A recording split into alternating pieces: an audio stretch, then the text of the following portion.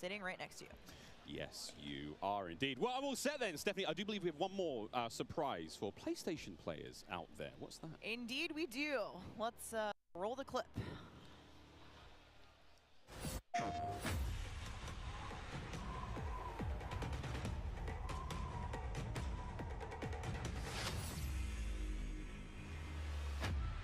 Empty-handed, I was born. Empty-handed, I will ascend. Blade or bullet, fist or bow. Spear, stone, or arrow. These are merely tools. I am the one to fear.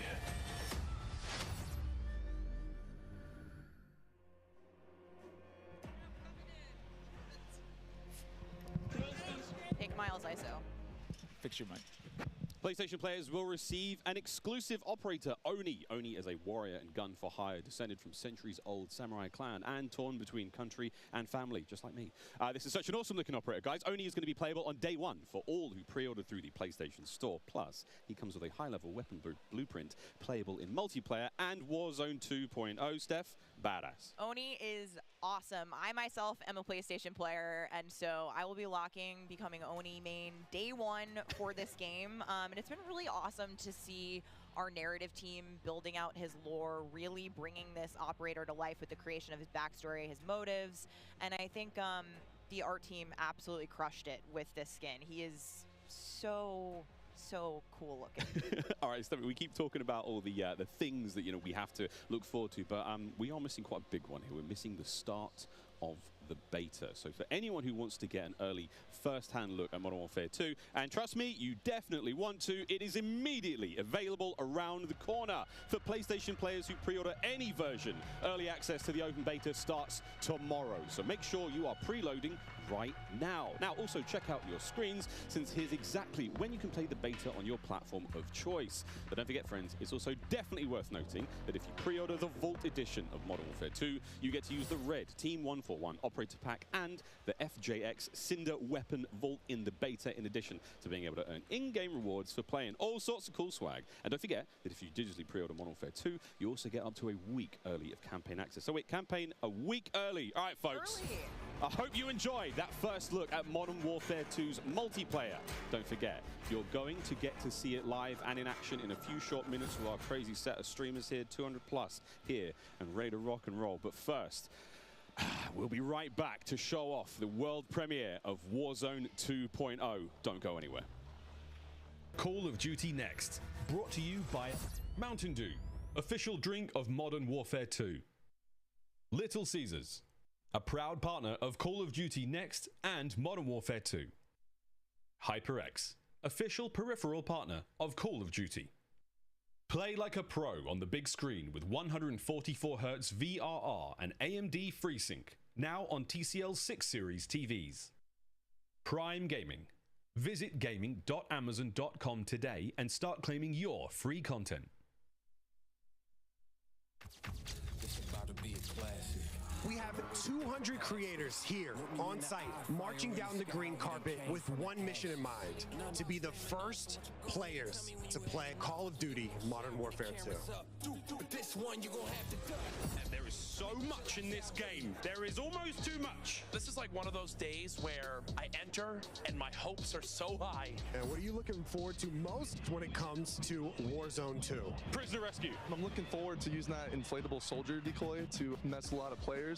Kill streaks, I think. I'm honestly here just to learn as much as I can to prep for Old Men of Optic, because those guys are very old now. So maybe some OG maps coming back. A map that everyone can play. Honestly, give me a broken shotgun. What's your favorite game mode and Mountain Dew flavor combo? Search and destroy Code Red. Capture the flag, Code Red. If I'm going hard with the boys on a long night at S&D and I'm trying to get some nasty in-game comms, I'm drinking Baja Blast all night. Terminal or high rise? Easy terminal. Ooh, terminal. Most people have terminal nostalgia. Terminal. Terminal, 100%. I just replayed that recently and I realized that spawn trapping is horrendous. Easy. Strike. High rise. High rise. Terminal. What's your favorite flavor of Mountain Dew?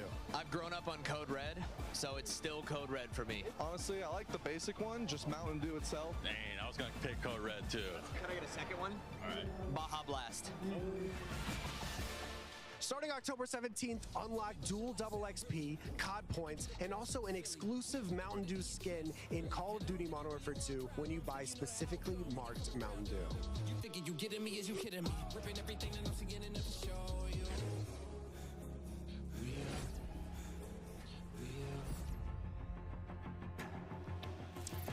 Welcome back to Call of Duty Next. The Mountain Dew green carpet. God damn, it was beautiful. A lot of fun people out there, everyone having a good time, and some incredibly well-dressed people out there, and some definitely not. Sweaty t-shirts abound. But here we go. Welcome back to Call of Duty Next, friends. We promised it was coming up, and now the wait is over. It is time to talk about Warzone 2.0. We got a glimpse of some Warzone 2.0 in the multiplayer reveal trailer earlier today, and it does look awesome. However, we need some true experts to help out. Back at the desk here, we have got Stephanie Snowden. Joe Seacott is joining us, but of course, welcome Jack O'Hara, Game Director at Infinity Ward. Joe, how are we feeling? We ready to party here? I mean, this is a lot. We need to know everything. Warzone 2.0. Stephanie, the world cannot wait. It feels crazy for me to be up here revealing Warzone 2.0. I ended up at IW as a fan of the game, and so this moment is absolutely bananas for me. But Warzone 2.0 is everything that we loved about the original Warzone, right? Where it's based on the same experience that we all had, that fun, all of those moments, and it's a return to shared tech across the universe for Modern Warfare 2, and that's going to create a really streamlined player experience. And I think the key innovations that we discussed for multiplayer, those all exist across Warzone 2.0 as well. So we're bringing it back. It's all connected.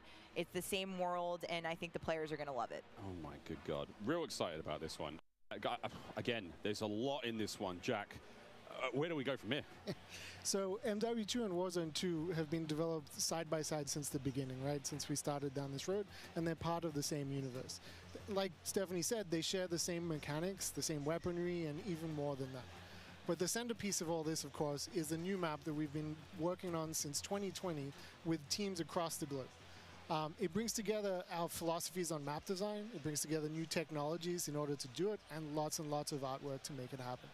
And we've learned so much from players experiencing Verdansk and playing in Verdansk over the first few years of Warzone, and we're really excited for them to land in Al Mazrah with their squad.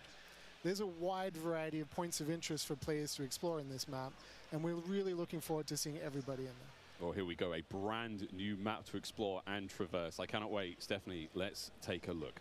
That's right, Miles. Welcome to Al Mazrah. This is our new map for Warzone 2.0.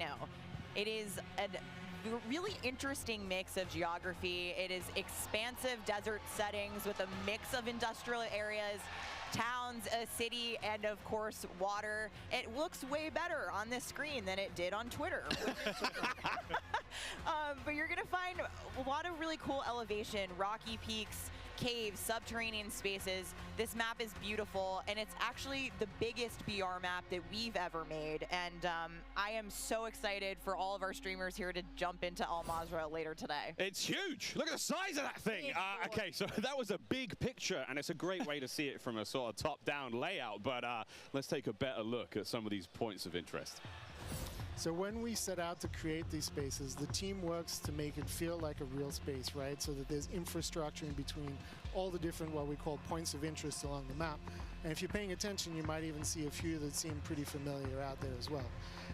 And so as the team works through these, they're trying to find some variety on each point of interest to make them something that the players will want to drop in and get the particularity of that single point of interest and find the place that they want to drop and where they want to play, whether it be a high elevation observatory at the center of the map, whether it be the big city that's up the top right, and whether they want to explore that, or whether they want to work in some of our POIs where we have water intersecting with geometry here.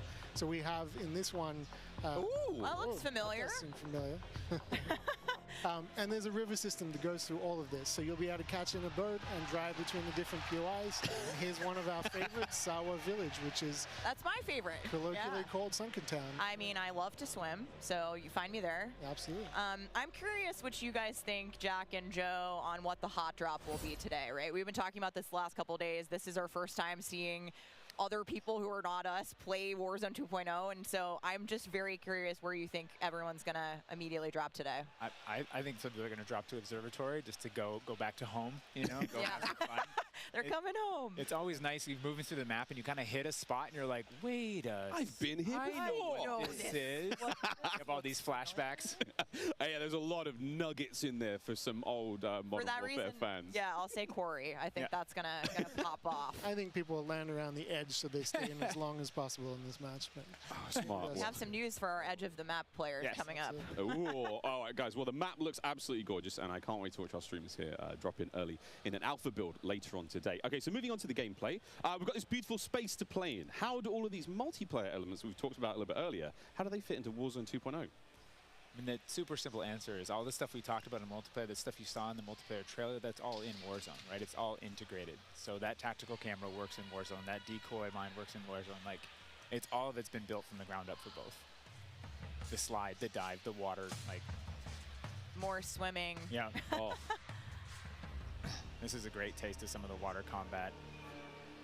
I can't wait to go full Captain Miller, you know, Apocalypse Now coming out of the water, knifing people. I mean, this just looks... Yeah, the rendering team made some work, so you come out, you're looking all wet. Yeah. See the caustics on the bottom. Yep. I'm not even sure what caustics are. I have no idea, but it sounds great and it looks incredible.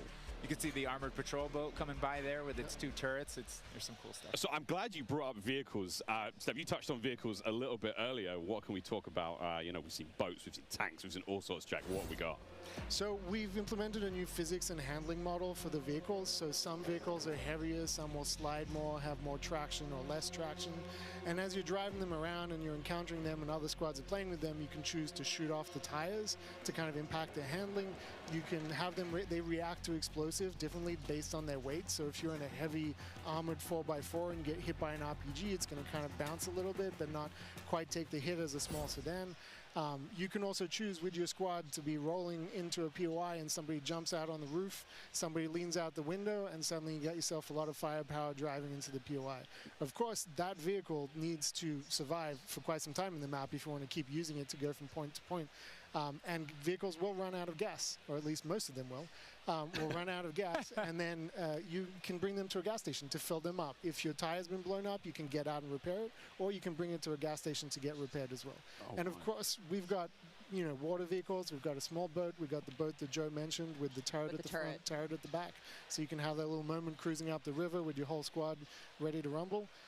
So yeah, there is so much love that's gone into these vehicles. You forgot the coolest vehicle. The coolest vehicle? The massive helicopter that you can fly around. And it's a moving platform with 3 doors. And you can move a whole squad through the map. What? Wreak havoc. It is so cool. Oh my God. I mean, the fact that you can lean out of the window, you know, grab your teammates, pile in a vehicle, actually, you know, engage in battle from the window, leaning out, shooting combat. Unless somebody blew off your door. That won't. That does complicate things, doesn't it? PTSD from Joe killing me many times in our playtests. Well, I hope the gas prices in Almaz are okay. I feel like there's a lot going on in Warzone 2.0, and my head is quite frankly spinning. What other massive changes have we got in store? Because it feels like there's so much that's changed. Is it still a gulag? Do we still have circles? Is it still gas? I know there are guns, but do we shoot them? What's happening? Well, what do you want to jump into first? Oh, Stephanie, go. We've made some pretty sweeping changes, I think, to the high-level components of Warzone 2.0 to continue providing players with both a dynamic and rewarding VR experience. But Warzone 2.0, you're going to hear it over and over again today. It's about fun. This is about playing with your friends, having fun, you know, friends new and old. Maybe you're making them in game. And I think one particular feature that I cannot wait to see the streamers engage with will be our prox chat. Yes! So it's coming. It will be in Warzone, and there's going to be some amazing clips. But I think Joe can tell us a little bit more about looting in Warzone 2.0. I'm listening to that. The streamers love prox chat. They're like, yes!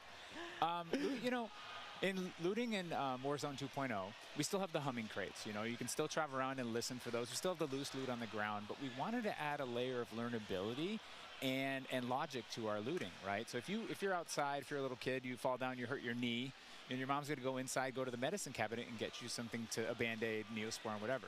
So that's our looting. If you need health items, you can hit a bathroom in a building and there'll be a medicine cabinet, you can open it up. If you want to get loadout items, there are these hidden caches throughout in between the POIs that are in ground, and you can memorize where they are because they're always there. So you can kind of start to develop these paths through the map of how you loot. And there's this logic applied to looting. You know, you can find toolboxes that'll have grenades and things in them. And you find these other crates that are kind of like, it's as if the military that occupied this space came through and dropped off military items. Those crates are always there. So you can always have this reliable layer to looting. Incredible. This sounds really exciting. We go on a road trip through Al Mazrah and quite literally like have a route we plan, hit the gas station, pick up gas snacks. up, pick up snacks, pick up ammo and all sorts. Okay, cool. So what about circle mechanics? I mean, this is obviously a huge component of BR's, Joe. Yeah, I mean, the circle's been a staple of BRs. It's been really hard to move away from it, so we kind of talked about what could we do to mix things up with the circle. So we've got this new mechanic where the circle can actually split, almost like a cell splits, into 2, 3, or even 4 circles. And then those circles kind of close down. And what it does is it segregates teams, and you have these micro battles in those circles. And at a certain point, you're like, okay, we've cleared out our circle. We think we're good. And then those circles merge. They come back together. And you know, you have this very directed fight of like, as the circle's moving, you're like gearing up in buildings. You're like, here we go. It's about to kick off. And as soon as those circles hit, you have that final fight. So it's another kind of like twist in the gameplay that we feel like is a cool world event that would happen. Like, oh, the circle's splitting. We need to do X. Crazy. Get in the car. We're going now. Go. All right. So apart from circle splitting, what about the Gulag? Is that still around? I mean, there's so much change, man. I mean, I'm ready for it. But Joe, what do we got? The Gulag, you know, we've been experimenting with. We've tried some crazy things with the Gulag. But the current version of the Gulag that we have running right now, where we're excited people to play, is you're not in there alone. You actually have this temporary alliance with another opponent in the map, and you have to work together, and if you can defeat the other team, you can get out. And after that, you guys are enemies again. But for that moment, it's like, all right, we need each other. Let's do this. You use the proximity chat to talk to each other. And the other thing we've been playing around with is you may see a little bit of an AI presence in the Gulag. So you have to be on your toes. Like, you're working with an enemy. There might be an AI here. You're picking up weapons. And we're excited for people to try it. And we're going to get feedback today, too. And like Joe said, we've been through some pretty wild iterations of the Gulag, which I will not reveal here. But there's a lot in store. There certainly is a lot in store. Jack, I have heard of a new concept coming to Warzone 2.0 called Strongholds. That will include AI that may impact how players get their weapons, etc. Can you clue me into what that's all about and if it's even true? Absolutely. So strongholds are reinforced buildings that the AI is occupying inside Al Mazrah in BR. And the players can choose whether or not they want to engage with them and assault them to get cool rewards, including free loadout items, which is one of the new ways that we're adding for players to get their hands on their best weaponry. We've worked really hard to bringing AI at scale into Warzone 2, and you're going to encounter them in multiple modes in different ways. In BR specifically, they're in these strongholds, and if you get to a stronghold, you can find the location of a black site, which is going to have even cooler stuff in it, and you can fight your way from one to the next. But in other modes, you're going to find the AI occupying large portions of the map and just kind of protecting different POIs in different ways. Unreal. Okay, so we've all heard the rumors that Warzone 2.0 is going to have some very, very interesting new modes. Would you care to confirm or deny Stephanie Snowden? It's finally time. I have read about some new modes on the internet recently, but one of the most exciting things about Warzone 2.0 is confirmation that an all-new sandbox experience is coming at launch. I am happy to announce DMZ, Call of Duty's extraction mode, will arrive with Warzone 2.0 at launch later this year. I played DMZ for the very first time on my first day at IW, and to this day, playing it nonstop, the possibilities with this game mode blow my mind. So DMZ. I can also confirm that DMZ is real. But we're not going to go into depth on it today because we do have to keep some stuff in reserve. What I can tell you, though, is we've created a rich sandbox where you can define your own win condition. You infiltrate Al Mazrah, you accomplish your goals, and then you decide to extract when the time is right. It is played across the whole map, and the AI is occupying large sections of the map, and they are lethal opponents, and they do command your respect. You have to watch out for them. You have to work with your team. They patrol areas, they occupy strongholds, and they'll reinforce based on players' actions. And then on top of all this, you can choose which mission you want to accomplish, or you can chase after a variety of activities in the world. And you can play this differently depending on your play style. You can go loud, like I always do. You can go quiet, or you can hunt other players or avoid them entirely. Or you could just decide, hey, I'm going to explore the secrets of Al Mazrah and see what's there. Loot up, exfil, it's totally up to player choice there, and I'm really excited about the full scale of what we're delivering for this chapter, and we want players to have an amazing experience in Warzone 2.0. We've been listening to the conversations in the community, specifically around small maps, Ricochet, anti-cheat, ranked play, and beyond. And trust me, although we're touching on some of the core updates to the overall Warzone 2.0 experience today, and mostly focusing on BR, there will be more news to share over the coming months. This is only the beginning for Warzone 2.0. Okay, I need Warzone 2.0 and DMZ in my life ASAP. Stephanie, when? Warzone 2.0 will be free to play for everyone on November 16th. With the start of Season 1 across Modern Warfare 2. Mark your calendars, that's about 2 weeks after after Modern Warfare 2 launches. And we had 125 million players in the original Warzone, and I cannot wait to see all of you and hopefully more of you in Al Mazrah for this experience. And you will have a chance to see a Warzone 2 Battle Royale Alpha playtest happening right here behind us very, very soon. Yeah, the streamers are hot to trot. They're raring to go. We will see all of you in Al Mazrah on November 16th. But don't go anywhere just yet. Stick around, because when we come back, you'll see just what Warzone looks like when it's built up from the ground for mobile. You're not going to want to miss this, I promise. Then, after that, we have live gameplay coming at us with all of our friends set up across each and every Modern Warfare 2 multiplayer. We've got Warzone 2.0, Battle Royale. We've got Warzone Mobile. It's all happening here, ladies and gentlemen. Don't go too far. Call of Duty Next, brought to you by the GMC Hummer EV pickup, the world's first all-electric super truck. Intel, built for the next generation of gaming. Squad up sooner with Xfinity rewards. Get early access to Modern Warfare 2's open beta. Jack Links, squad up with Sasquatch. Jack Links is good with it. Eureka Ergonomic, leading designer in gaming furniture and proud partner of Modern Warfare 2.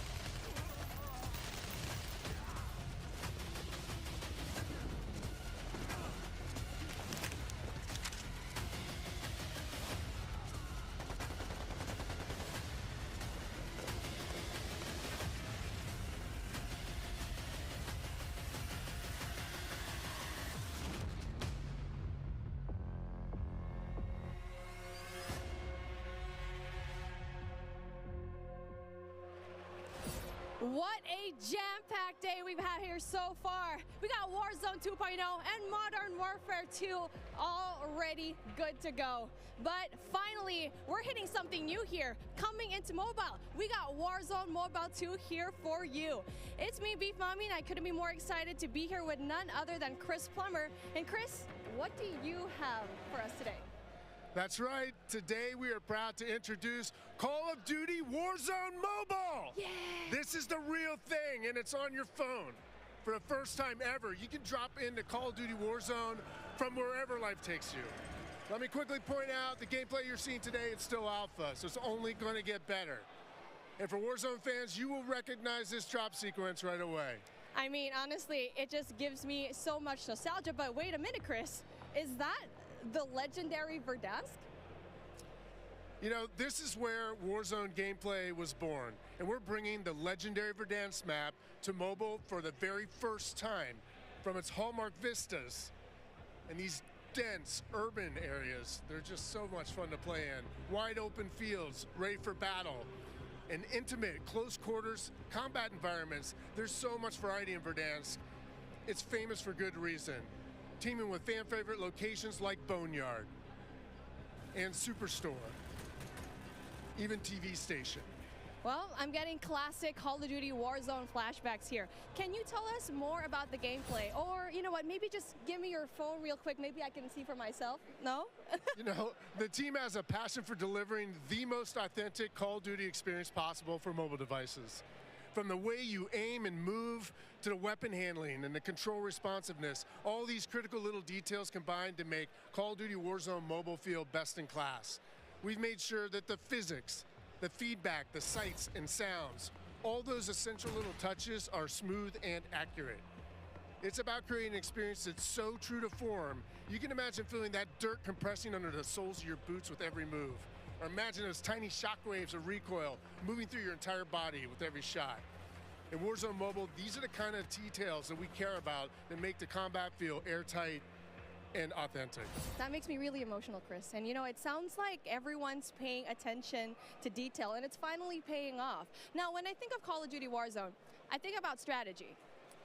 Absolutely. There's a lot more going on than pure gunplay. For example, when you're out there exploring a map and evading the gas circle collapse, you can try to sneak up on another player and pull off a finishing move. It's like ultimate bragging rights. And if you're feeling more strategic, you and your squad, they can complete contracts, use that cash at buy stations. There's a ton of variety there, including lots of different abilities like bringing back a fallen squad mate. Now, that contract economy, it adds a ton of depth and strategy through risk and reward. I really like that you brought that up, because if you're talking about risk and reward, I think about the kill streaks. I think about the gulag. Are they going to be there too? Yes. Everything you've come to expect from Warzone, it's going to be there, especially kill streaks. This means you can deploy your big stick of choice like, you know, a precision airstrike. You might be able to wipe out an entire squad with it. So not so fortunate for them, but they're not necessarily down for the count either, because we have the gulag. So here players can fight for a second chance. So when you go down, you get to fight one-on-one with another down player, and you can earn your way back into battle. This is how Warzone Mobile plays out on a truly massive scale, unlike anything we've ever played on mobile before. For this reason, we're pushing way past the envelope on high player counts to make sure each match is jam-packed with our signature style of combat. So we are supporting up to 120 live players in the single match. Wait, hold on. Did you just say 120 players? Or do you mean bots? Because it seems like in Battle Royale games on mobile, they're usually loaded up with boring bots. Well, we believe it's critically important and a lot more fun to play with real, live, human opponents. And that is our focus. So for anyone who's tired of playing with nothing but bots, we hear you. We're talking up to 120 real players ready to hunt you down with real human skill and real human emotions. That is Call of Duty Warzone Mobile. And we hear you in the crowd. Everyone's excited, and absolutely it is huge. And I don't think there's a game on mobile that can top that, in terms of real player count, of course. But how are you able to even pull that off? We can support real player counts at dramatically higher scale than we've ever seen in other Battle Royale games on mobile, because Warzone Mobile is running on advanced, unified Call of Duty technology. This is the same shared tech behind the console and PC versions of Warzone 2.0. It gives us a ton of advantages, like these incredibly high player counts, authentic Call of Duty combat and gameplay systems, and it opens the door to a much more connected experience across all platforms. So when you say more connected, does that mean that Warzone Mobile will share content and features that will be in the console and PC version of Warzone 2.0? Exactly. Delivering a deeply connected experience, it's been a strategic pillar from the beginning of development. Now, we know that your time is precious, and your investment in playing is now recognized across Modern Warfare 2, Warzone 2.0, and Warzone Mobile. So wherever you're playing Call of Duty, it is time well spent, including on mobile. Even your friends list and chat are shared across platforms, so you can stay in touch with your friends, whether they're playing on console or PC or mobile, wherever they choose to play. I mean, that is so exciting. I totally get that.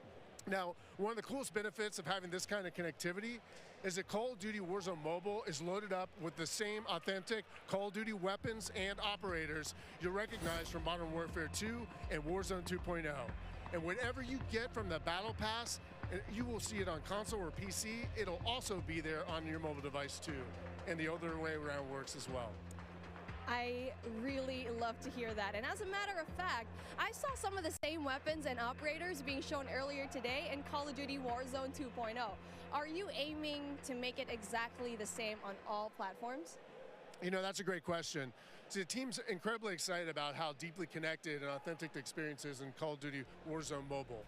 And we'll continue to adapt the best content and features and innovations created across the franchise. But at the same time, we recognize that mobile is a very unique platform. Mobile has its own flavor, advantages, and player expectations. Sounds like the game will be tied into the Call of Duty franchise pretty nicely. And will there be mobile-specific events or content that is unique to Warzone Mobile? Yes. Above all else, the team is committed to ensuring Warzone Mobile is a world-class, mobile-first experience right down to its core. Controls are a huge part of it. It just needs to feel natural on the device, intuitive, and native to the platform. A lot of it comes down to tuning, and this is why we are supporting synchronous crossplay between iOS and Android platforms exclusively on mobile, and we're avoiding the imbalance that comes with cross-playing between mobile devices and consoles or mobile to PC. This allows our teams to deliver the best possible mobile gameplay experience with a unified feel. And by doing this, we don't need to compromise the tuning for any platform. This ensures a level playing field and more fun for everyone. Now, keeping those controls balanced for all player types, it's super important. So whether you're the hardest of hardcore mobile pros, or maybe you're a console first player that's sneaking in an extra match during your lunch break, even brand new players to the franchise who need a little help getting into the flow of the game, we are committed to providing the most robust control options anywhere for a pick up and play experience that's accessible to all of our players. I love that accessibility, and that means all my friends can get in on the action for a change, but how do they sign up? Well, it's time to get your mobile devices ready, because I'm super excited to announce that starting right now, you can pre-register for your free download in the Google Play Store. Signing up means that you can be among the first to play when the game launches next year. We look forward to seeing everyone in Call of Duty Warzone Mobile. With that being said, hey, we got Ferg on the horn, and I think he's literally the first one to pre-reg. Ferg? Hey guys, Ferg here, and I am thrilled to be one of the first to pre-register for Call of Duty Warzone Mobile. And now you can too. Scan the QR code at the bottom of the screen to be among the first to drop. Tell your friends, because the more pre-registrations we drive, the more rewards we can earn, like special weapons, vinyls, and emblems. Plus, if we reach the top milestone of 25 million pre-registers, we're going to unlock a super cool secret reward you're not going to want to miss. What are you waiting for? Sign up using the QR code below.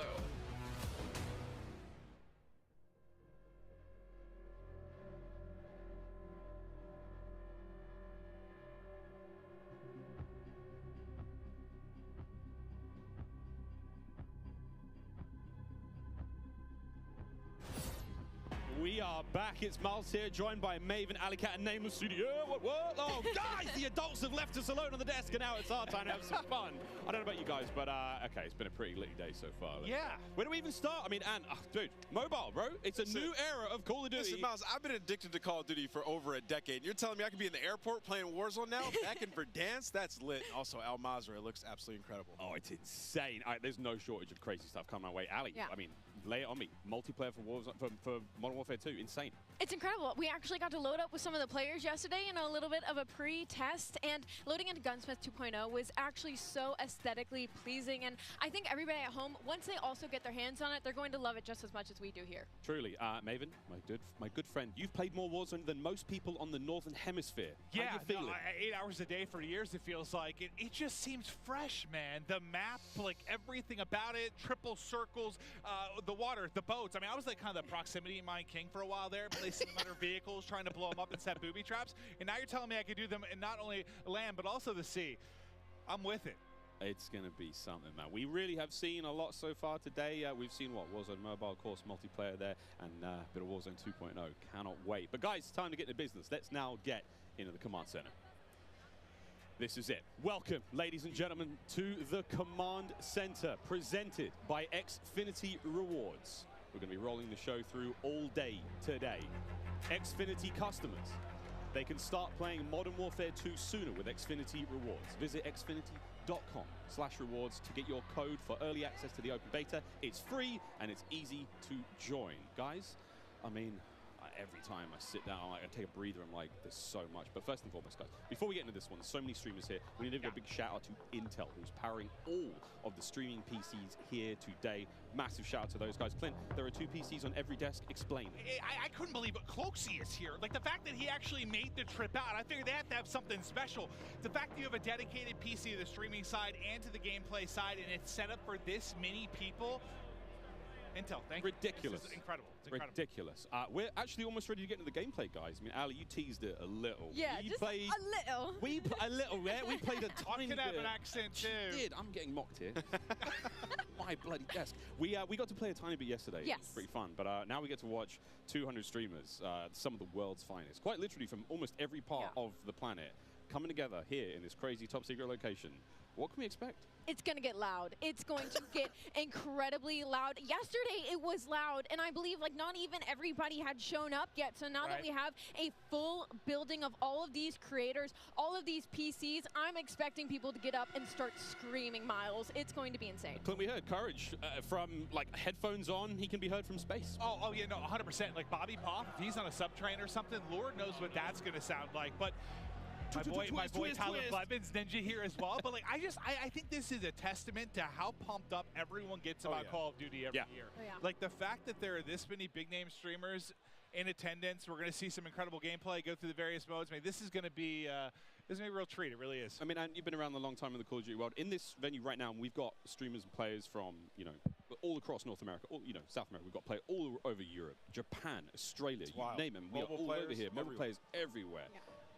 How do you describe the vibe in the room right now? I mean, it's just incredible. It's a bunch of homies who love Call of Duty all in one room getting ready to grind. And, you know, I was talking to them earlier. I was walking around doing the round saying what up to everybody. They're going hard, right? Like, I was talking to some of the Warzone guys, Repos. He's like, I'm here to fry. Zuma's ready to go. So I'm interested to see them with these new weapons and the Gunsmith, what they come up with, especially our new game modes like Prisoner. It's going to be lit. Listen, as much as they're here for their love of Call of Duty, they're also here because they want that banger clip. Like, everybody wants, like, you know, like, you're trying to go out and fry some of these big names, get a clip out on social, your YouTube, whatever it's going to be. So, yeah, I'm sure people are going hard in the paint or falling to their desk at their Tim. I'm sure we're going to have a couple of those. We'll go a little bit of that later on. I think we're actually ready to hop into gameplay. Dr. Lupo, one of our first here, and he's already down and out, but we are playing, I believe this is Hardpoint and Mercado, Nameless. Yeah, you know, I didn't get to play this map yesterday, but one thing I just want to point out with this game is it's a lot more vibrant than some of the MW games that we've had in the past. There's so many more colors, and that's something that I always enjoy, especially with Call of Duty, is when it's more vibrant and you can see more on the map. I think sometimes you go dev to dev, and yeah, it's like you have like your more realism, like your grays and brows. Some will have a little bit more color, but like this map in particular, yeah, the second we saw like the fly-through of this, it just looks gorgeous. It really does. And not that I had any concerns about the visual side of it, because they knock it out of the park every year, but it's just aesthetically pleasing. It is. It's very, very pretty. That is, of course, Dr. Lupo. You can watch him stream this live. Every single member of the crazy, I don't even have a name for it, the stream pit here, COD Next, all of them live on their own channels, and unreal, man. Yeah, it's unreal. I mean, all these guys are going hard. You can see he's locked in. Talking a little bit about the game and the movement, though. When I first hopped on yesterday, the movement felt so much different than Call of Duty's in the past. You know, there's not that slide cancel. You got to complete your slide. The dive mechanic, it plays out so much different when you're going into a gunfight. You can dive out of a window. Miles, it was a lot of fun. We were getting into the mix. We really did get into the mix. I'm going to tell this now on air in front of God knows how many people, but last night, Ninja wasn't in the venue. I played on his setup. He wasn't quite here yet. And I found there is an in-game, like, whisper feature. So I was sending messages to other creators as Ninja, talking horrendous, man. Like horrendous trash talk. All very good-natured friends of mine, you know, but it'd be kind of weird to get that from Ninja, right? Yeah, does Ninja know you did this? He has no idea. I walk up and slap him. I walked past him today and I was like, good morning, dude, how you doing? He's like, hey, man. Not a single word, Ali, not a word. Not a word. I actually got into a game against you specifically. I was on, I believe, Nate Shot's streaming account. I don't believe that he's here today, but I was getting disrespectful with some people on the map, and I believe that you were in my last game, and the second I killed you, you left. I remember looking at the leaderboard, and that wasn't me. That was Ninja. A quitter, Miles. That was Ninja. Over to Courage now, who's having a good time. And, you know, we're Listen, he is, as much as he's like a fun, good-loving, like everyone takes a Jack, and just like this great-natured guy, he is one of the most competitive human beings I've ever met. Like, he gets pissed, bro. Passion. Raging passion. And look, it's me on the right-hand side. No, it's not. It's Ninja. And I will have to say, to test to what Ant was talking about earlier, about the game mechanics, something else that I noticed that I don't feel like I felt in other Call of Duty games is how kind of realistic the movement with your gun is, if that makes sense. Like, there's obviously always going to be recoil, your attachment's always going to mess with that, but when you peek corners and stuff, the way your gun moves with you is very, very realistic, and I think that's going to be something a lot of these players are going to notice and have to get used to very quickly. And you saw a taste there of when you're spectating a player, you get that kind of like over-the-shoulder, like tactical camera view, and it just adds this insane level of like, it's like realism, but like it just looks so exciting to watch. And when you're, you know, enjoying like, you know, maybe seeing your teammates play or whatnot, it just looks so cool. It's a nice new feature here in the game. And sorry, Clint, this is the new knockout mode. I don't think you might not know what this means. I haven't seen this one yet. I haven't played it yet. Yeah. No. I mostly, I was watching some of the guys play. I just wanted to kind of live react and enjoy it. Yeah. Like, there's so much new stuff. Like, I've just been looking forward to seeing what's going to be on the table. But let's see if Jack can actually step up this time. No, not going to happen. Just getting destroyed. I'm sorry. Superior positioning, Jack. You are awful. Oh, was that too hard? He's my. No. No. Yeah. He's doing the classic. He's going to a set. He's like, he's doing the classic. It was something else. It wasn't. Oh, my sensitivity or something? What is it? No, Jack. Wherever he's spectating is using my favorite SMG, by the way, too. I think that's the Hurricane. The Hurricane. What do you think, by the way, just about the changes to Gunsmith and now having 5 attachments and not having, you know, so, you know, I saw the rumblings on Twitter and stuff like that. I think it's amazing, though. I mean, when we jumped into Modern Warfare in 2019, when they introduced the Gunsmith, it was a lot to take in. But now everybody's familiar with it, especially grinding Warzone, switching up those attachments. And it's just a better version of that. Seems like a good middle ground, It's just a better version of that, right? Like, the gun moves around with you as you're in there. You can switch out all the different attachments. And, you know, for the class of weapon that you have, like, you can change it up. Turn an M4 into an SMG. Like, that's really cool. Oh, that was nearly a snap. That was nearly gross. One of the the all-time greats in the competitive Call of Duty. One of the maybe the, if not the. Yeah, I don't know why I said it that way. Like the all-time great. Yeah, Ross, he's the greatest. But there we go. Swag now getting involved as well. And to your point, Ali, about Gunsmith, I mean, it's at this point in time, obviously, it's quite hard to recognize, but that is a part of the M4 platform right now. That's his primary weapon. Yeah, I mean, it's awesome. Like, you can switch it up. Like, you can make it into a sniper, I think is what I heard at that point as well, right? So it's going to be crazy. Even with the AK, turning 74U, just make some crazy different loadouts. You know, some of these guys, J-God's going to have so much fun with that. 9.5-hour-long attachment video from J-God. Oh, God. You know, he's so excited about that. And I want to talk about the map aesthetics for a moment and, like, the layout. Is the rooftops, like the new ledge, how you can jump and then you can hang off the side of the ledge. That was a new thing that you can add into this game. You can jump from rooftop to rooftop, and like you can jump further than you think, and I found that out very quickly. Like, I would get to an edge of a rooftop and I was like, I wonder if I can make this jump. You can make the jump. You can make it across like the map. If there's tall buildings, you can make it across the map without ever having to touch in the ground, and I think for snipers that is going to be their absolute playground. Speaking of snipers, Pomage now, who's having a great time here. I mean, we've seen a lot, Clint, of the weapons so far, but surely a sniper. Well, I heard Pomage too. Like I stepped up. I think it's when he was first walking in. He was walking in Rational and some people, and he was like, "I'm going hard, bro." Oh yeah. He's like, "I'm going hard." I could just hear like the competitiveness in him. He's looking hard. And this knockout game is not going very well for the red team right now. Pomage's team obviously winning this one. Again, secure the grab, the money bag, hold onto that bad boy. Oh, I forgot, friends, here at COD Next, it's all going on. Mobile gaming right side of your screen. We've got all of it going on. Really, a celebration of everything that is Call of Duty, and even Courage, he may have just sworn. Do you see the gloves on the thumb? Yeah, they're and professionals, true professionals. Wait, do I probably need to get this? I've been playing some COD Mobile, Diablo Immortal. Like I've been grinding more mobile games. I have my iPad and I'm loving it. Do I need to get little thumb sleeves? Yeah, I think you should. Yeah. You know, sometimes it gets a little bit slippery. I need thumb sleeves. What are they called? Thumb sleeves. You're in the right place to ask about that. There is an army of professionals. I'm looking into that. No, that's actually an issue. It's like it's a little bit slippery, you know? So they're playing some hardpoint here, and you know, obviously, us coming from the esports side of things, we love hardpoint. Miles, we were talking about this morning, when there's a hardpoint and there's some elevation above it, you can dive into it, turn around, land on your belly, and absolutely fry. So, you know, there are some movement mechanics for you speed demons out there if you want to make some plays. Yeah, there's a lot of talks about, you know, the way slide works now, and of course the dolphin dive is back. I don't think we're not officially calling it the dolphin dive, Joe's calling it the dive itself. I mean, it's a really fun mechanic. It's fast. We get to see some gameplay with it. I've actually been walking around talking to some of the sort of the CDL pros, been like, hey guys, try to stop sliding, try to dive a bit more. Come on, Butters, show us the dive. Showed us the slide. Now we're looking for the right out the window. Just dive out the window. Send it. And all the windows are built to be diveable through. Like, that's the way the game is. That's what Joe was kind of saying, right? Like, they've seen it so much in playtesting, and Nate goes into a window. Like, everyone sends it out. So you think like all the exciting moments you're going to have. Oh, here we go. Butters is going to be sniping there. So we have the Hurricane. She's running overkill. That's going to be one of the M4 platforms, and the snipe on the other side. He's testing the mechanic. Look. There we go. Testing things out. Trying to find the sneakiest, fastest way across the map. Yesterday. I couldn't. I was trying to see if I could break the slide. No slide Well, that works out. Yeah, look at her face. Ooh. She's just like going around, testing out the movement. Someone just runs right in front of her. That works out. Give me a freebie. You know what I'm noticing on this map that I actually like a lot? Not as many doors. Just running through. Not as many doors. I think in general is the overall vibe. I mean, most of the maps we've seen so far, quite small, very fast-paced. Again, Jeff talking about that, you've got a very distinct feel. So it's like the battle map is very large. Way more intense action. Of course, there's like the invasion stuff. 6v6 is a totally different flavor. I mean, that obviously excites us more than maybe it should most. Oh, I mean, we love it, right? Like we're here to see people go hard, try to win, be competitive, and okay. Another thing, we're seeing a lot of elevation on some of these maps too. The snipers are going to be in heaven. Yeah, I think it's max 2 stories, I believe. I could be completely wrong there, but hit it. Hit it.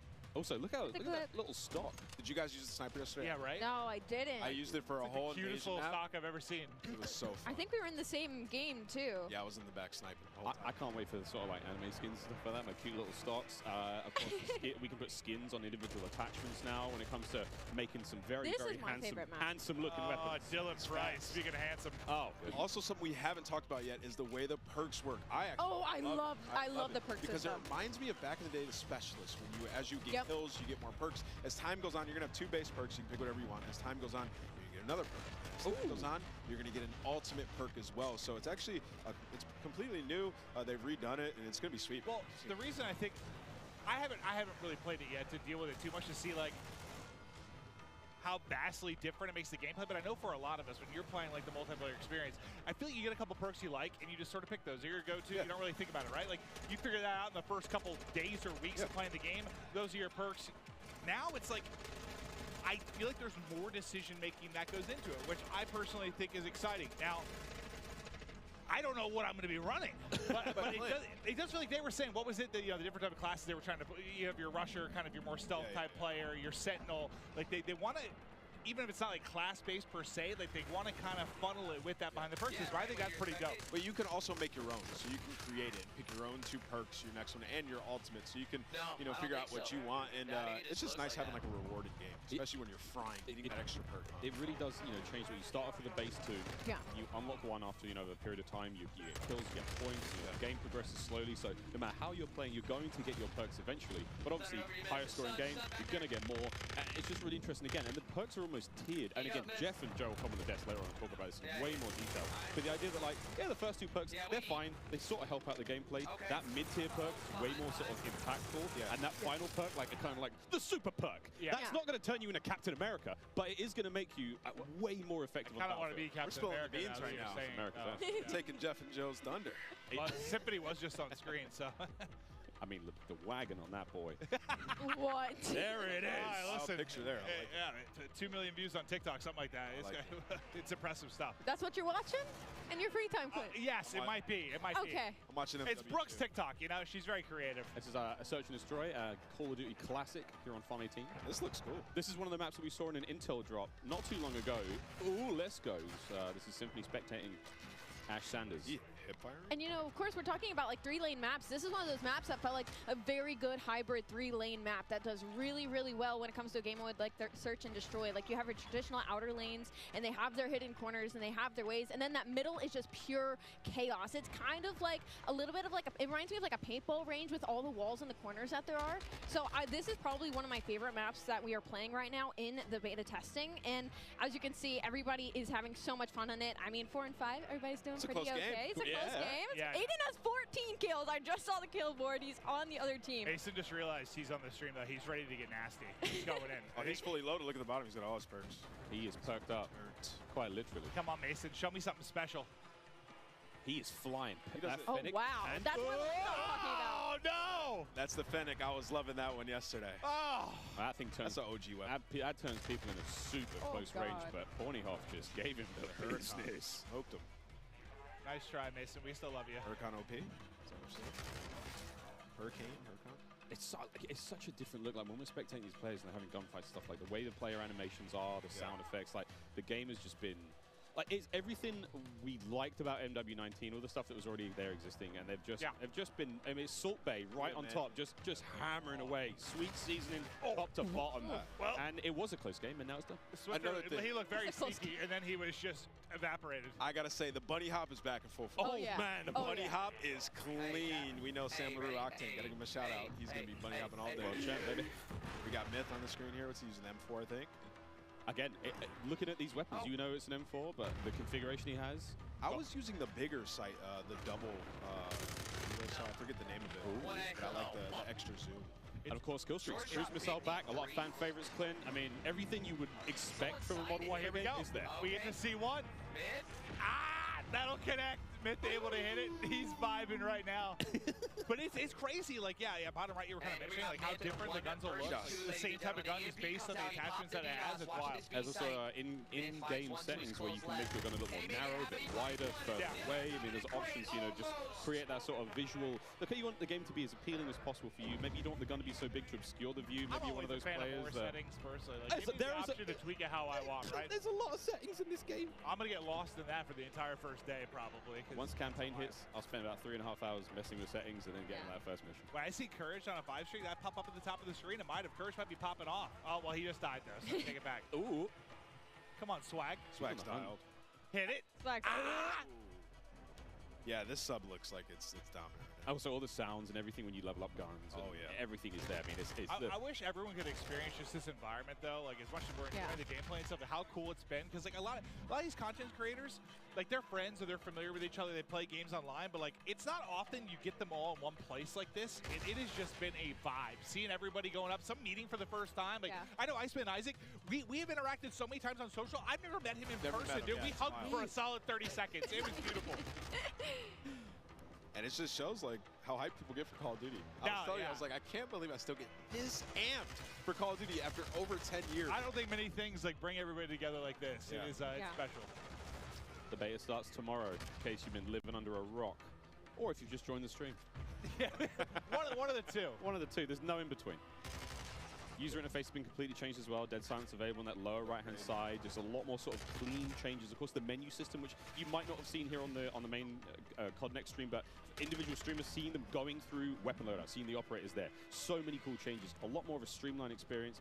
It's sexy. That's not a lot of ways to describe it. I love that, especially like when you click start, you go and you look at your loadout, you switch weapons. It looks good. You can see everything. It's just right in front of your face. You know exactly what's there, digestible, and that's what you need. It's such a fast-paced game like Call of Duty. It's digestible. I also quite enjoy that like it doesn't obscure too much of the in-game screen. So if I'm hitting pause, I'm checking stuff out, I still have some kind of like situational awareness on in-game. Yeah. And I will say in terms of balance of like ARs and SMGs, of course, this is all of our, like our first peeks into it, but they've looked pretty balanced so far. Like the SMGs have been absolutely disgusting up close, whether the AR gets first shot or not. And at long range, the SMGs haven't been ripping as well. The recoil gets insane at that sort of range. So I feel like it looks like the gun balance as well, regardless of your attachments and what configuration you end up coming with, is fairly much there. I love that because, I mean, it just feels like sometimes it turns into this one gun that can do everything. Yeah. Right? And I think everyone appreciates a little bit of variety. Like an AR that's feels like quite an AR, literally what this game is, because you could change your gun up to whatever you want, right? So well, in a way, yeah. But like, I think to Ali's point, like, there seems to be a little more separation between your SMGs like I haven't seen the do-it-all gun just yet. No, I mean, we saw Aiden, of course, on the Mountain Dew green carpet, like, I want a broken shotgun. And I'm sure he can make it, but broken, we'll find out what that really means. Of course, as the game like develops. He wants a sawn-off that kills people across map, that makes them move real fast. I mean, hey, who knows? Gunsmith is crazy. 2.0 even crazier. Well, I mean, we'll see if he can do it. Wild. I mean, no matter how much work has gone into this, we've got the nerds in the building, and this is where if anyone's going to test some stuff, find some, weird combination that turns a shotgun into a sniper. This is the crew that's going to do it. We've only scratched the surface. Oh, yeah. We've touched it for 20 minutes. Of what people are going to do with this gun. That's just not enough, is it, Miles? Not enough. No idea what these guys are going to come up with, but it's going to be crazy. I need a good sort of 2 to 3 hours to really look at Chef Tony. This is one of the most famous Italian men in the world. Makes a mean stromboli. We love him. Metal boots on the building. He's got the M4. He's going to run this class setup from now until the next 2 years. We're talking about it can be great to mess around with guns. Oh, Chris Crowder. Listen, I'm not sure what's going on here. Chris has been growing some sort of beard that's happening for the first time that I've seen. He's usually very baby-faced. Now he's kind of going for some sort of supermodel type thing, or maybe like being a rapper, singer. I'm not sure. He's a handsome He really is. He really is. A tiny little bit of a user interface there. If you hold a circle, whatever your sort of crouch button is when you're on a ladder, you can fast slide down it. So that's going to get spicy and fun. Oh, he's up. He's on his feet. He's on his feet. The Gouch. Oh, man. We will be playing all day, friends. All day. You know what? The iron sights here kind of clean. Well, I think this is great, too, for a lot of, people like, you saw Zenny, you saw Crowder. For those who don't know, they work on the CDL side. They're really in the midst of stuff during the season. They don't get to come to stuff like this that often and see all these content creators. I imagine they're in heaven. I've seen some of the tweets, just having a blast, meeting a lot of different people. So as far as streaks goes, we haven't seen a whole lot. Obviously, cruise missiles there, counter UAV, a classic. VTOL is going to be back.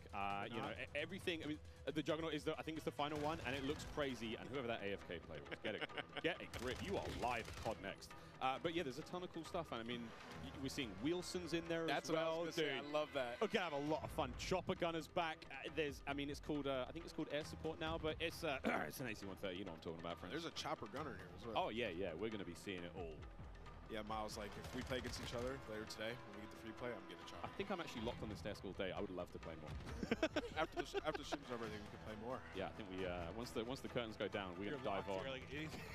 Can you hear the chain? Yeah, that's how I visualize it. Your ankle's just tied to the desk. They can wheel me in the chair, but it's hard to get down the stairs. Here we go, another cruise. Breadman, how we doing? And what a shot. He got 2. The hat over the headset. He killed Nick Merckx. All right, we're going to see you later, Nick. So this is the air support we were saying. Yeah, this is it's kind of like a lightning strike. Oh, yeah. Nice. What is that thing? The Fennec. Or it's a custom one. Wait a minute. Longer range, maybe? But that looks like the Fennec. Yeah, that's the Fennec iron sight. That boy don't recoil. What? All right, Breadman's already found a winner. Yeah, Bread's got it. Oh my God! It does recoil, but it doesn't. But he's holding that thing down though. But, Yeah, all right. He's on mouse, obviously recoil, long range. You can manage it a bit more, but it doesn't seem like there's a lot. He's just putting them down. Yeah, cameraman, get in there real close. Show me the hands. Show me the hands. Oh, gun him. So we played this map yesterday in the 3P mode. That was a lot of fun. Museum, yeah. This is a lot of fun. We saw a top down of this on socials recently, but there we go. Said, yeah, give me the hands. You hear how that sounds? So satisfying. That sounds scary though. Yeah. When you hear that, that better be on my team.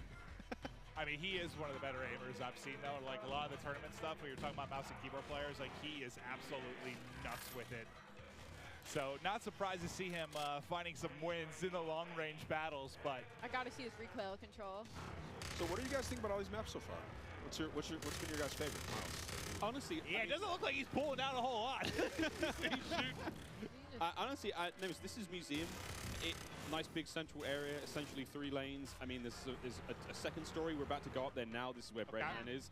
It's nice, man. We've got some decent lines of sight. Snipers are going to have a lot of fun here. We played Hardpoint on this map. We played Prisoner Rescue. Courage and I clutched up big time last night in like a 2v5. I had the Prisoner on my back. I was sprinting. And I can hear Jack picking up 3-4 kills. Let's go, baby! Screaming. I'm there sprinting. I'd be that guy on the team, too. I'd be carrying. Yeah. It was great. It was really great. We had a lot of fun. There's a lot of cool, you know, the opening breaks and stuff. Like he's on a 15 streak, by the way. Excuse me. He was frying. He's literally annihilating the lobby.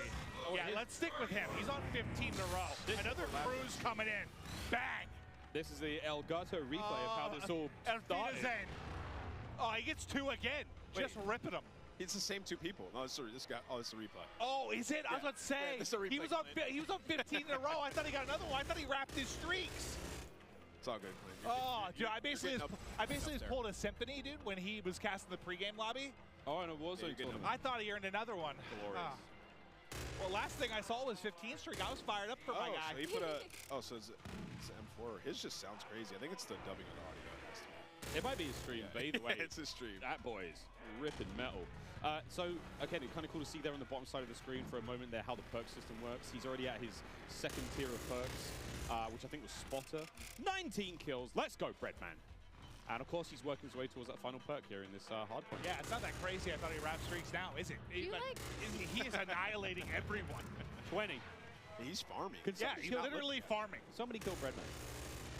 Wait, do you guys see the movement though that I was talking about? Like how when you're moving, like your whole body, like it's different than other Call of Duty games. It's very hard to put into words, but once you get your hands on this game, like you can tell everything moves with you. Like usually the gun's fairly stationary, but like everything is moving with you at all times. And you can see it, so that's you can see for more of the hardcore players, the yeah. players are going out there and they're like jiggle peeking, your hips and your head. Yeah, like now. everything's going. So it's a little bit different. When you play the 3P mode, you can get a better understanding of like how that looks, and you'll see that a little bit later today. Just like the physics of the character. The physics of the character has been reimagined, so it's different. Yeah, throwing those shoulders.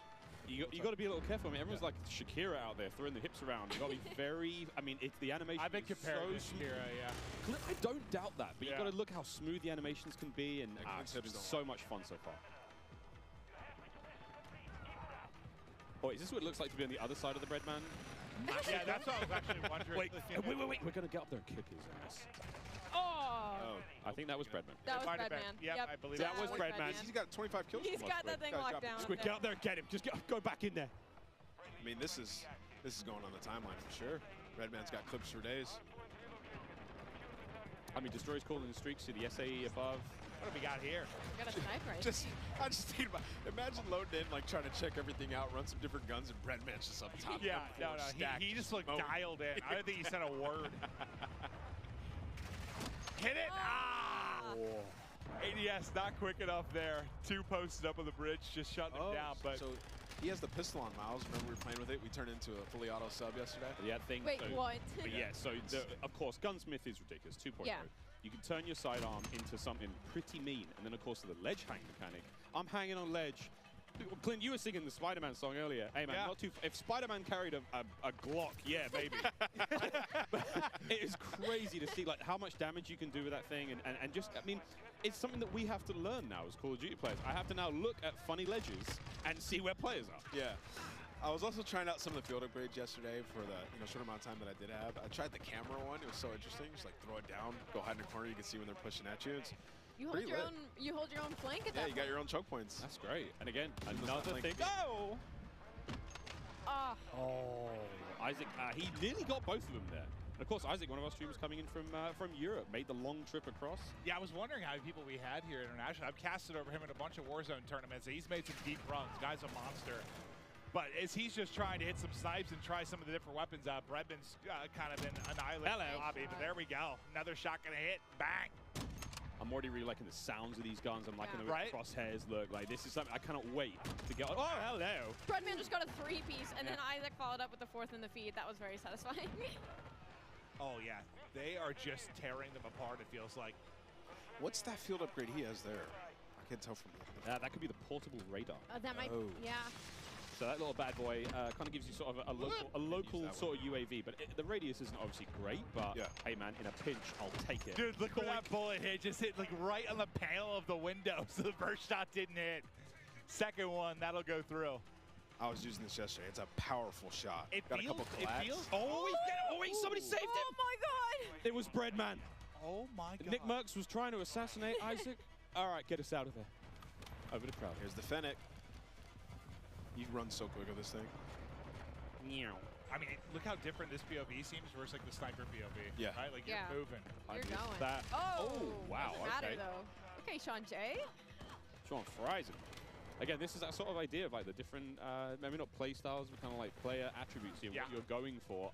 You know, Crowder is obviously he's way more aggressive. You know, he might be hitting flank soon, but the way he's kicked himself out.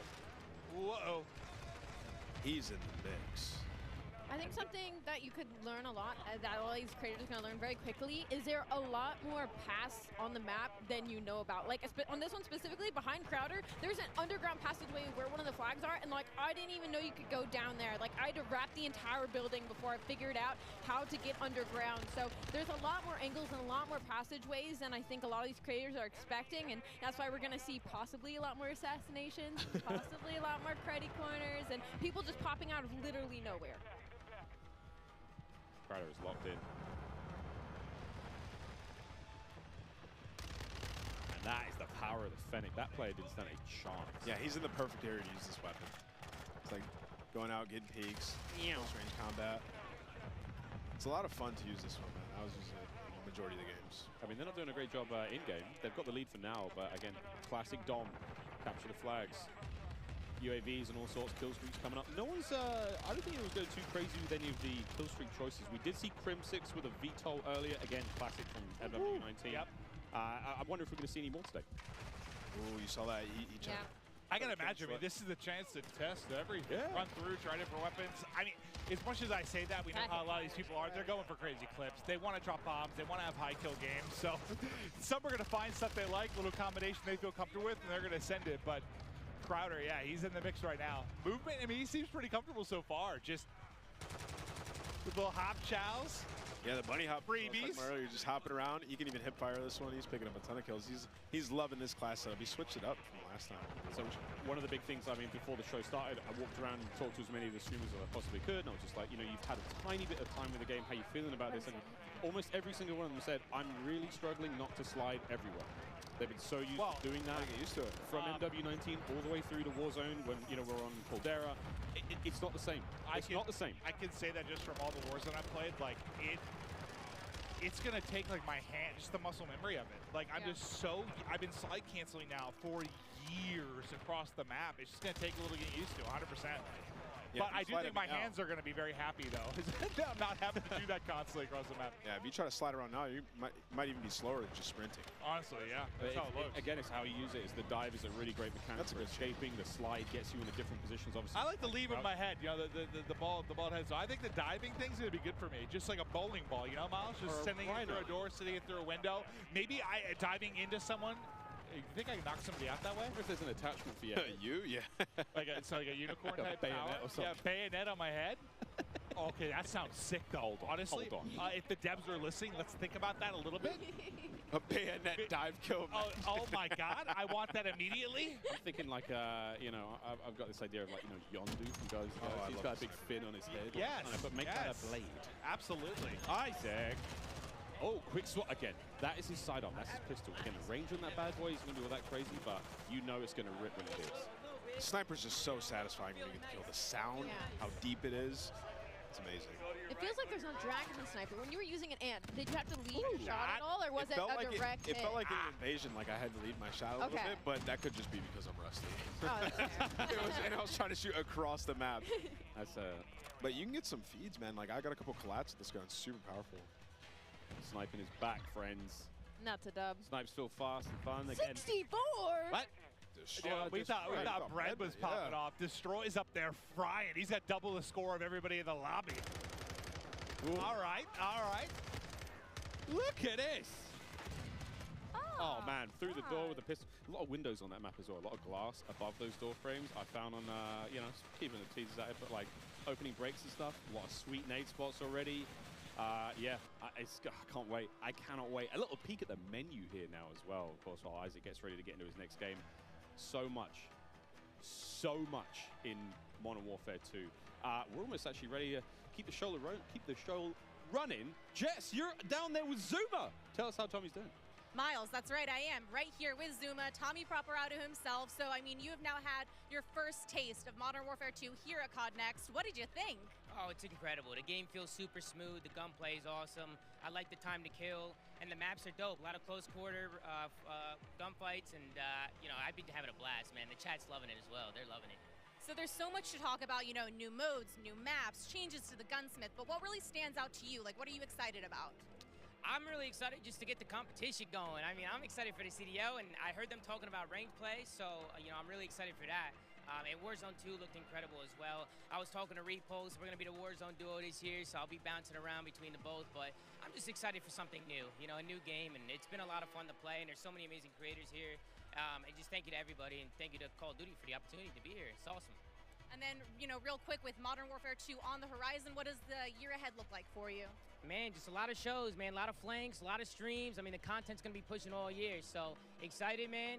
Zumafi's gonna take over, and we're gonna have some fun, man. We're gonna have some fun.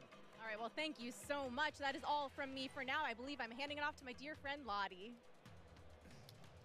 Thank you so much, Jess, and it is so good to be here. My name is Lottie. First time on the desk, first time, of course, being in this incredible arena. I have a lot of wonderful folks on this desk, but it is now time to chat about an epic giveaway from our friends at Jack Links. Each Jack Links supply drop includes a brand new copy of Modern Warfare on the platform of your choice, delicious Jack Links limited edition products, and brand new epic in-game items that I promise you'll be dying to get your hands on. So check this out on how to enter. Looking for an epic way to celebrate the launch of Modern Warfare 2? Jack Links has got you covered, giving you the chance to win the ultimate Modern Warfare 2 supply drop. Keep an eye out during the broadcast for the Jack Links Sasquatch to appear on screen. If you see it, grab your phone and scan the QR code, following the prompts to qualify for entry. Tune in to Call of Duty Next. Squad up with Sasquatch and level up for the ultimate viewing experience, courtesy of Jack Links. Terms and conditions apply. All right, folks, so keep your eyes peeled to spot the Sasquatch on the screen throughout the show. Scan that QR code and enter all your information for a chance to win. But it is my absolute honor and pleasure to be on the desk, of course, alongside Maven. But we also have Jeff and Joe on here to talk all things Modern Warfare 2. Of course, our multiplayer design directors here. And we're just going to get a bit nerdy, to be honest. You know, we're going to look at a bit of gameplay. I am so excited to talk about it. But Maven, I've got to ask you, what do you want to dive into first? We have the two guys that are going to answer a question. Well, first off, by the way, you guys killed it in the opening of the show. Thank you. Know, it started real smooth. I'm sure nerves were going a little bit, but it was awesome to see. But I know we're going to have gameplay that's going to be popping up. We're going to chat through stuff. But I think one thing I kind of want to chat through is just there's been a lot of significant changes. You guys are always looking to how to kind of tweak the wheel a little bit. Can we chat through kind of the perk change and where your head was at with regards to that? Because it's a big change. It's interesting. Yeah, you know, perks haven't really been touched for a long time in the series. And I guess by nature they're passive. And so most of the time we've found people just, you know, find the three that they like, and that's it. They kind of forget about the... I said that earlier. That's me. Yeah. Like, I find a few I like, and, like, that's my class. There we go. We just wanted to come up with a system that was a little bit more engaging. And so we grouped them into 3 different categories.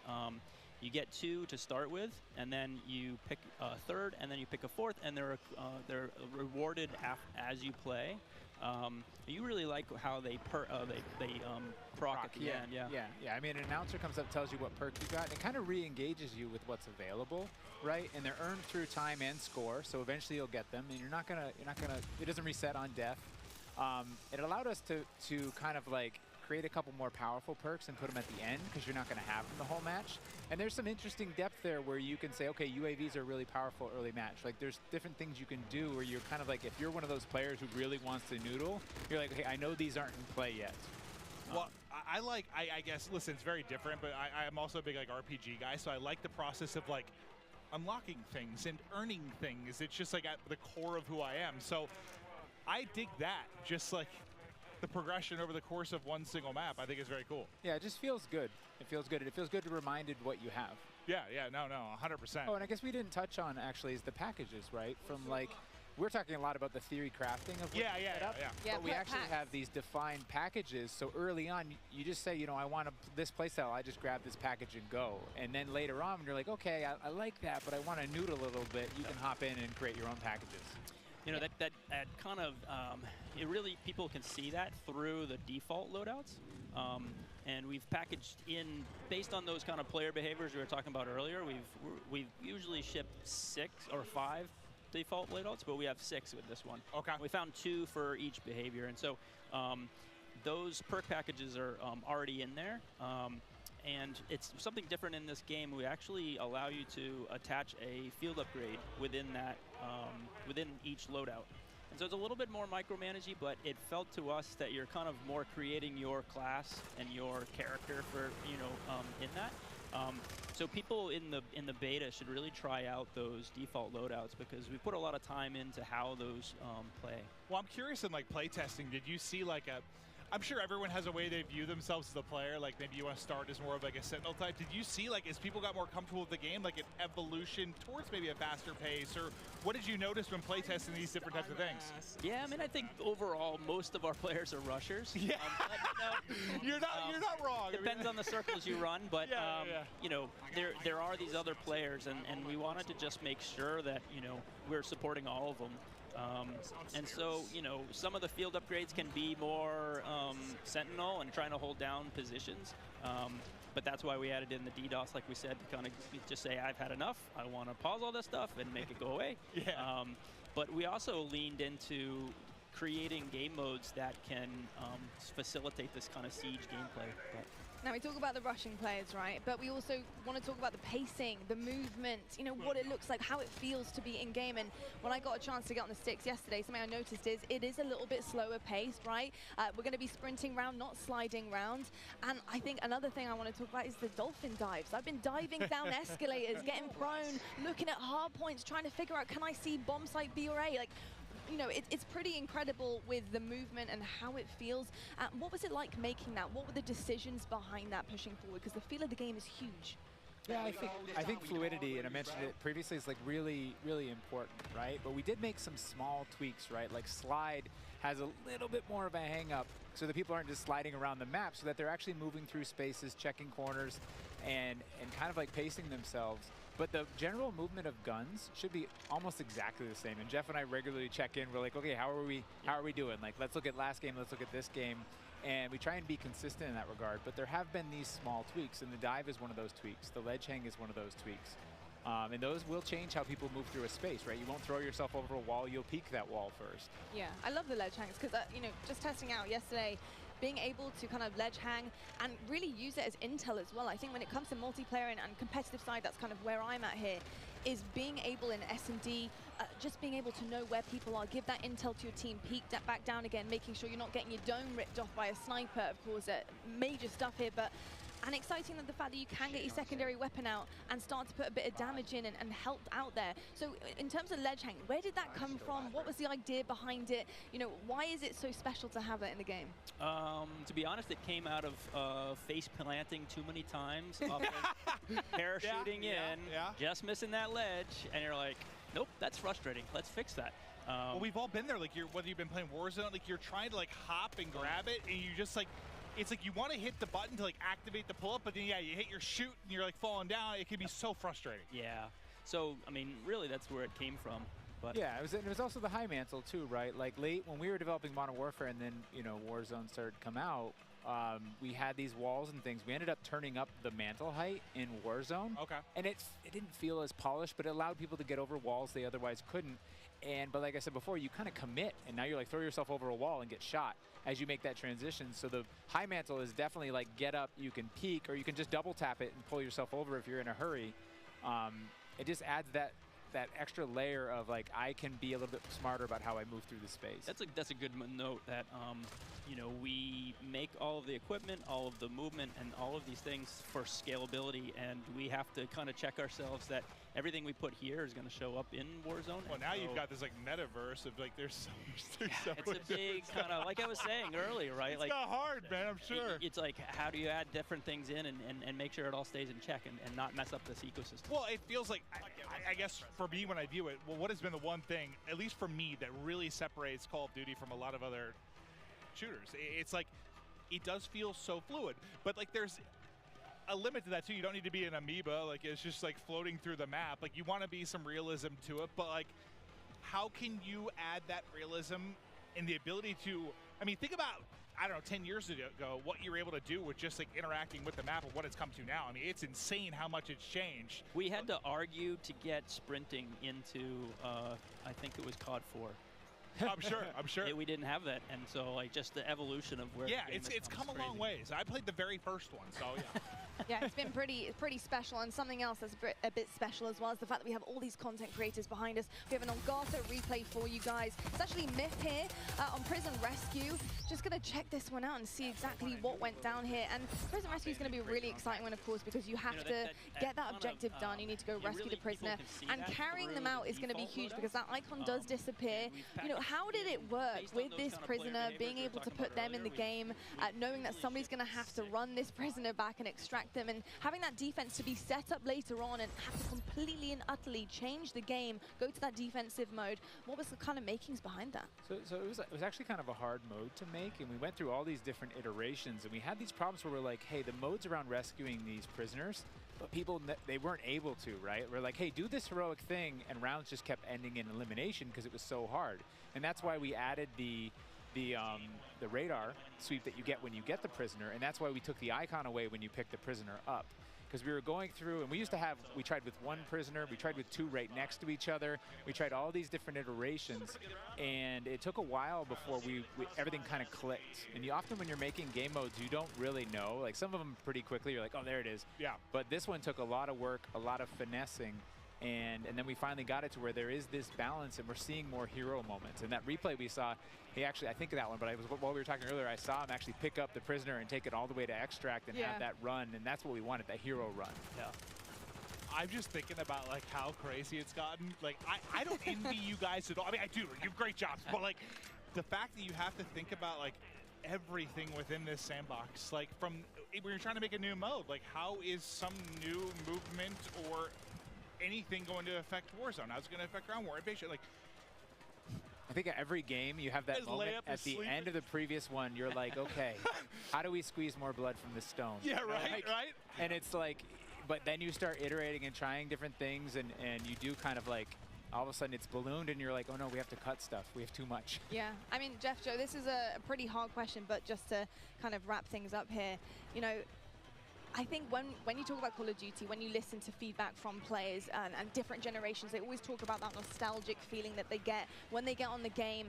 What is it about Modern Warfare 2 this time around, this title in particular, do you think that is going to bring generations back years to come and say, look, Modern Warfare 2, was my game, and this is why I want to play it year in, year out? Yeah, you know, nostalgia is a weird thing, and I know from working on past games and people speaking so highly of these different things, and it's kind of where you're at in your world and your friends and things like that. And so for us, we can't really control that, but we try to lay out kind of, I don't know, for the lack of a better term, like you're kind of laying out a nice meal, and you're hoping that everyone enjoys it. And from all the systemic play with all of our equipment and all these different interactive systems, we're just hoping that fans find new and crazy ways to play the game. I don't know. What about you? You just want it to be fun. I mean, at the end of the day, right? Yeah. Because nostalgia, you got to probably tune some of it out. Like some stuff, that's tough. You don't know what's going to become nostalgic, right? You don't know. And I think one of our strengths is that I run into people all the time, and they're like, I'm an S&D player. Yeah. I'm a Warzone player. I'm a Plunder player. Like, you know, like I love TDM. I just play that. And so it's interesting that we're fortunate to be able to make all these different offerings so that people can come into our game and they're like, I love big war vehicular combat. I'm going to ground war, right? And so I think that's an advantage that we have, that people can find their place, the thing they love, bring their friends in, and then years to come, they're like, I remember that. That was awesome. Yeah, a bunch of different experiences for sure. And I got to say, the fact that we haven't even really scratched the surface yet, you know, we're here at the reveal, we're seeing it for the first time. There's so many questions that we have as well. I want to know what some of the challenges have been for you guys to develop this game, to really get it to the point that it is now, where you are comfortable to show it to the world and reveal it. You know, what some of the hardships been along the way in this ride? You know, I think the big kind of elephant in the room is just, you know, a lot of this was made from people's homes, you know. You're looking at people's art and work that, you know, people in their home spaces is their living room. Wild. Wild. I work out of a shed in my backyard. Like, there's people in their mom's basement. I bet it's a cool shed, though. Not really. But it's hot. You know, but the fact that we can get this done through, you know, millions of Zoom meetings and millions of kind of keeping everybody up to date, and so many different studios, not just ours, you know, all these different Activision studios, to kind of keep on point and make sure that everything is, you know, good and great. It's been tricky. Yeah, I think it's I think it's a great segue to, like, we have a really talented team, and we're up here representing that team, whether it's the multiplayer team, the engineering team, the animation team, the art team, and they're all specialists in what they do. The fidelity on our view model animations, the guns, everything, the art and the maps, the design. Our geo designers, they make these 6v6 type maps, they make these huge ground war maps, and they put it all together into this massive big map, and everything needs to sync.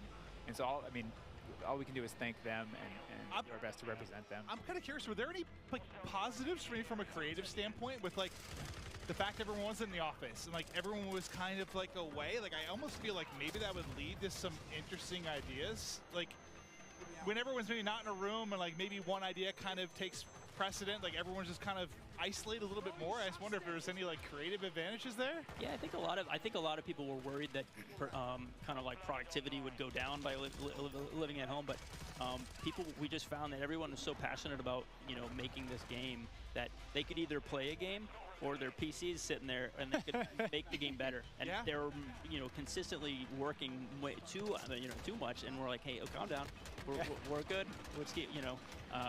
So I think that is a little bit of the fun part. What I heard in some cases, like, productivity actually, like, went up, which people didn't expect, and, like, now people are downscaling offices. So I was kind of curious if you just had, like, a lot of, I don't know, superstars kind of show up and pump out some really amazing stuff. Yeah, it's tricky because, you know, we've just now been coming back in and getting kind of that kind of community in the office, and that has been a great way of kind of solidifying the game and getting people back in and feeling you don't get the big hoots and hollers when you're at home, right?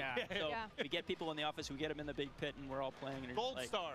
Yeah, you get that feedback loop of, like, I made good stuff, and someone's happy. Look, drawing back the curtain a little bit, because when I think of how to handle a brand new game, a brand new title, bringing all these exciting factors to it, I'm thinking of, like, bare bones, you know, in your shed maybe, with a whiteboard, you know, just writing things on, just brainstorming. What is that process like? You know, building the blocks, building the foundation behind this brand new game, putting those ideas down on paper. How does it work for your team? Well, that's a big question. I mean, one aspect we used was we tried to kind of break everything down as simply as possible, and that really is just like a one-on-one interaction. Yeah. You know, like, if you imagine how many times a one-on-one interaction happens in multiplayer or in single player, and, like, what does that look like? You know, they could just shoot each other, but, you know, it's what is in your loadout, what's in my loadout. It's almost like it's like a card game where I use my flash and you use your smoke, and and so, like, we really worked on how many permutations and how that can play out. And so we figured if we can get that to come and play out in a lot of different ways, we can make a really deeply replayable game, which should, you know, make everyone really happy at the end of the day. Nah, it seems like everyone's having a blast so far. I mean, this in general, it's got to be pretty special to see just this many content creators here, gassed up, enjoying the game. I mean, it's been absolutely incredible. Honestly, Jeff, Joe, thank you so much for being here, giving us all the insights, letting us nerd out a little bit, ask all the questions that we're dying to know. But I tell you what, it's about time right now to head on over to the main stage to talk a little bit more about COD Mobile. We've got Beef Mummy and Matt Lewis over there. Let's take it over to them and see what they have in store. All right, all right. Thank you so much, Lottie, and welcome back to the Command Center presented by Xfinity Rewards. And it's time to finally drop into some epic Warzone mobile gameplay. And joining me here, none other than Matt Lewis. I've been so excited to bring you into this stage. He is the Vice President of Product Management for mobile. Thank you so much. I am super excited to be here today. We just have some awesome gameplay. We have some cool new surprises for you. So I'm just really looking forward to sharing this moment with you and with just the entire Call of Duty community. I'm so excited. I'm just ready to get into action. And obviously things are just heating up over here. And it really is impressive what you've been able to pull off here. And watching someone play, it looks great. It feels great. It's as if it's running off a console, to be honest. It's true. How did you guys make this from the ground up? Yeah, it's a great question. So one of our game pillars was what we call relentlessly Warzone. I like to think of it this way. There are a set of emotions and an overall gameplay quality, something that's felt when you play Warzone. And for us, you know, that's something, it's a product of these proprietary combat and movement systems, the Verdansk map, tons of vehicles, and some unique Warzone mechanics, things like the gulag and in-game loadout drop. So you put all these together in a pot, mix them around, put some magic powder in there, and boom, Warzone. So games, they can try to match this recipe and they can spend a decade, you know, iterating and testing and trying this and that, but they're just not able to quite get there. So for us, being on the same technology, it means we don't have to tinker nearly as much. It's just an incredible advantage for us. So how was the team able to do it and just really pull off everything that you've had here so far? With tons of coffee. No wonder why we don't have any more coffee here backstage. Yeah, exactly. That's the truth. All the coffee in the world is how we were able to do it. No, you know, one of the things that I just love about this project, it's a really great mix of talent and experience. And for us, that concoction was what allowed us to have this kind of great end product. So for us, you know, there are 4 major studios who are working on Warzone Mobile. Activision Shanghai, Beanox, Digital Legends, and Solid State Studios.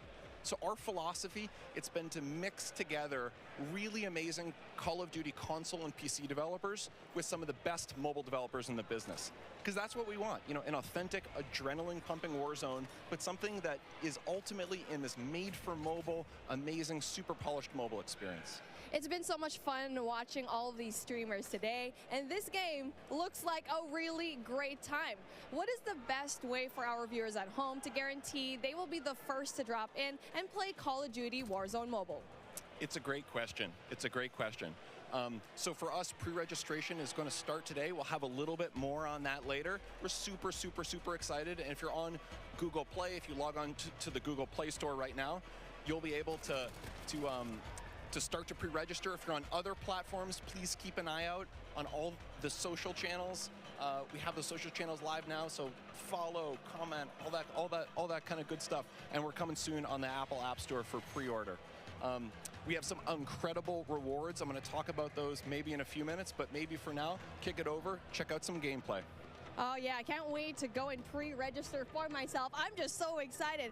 But that brings an end to our coverage of Call of Duty Warzone Mobile. And honestly, it's been such an amazing, great time here. But obviously, before we do end all of these, we're going to try to see what kind of fun all these streamers are bringing it up over here, because we are taking up on the screen right now. I mean, this ends with us just trying to introduce the game, but obviously every one of us, we want to see the gameplay. We want to see everything that's happening here, and obviously I am with the best person to talk about everything that is happening here on your screen right now.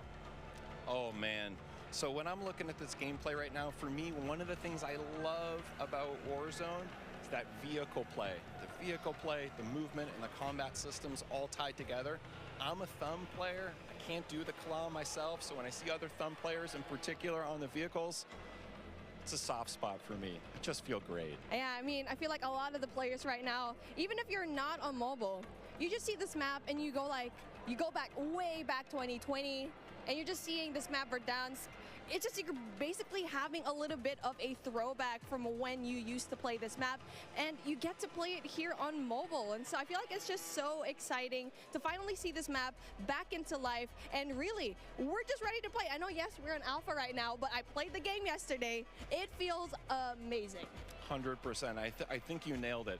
I think the team is really, really, really happy with where we are. If we think of the development process, we typically think about 4 stages, and we're in the 2nd stage right now where we're live to some amount of people in our alpha, and we're going to be entering a beta shortly. So for people who are interested in getting their hands on the game, the best way to do that, to pre-register now, follow all of the channels on social. There'll be some great updates there. And we just have loads of improvements, loads of surprises too. We just have some super cool stuff coming in. New features, maybe some new gameplay. Gunsmith is looking absolutely incredible. I think players who are familiar with it, they're just not going to believe what we have coming out with soon. And as you can see over here, we definitely have streamers that you're very aware of already, just logging in, checking out Warzone Mobile. And it looks and feels amazing. As you can see on your top left screen. We were talking about this beforehand, right? One of the POIs that we really love to talk about is Boneyard, because for me, in my experience in Boneyard, it's great. It has so many chests. You definitely can get a lot of money, but the moment that you drop in, you already know there's a bounty on your head, most likely. Me too. Boneyard for me is my favorite. I'm a player. I like to equip 2 things. I always like 2 primaries for myself. A shotgun is a must, and I like my shotgun and my sniper. People make fun of me for it, but that's what I love. Boneyard allows me to do both those things. I tend to like to hide out myself in some of those little airplane shells, wait for unsuspecting people to come in, and you know, sometimes I'm lucky and sometimes I'm not. But that's me, Boneyard all the way. The fun thing for me too, we've been noticing some people, we've been noticing Bobby talk about this a little bit earlier, is, you know, being able to go back into some of those points of interest that you like, in particular ones that were former MP maps and previous Call of Duties. It's just one of the things that makes Warzone awesome. I know people were talking earlier like, oh my God, Superstore, Superstore, Superstore. Oh yeah, speaking of Superstore, I mean, I like dropping in there because I feel like I'm going on a shopping spree, grocery shopping, all the weapons that you need on the ground, they're over there. You know, but the thing is, it's in the center of everything. You're in the middle of everything. So if you want to go and just go away into safety, you're going to have such a hard time because you're worrying about people up top. Airport is right there. Boneyard is right there as well. So I feel like for me, like since we're seeing Boneyard right now, it's kind of like a safe little spot because it's right off to the side, but you still get really good loot as well. Totally, well said. And for me, one of the things I love about Verdansk as a player is there are these mix of different ranges. You have really close quarter, inside combat, things like Superstore. You have some long distance sniper areas. Some people I know like to go on top of dam and try to pick off some enemies. And then you have things that are great for AR, you know, that mix of ranges. So it really is kind of like, you know, choose your own adventure. How do you want to have that kind of gameplay? Well, talking about the gameplay that we have right now, we definitely want to have a little bit of a look into the different streamers that we have, because obviously you can see here the duo. We got Hawks, we got Bobby Plays, and they're definitely really known in the scene, especially when it comes to mobile. And so it's really exciting to finally see these guys enjoy the game, because we've been talking about this for such a long time. And I really asked Bobby, are you going to be here in this event? I saw your invite. I wanted one as well, but obviously I sneaked into the COD Next event and was finally here, finally able to you know, see the alpha. But hey, since we're here, taking a look at what's going to happen here on the right side of your screen, you're taking a look at the map, and it's like, it's exactly what we saw in Warzone. Totally, and it's getting to one of those end crunch periods. This is my favorite. The circle started to close, not yet final circle, but it's definitely that time. You got to be a little bit strategic and smart about your choices. There is a penalty if you get a little bit too aggressive. And now, speaking of being aggressive, it's like we were talking about it. It's really a matter of where you drop, because obviously the tier 5 loot zones, the tier 4 loot zones, you'll always have that risk, but obviously the reward is a little bit more high. I mean, especially if you're going to be dropping at the very ends of the map, at the very end sections of it, where, yes, you might not have better loot, but you might have a better time not really looking for those kills. But the best thing here is you need to find that middle ground in every BR game that you have.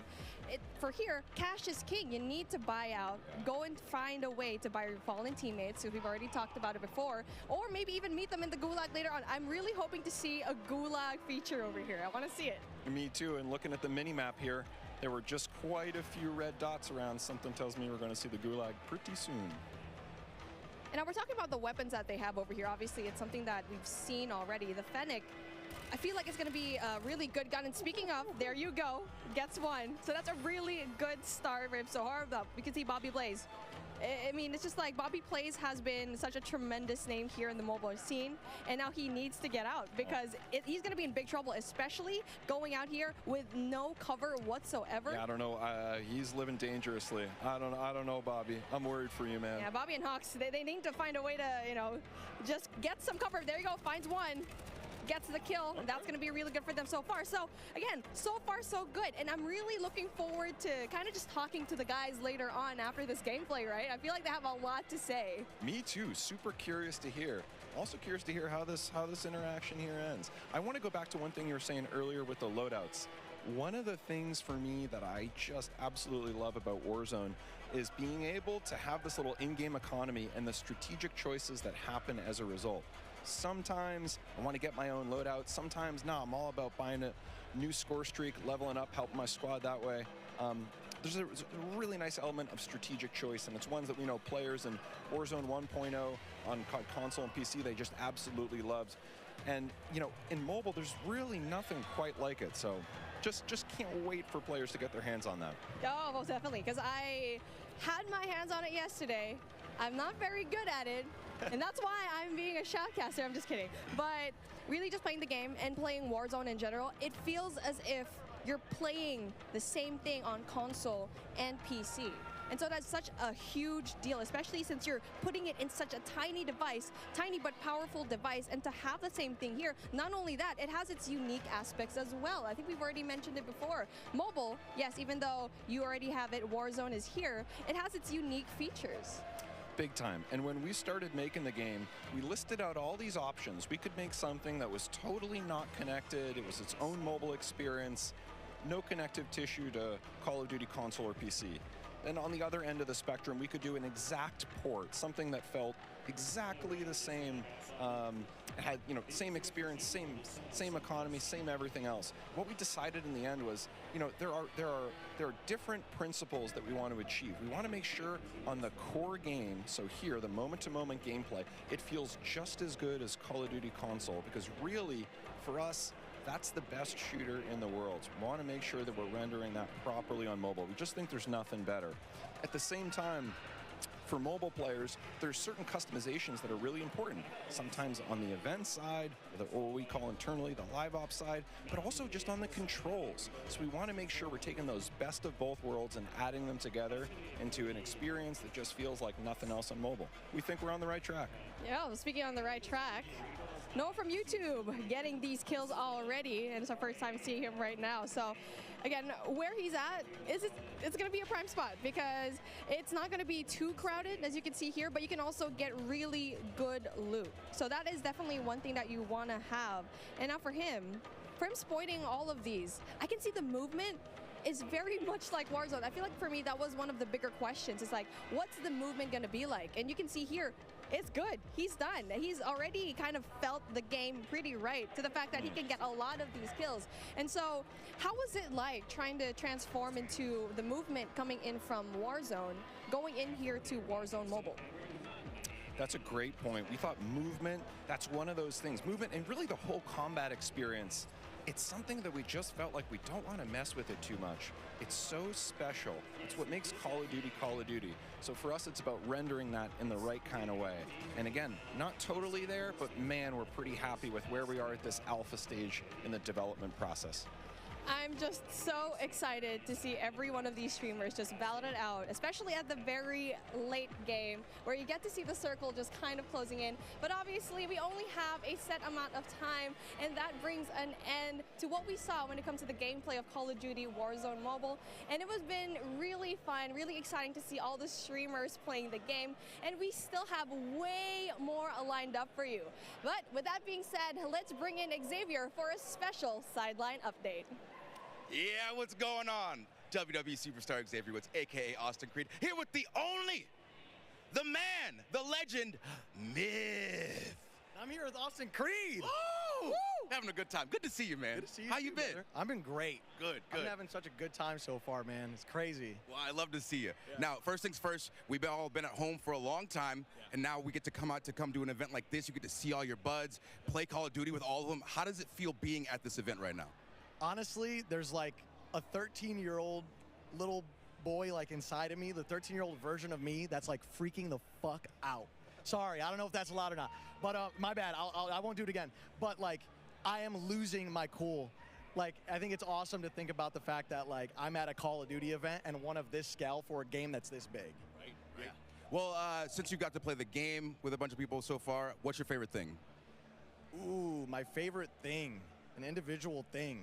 I think so far what I've come to really like is I feel like they took everything that I loved about Modern Warfare and elevated it to the point where like the visuals, the gunplay, the feel of everything is just really polished and tuned. And that's part of what I really, really loved about Modern Warfare.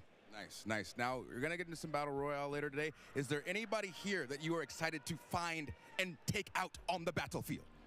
Give me Give me Symphony's Pidgeotto ass. You know what I mean? I want to take him out because, you know, he's known as the cheater, the Warzone kid, and he's my good friend of mine, so I feel like it'd be legendary if I was able to just smoke him in the new Modern Warfare 2 Warzone, you know? Well, there we go. There we go. We're going to be watching. Yeah. We're going to see if you get it. All right. Appreciate you guys listening. Back to you, Lottie. Great job, guys. That was awesome. Did they freak out back there? Awesome. Yeah, that was great. That was so fun.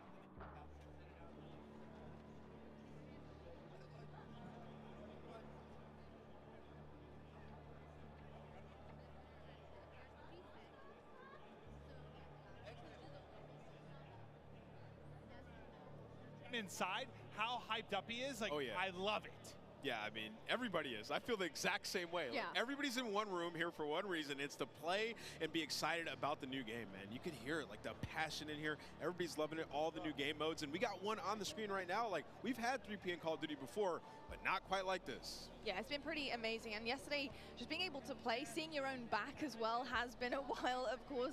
I got to say, it felt pretty damn good. And when you got used to it as well, Ali, like, yeah, start frying. And I know you fry. Oh, I was having an incredible time yesterday. I was on other streamers' setups, so I made sure to change my clan tag to CXT, so everybody knew who was absolutely world starring them on the map. But I will say, the energy in here compared to like a competitive event is just, it's intense in a totally different way. It's intense in the fact that everybody is just so excited and everybody is just having pure fun and bliss, loading into a new game, figuring things out. Like, the energy is just on a different level. It really is on a different level. This looks sick. It does. Yeah, what I like about this, Clint, is in 3P, you know, it's 3P, you use the corners, get that advantage. But when you aim in, I was worried about... It feels really like, natural. It looks really natural. Yeah, I was worried about how seamless it would be from like going from 3P to aiming in, but it's perfect. Your centering feels on point. If that's how you play the game and try to keep your, you know, red dot in the middle, you can play like that, right? So it's really nice, man. It works. Well, the only time I'd really mess with it too much for me was the COD Mobile BR, like the first iteration of it, like that kind of that 3P to first person. That was the first time I really had messed with it much, and it felt great. So it's really cool to see them try to double down, create a game out here. Yeah, and you can also kind of looks really seamless, like you said. You can also kind of see how your character moves. Remember we were talking about earlier, Ali, where it was like the character, the movement, like it feels different. It's reimagined. Like when you're jiggle peeking, you can see the hips, the head move, everything. Yeah. You can really see that in the 3P. That's what you know. When I had that realization, I was playing that earlier. I was like, okay, I'm gonna have to play these angles a bit differently. And you know, if you're a little bit more of a tactical player, like to get that information, this is gonna be what you want to play. And I don't know if this goes for everybody, but this is the first time I played a third person like this, where you actually went into your sights still. Like, that you weren't still in third person when you went to ADS. So that was very interesting to transition for me, and I was curious at how it would work with a controller, because I use a controller personally. I feel like mouse and keyboard players are a little bit more accustomed to stuff like that. So I was wondering how that would translate, but like Ant was saying, like, it just felt natural. Like, it felt normal, and it was actually really, really fun to play because your FOV, like, you see everything, and like you play and you peek corners like totally different than in your first person mode. Well, the one thing I really like is, like, one thing I'll struggle with sometimes, like, you get this really cool operator or something, right? Like, a battle pass comes out, like, this really dope operator, and you don't really get to see him that much, right? No. It's more about, like, your gun when you're in the first person. Yeah. But with this, like, if you get something dope or some of the different emotes you can do, like, your skins. You want to show off. You get to see what you look like. I think, going back to quickly your point there, Ali, about getting used to kind of the zoom in then into the ADS as well. It does take a second to get used to, for sure. How would you handle that, though? Because I think, traditional Call of Duty games, straight up, first person, you can snap really quickly, right? Your ADS, you can put perks on to make sure that ADS is as fast as possible. This takes a little bit of time. So are you pre-aiming when you're going around? Like, what are you doing to try and kind of combat that? Well, I'll tell you right off the bat, when we first loaded into it yesterday and got a little bit of a taste, I thought it was a bug. Like, I thought you weren't supposed to be able to ADS. I was like, oh my gosh, no way. Like, oh, they're going to be playing tomorrow and this is going to be happening. But that, it was meant to happen. It was such a smooth mechanic. And talking about getting used to it, I was pre-aiming quite a bit, but as you got used to it, the hip fire on a lot of these weapons is actually incredibly accurate. So if anything, you're going to find yourself hip firing a lot more than ADSing when you're playing this game mode. Again, my leaning towards the Mouse and Keyboard players who are more used to not actually. I think your centering is just your centering. Your centering is Listen, incredible. guys, I'm not gonna lie. I've played tournaments 3P on Call of Duty. We had it back in the day. Like I've grinded 3P Call of Duty. It's actually a lot of fun. We used to have search and destroy tournaments all the time. I think these guys are having a lot of fun with it. I mean, you can see like it's a completely different play style. Where did you come from? Hitch is surprised. Yeah, he's not happy with that for sure. But it's absolutely incredible. And another thing, you get a different kind of FOV feel for the map as well. You see things in a different kind of scope and bigger picture here. I'm kind of curious to see what things look like in terms of like hanging from ledges from third person and how that kind of works as well. Like they put in so much work into the game. Like IW, I see you. You want us to see everything. And that's kind of what 3P is for. Like Clint, that's a really good point. Like with your operator, like I want to see that swag. Well, I miss like it was a simple thing, but back in Blackout, like the first iteration of the VR, you had like these emotes that you could do, like a hula hoop or something that would go out to third person. And I kind of miss that going forward because I like to see, if I get this really cool operator, I want to see it more. But like to your point, seeing the character animations and stuff, like they just look godlike. Like it does look so good. It looks so good. And not to mention the sneak peeks that we've got from like the vault and from what operators are going to be coming off of beta. Like they look incredible. Like they look so freaking good. So to that point, I am very excited to see once the game releases the type of operators we're going to get heading for. I need Vacation Maven. That's what I called it. It's like a Hawaiian shirt with a bald guy with like a little bit of suntan lotion on his nose, and I just always called it Vacation Maven. I'm gonna need that back. I'm not gonna lie, I might have to whip out my PlayStation again because that Oni skin, like you were speaking about, imagine how damn fine that would look in third person. Like insane. That skin was doing the walk and everything. Oh my god! In both hands. Like I want to reenact that live in game. It'd be absolutely incredible. I mean, this is already looking so much fun. I remember playing this yesterday. I got in a lobby with Aiden, and yeah, that was really rough. I was actually playing on Cloaksy's station, and I've definitely given him a bad name. I've got to say. You said that you thought Aiden had a personal vendetta. I did. I mean, this guy, he really doesn't like me. He really doesn't. But you know, it was so fun. He doesn't like Cloaksy. It wasn't you, Lottie, I promise. Exactly. He's probably like, who is this? This can't be Cloaksy for sure. But pretty exceptional stuff, and we can see a lot of the ADS here. Look at Tommy's face right now. Like he's just got this. He had this little little smirk and smile on his face. Like you can just tell people are having fun, and that's what this is all about. It's been awesome to see. Tommy was having fun. He was sitting there capturing C, just like jumping up and down with his camera sort of angled down so you can see over the wall. Like he's like, oh yeah, he's like, I played this before. He's having fun, man. Absolutely frying. It wouldn't be a Nick Cam if his face wasn't in it. Yeah, like what I walked through all these setups. I saw the cameras were in the right spot. How is it still only half his face? Like he moved it. He had to have. That's the classic Nick Merckx. It's the forehead. It's the eyebrows and the forehead going strong always. You probably talked about this a little bit, but just while it's on the screens, I've got to say, the aesthetics of this game look so good, and in terms of third person as well, being able to see it all encapsulated, as well as your, of course, skin and your operator that you're looking at. All right. Stunning. And so is the gameplay here from Nick Merckx. Yeah, it really is. That was sweet. The color I'm loving, but he's got the gunning on point right now. Nick Merckx absolutely forehead cam and all, just frying. And you saw what he did there, up the lobby. He was pushing up and he was turning left, but he had his camera angled behind him. Saw that, jump backwards, and absolutely that was nasty. So you know Nick, I mean, he's got a history of third person. So this how are you guys feeling about the angles? We're seeing Nick do it a little bit here and just kind of shimmying and making sure he can see what is behind the corner. How are you feeling about that for third person? I mean, he's a cut above the rest when it comes to this. Like he's super used to it. He's won championships on 3P, so he's having a blast. I mean, he's played a lot of Call of Duty as well, so it's like the best. Dude, he is torching this lobby right he's now. bullying them. But no, I think there is definitely there's a learning curve to it if you haven't really played it. And yeah, he has a lot of experience with this type of camera, this type of gunplay, and I think you're seeing that absolutely right now. Just the use movement with the crouch to the block. He's a little disappointed. I think it's a nade that takes him out, but he was tearing the lobby apart. Yeah, it makes it look way too easy, I'm not going to lie. He makes me feel like he looks a lot more natural than some of them, right? Yeah, he does. Even some of the POVs we went to, I think you could tell they've been playing a little bit, but his looks a bit different, without question. Oof. It's going to be a rough one. He's not happy. He's not happy about that. Absolutely insane stuff, though. It looks absolutely incredible as well. Yeah, he's frying. He's absolutely frying. That's your teammate. That's your teammate. That's what I always struggle with when I'm playing something for the first time. Allie, I'm I did that yesterday. Yeah, I was shooting at teammates. I'm shooting at teammates, locking on teammates all the time. When it's like new maps, like new game. I don't know. I always. You guys just need to dial it in. What do you mean? Listen, especially if you're not in comms either, and like you don't know the routes on the map yet. Like you run into something, you don't see that name. There's no excuse for Allie. Clint's like. Allie, I'm pretty confident if you put the time in. Yeah, what's up? You would have had a better professional career than Ann. Like I don't even think I'd have to put the time in, honestly. Listen, bro, I can't let this stand. You guys. I used to always mess with Ann. I got if I skipped college and I was grinding, like Ant's in trouble. We're gonna take a look at a replay now.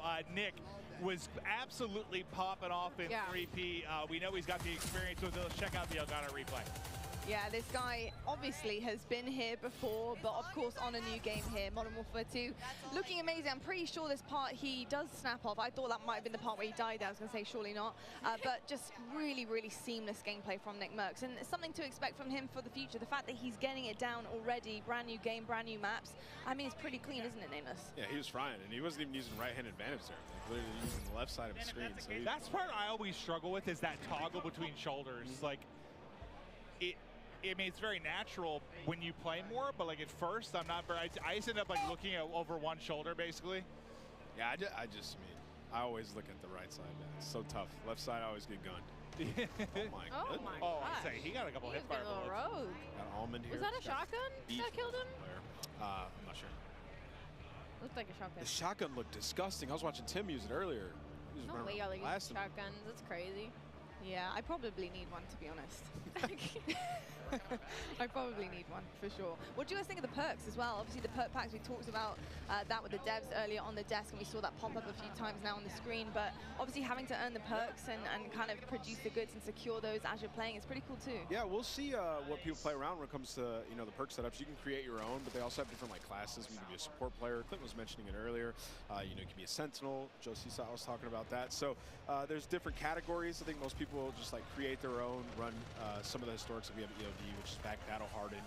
You can stay away from stuns, nades, and then Dead Silence is a field upgrade. I know everybody's always talking about, is Dead Silence in the game? Well, yes, it is. It's a field upgrade. So you can still have that while you pick your additional perks, and as the game goes on, you'll get more. So you're just going to feel like a super soldier this time. Yeah, it's interesting. It's different.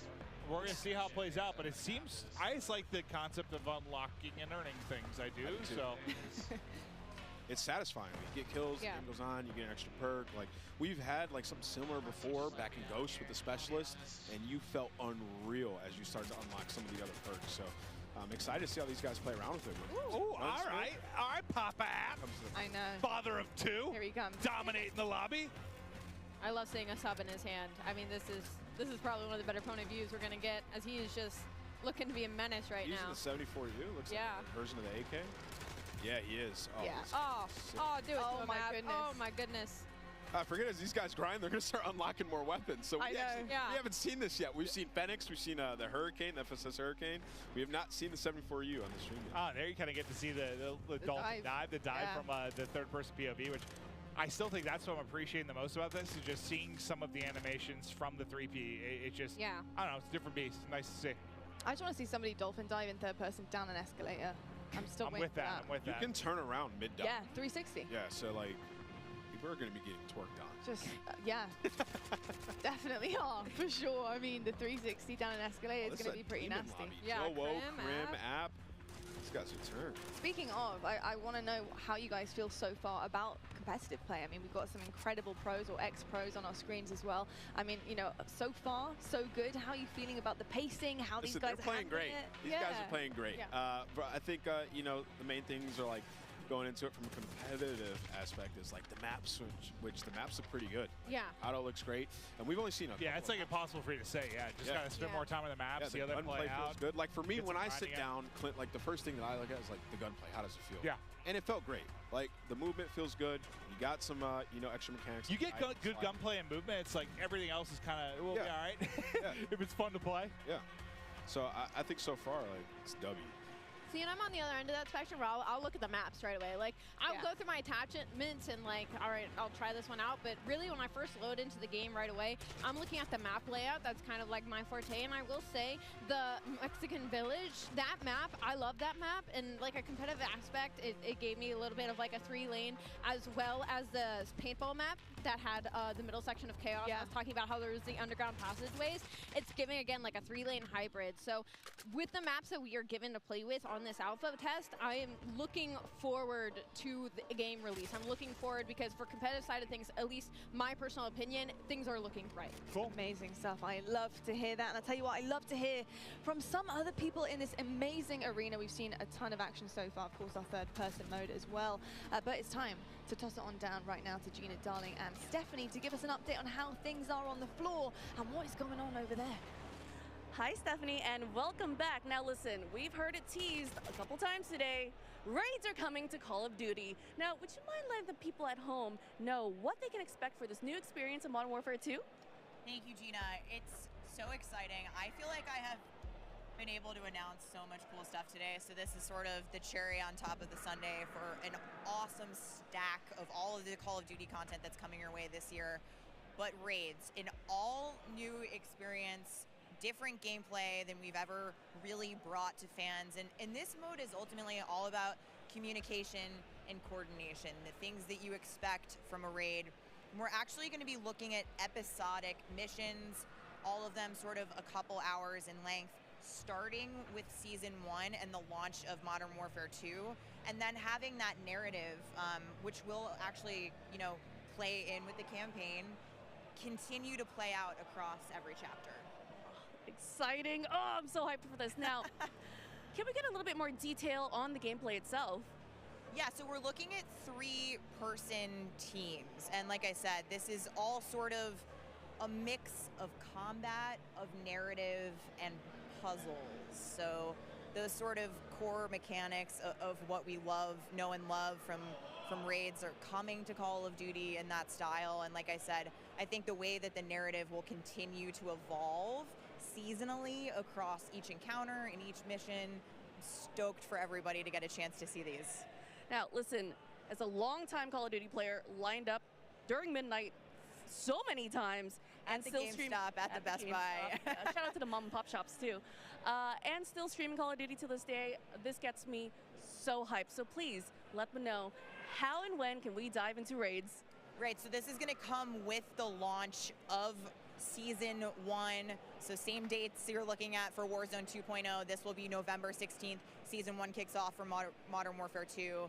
And I think it's going to be somewhere in the middle of Season 1, actually. So it's going to be great. You heard it, guys. Thank you so much. And let's go back to the desk. Thank you so much, Gina and Stephanie, and really excited about everything that is coming in. I just feel like the more the day goes on, the more we're getting, the more reveals are coming. I mean, there is so much to unpack here, isn't there? It's just, listen, I've been a part of a ton of these launch events or premieres, and we've shown, usually it's been like a multiplayer reveal, or maybe we'll show off like a campaign or something. Never, I don't know how to describe it other than like it feels like we're in this sort of like metaverse now. With Warzone Mobile, with Warzone 2, with multiplayer coming from Modern Warfare 2. It just feels like it's this giant sandbox of so much cool Call of Duty shit that I love it. Yeah, absolutely.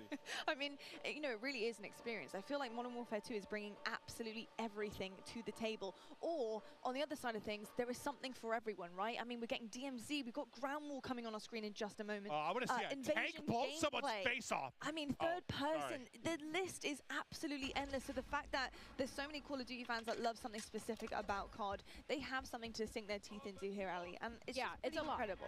He is a good-looking man. It's sorry. like an amusement park. No, you're good. I need you to let you shoot your shot. I got distracted by Cloaksy. I'm so sorry. Continue your point. I hope he sees it later. I'm so sorry, Cloaksy. I am so sorry for yesterday painting your name. And I was just saying, it's like an amusement park of Call of Duty, right? There's just so much going on, and like we haven't even scratched the surface of it. Like there's still so much to be played. We're heading into ground war. We're gonna see tanks. We're gonna see the vehicles. Like so much. Oh, the water! This the is water! This is what I've been waiting for. This is what I've been wanting to see is the boats. Wow. So they're going out. They're going fishing. They're going out. They got the full squad in there. Look, like I would not want to run into these guys. We played some Invasion. Oh, it's Stone Mountain. I'm not surprised. I'm not shocked to see that. Dude. He's ready to get tactical with the ships. Yeah. These guys got okay. I was gonna say he's running around with a pistol. Got the M4 in hand. Zuma here, so you know he's twisted. Yeah. Nah, he's having a blast. It's been amazing to see Tommy Zuma's success in recent months, but yeah, he's got the gunny still. It's cool to see him out here competing, playing, having some fun, but this is like, what, kind of like a middle ground between like your Warzone and your multiplayer experience. For those of you that haven't like messed around with ground war, it's just giant sandbox. You're gonna see it all. Very, very different from your 6v6 type maps, that's for sure. Yeah, still with a little bit of an objective in this one. Different than Invasion. Oh, that's a bathroom. Whatever. And everyone's in here just trying to, like, you just come in here, you pull out a sniper, you pull out an AR, SMG, drive all the vehicles, like, full experience of Call of Duty can be had here in Round War. Yeah, that is very, very true, actually. It really does kind of remind me of Warzone. I don't know whether that's just because Aiden's on my screen or whether it's just because, obviously, this is a massive map, but it really is almost like a little bit of a warm-up and a little taste into what Warzone is, and it's cool the fact that you can get that in Modern Warfare 2. You can kind of come out of multiplayer, chuck on ground war, and just get straight into things here as well, which, oh, God, go on. That would have been so sick. We want to see a sniper shot right from the top there. Well, I was kind of curious if he was trying ditch shots at that range. Let's see a swim. Let's see some swimming. I mean, it's not even a sniper, is it? This is the breaststroke. It wasn't even a sniper. It was just a scope. Oh, yeah, no, yeah, it was. Wow. He is swimming fast. I've been compared to Michael Phelps due to my long arms and very athletic legs. Oh, is he getting damaged? Yeah, he is. pretty sure he's either, I wasn't sure if he was drowning or getting beamed. Ooh. Maybe a little bit of both. Hold the phone. I love how the movement with Aiden, like you can tell he's playing it like Warzone. Like when we were first watching him, like he was busting doors open, looking at the ground, looking for high ground. And so I think that's like, it's so interesting to differentiate the play styles between all the players and creators that we have here. Yeah, it's very interesting. And you can see right now he's just obviously selecting his loadout here, and it's something we also got into earlier on. But Ground War, what kind of loadout do you want? Obviously, it's very different from multiplayer. It's so much bigger. You know, what are you thinking? You gotta have like, have an AR with. You saw he just put a bigger scope. He just hit himself in the forehead with that nade, I believe. Split. Hey, listen, it happens to the best of us, Aiden. It happens to the best of us. Not me, but it happens. I love that you can select your spawn as well. But yeah, you're gonna want like a sniper, an overkill AR. Nice movement. Yeah, this spawn selection is huge, by the way. That is such an interesting, cool kind of push there into Ground War. Listen, this is what I'm doing all day. If I'm not in the back sniping Ground War, like I'm in a tank, 100%. Like, look how fun this is. This guy's just driving around, just blasting people. Nothing but vibes. What song do you think he's got playing in the tank? That is a good question. That's a very good question. Yeah, I would say it was some like AC/DC. Usually in the trailers, I feel like there's usually some. Oh, he's trying to rock shoot the anthem. water. See what Wait, drive the tank in the water. I want to see what happens. I would love to see that, please. Well, what's the one? Is it the ATV that's like can do both? It's like amphibious, right? I believe they talked about it. I think in like the opening of the show, there are some vehicles that you can take right to the water. Like, it's some James Bond stuff. They said they sink slow now when you drive a vehicle in the water, which I want to see a tank sink slow.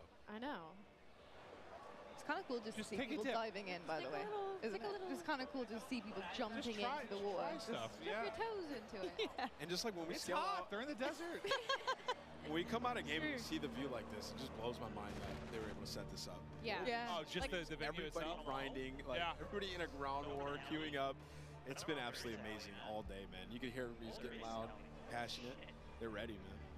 Oh yeah, there's been a fair amount of trash talk. Just, I mean, a lot of these guys know each other. They're in the same lobbies, just screaming at each other across. They just redeploying on a giant heli? I have not seen that yet. Oh, I was looking away, back behind us. I didn't even see. Yo, Stone Mountain on a giant helicopter, like 3 other players, super high up. Oh, here we go. Yeah, I was kind of curious how much you got to lead. Yeah. That's what I'm saying. I was playing. Oh, how is that not? I know. I literally was like, how? And I was leading my shot, not hitting them. I was like, surely that was on the dome. Maybe no lead? I think it's one of those things like just different sniper. You just got to get used to it, dude. Once you get a feel for it, Oh, you're here we hit. go. Yeah, well, up close and like, you know, medium range, I was fine with sniper, but from range, it just felt harder. It's going to take some time to get used to. It'll take a little bit of time. I mean, I'm kind of all for that. I'm kind of hoping, at least just from the amount of like Warzone I've played, and I know we're in ground war right now, but like your really long range stuff, I'm hoping with a reduction in attachments. Like this? Oh yeah, what is going on here? This looks awesome. Yeah. Well, what sort of sniper perch is this? It's like a chopper gun. Like, this looks lit. And you can, oh wow, you can really walk around? Jeez. That's so cool. That's actually really cool. I wonder if the back is open. Is the I back need open you to too? hit it. Oh god, out of the combat area, get out. 2, 1, Oh, it just just back in. made it. Look, 2 of them did it though, look, noisy. Oh. But I hope like with the reduction in attachments, Try to snipe. it's a little bit harder. Like, you know, we've gotten so used to being able to just beam someone at 200 meters. Yeah. There's a little bit more of a challenge to it. Yeah, a little bit more of a skill factor coming in. Oh, someone saved his life. Guardian Angel. I really do feel like the way that, you know, this game plays so far, the pacing, everything about it, honestly, the skill gap, I feel like is there. I feel like we're going to see that a lot. Well, that guy's thigh is no longer there. That's so true. a lot of Very he just true. ripped off of the 50 cal. Very true. He was just moving with the sniper in his hand, by the way. Like, really quick. Speed demon. Yeah, he changed the attachments there for sure. Ooh. Hey, Clug. What's up, buddy?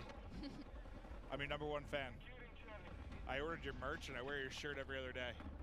Big That's fan. some pizzas in the background. That's a Are they big fan. hand-delivering pizzas to the Oh, are setup? they? Okay, because I'm looking forward to that. Wow. When I'm thinking, Can we get a hand-delivered pizza? I'm thinking that's a I little don't know hand-delivered when Little Caesars going around right now. whatever my next break is, I'm throwing back an entire I hope pizza. they're getting napkins. Yeah, I'm not gonna lie.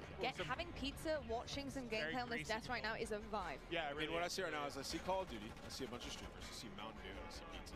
I mean, This is literally opening night. Like, This brings me back to being 18, right? I know. Just the best. I remember waiting in line for the game, go home, like, I'm taking school off tomorrow. Like, sorry, I can't go, Grandma. I'm sick.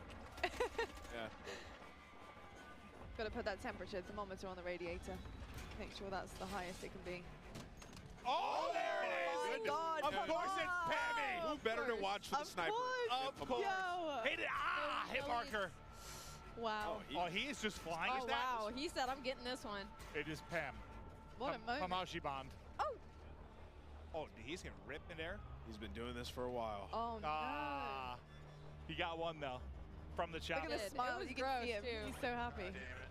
Oh, I can see it now, Clint. All the 360 snipes off of that chopper. Oh, yeah. In the montages, like, it's gonna It's like, what you know those moves they do off of like the diving board, like at the Olympics, right? Yeah. It's gonna be like triple cal sal 720 backflip into a snipe. Yep.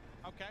Look, the dev said that they wanted fun, and this that is sounds pretty damn I'm fun kind to of me. with that, yeah. Oh Yeah. my God. What just happened there? Sniped out of the Got sky. Adios. Farewell. Was that bread? I don't know. I think it was bread. Look I at don't know. I might need a replay. Oh, we got a demon lobby. I saw Biffle in here. Jack's getting popped. I saw Miles actually getting pretty diffy in a lobby against Biffle. Okay. He was top of the leaderboard. That's who we needed to 1v1 Biffle from the I actually think it's a Miles. Oh, versus there's the Biffle, pizza. yeah. that looks glorious. Of course, Jack takes the whole parade. Oh, my mouth is literally watering just thinking about pizza. Go ask Jack for some. I could eat it every Yeah. meal, I'll be honest with you. I really could. Oh, he's bringing the sniper out? Yeah, he switched to his He own was like, you know class. what? Let's do it. If you can't beat him, join him. I want to know who's winning right now. Unfortunately, like I think it's Cam. Is, oh, they are winning there. I can see just the top, the 45, 49 winning. There we go. I need a loser's point of view now to see the score. I have not used this gun yet. This looks like a Okay. sniper. Oh, I'm confused. Is somebody actually driving that?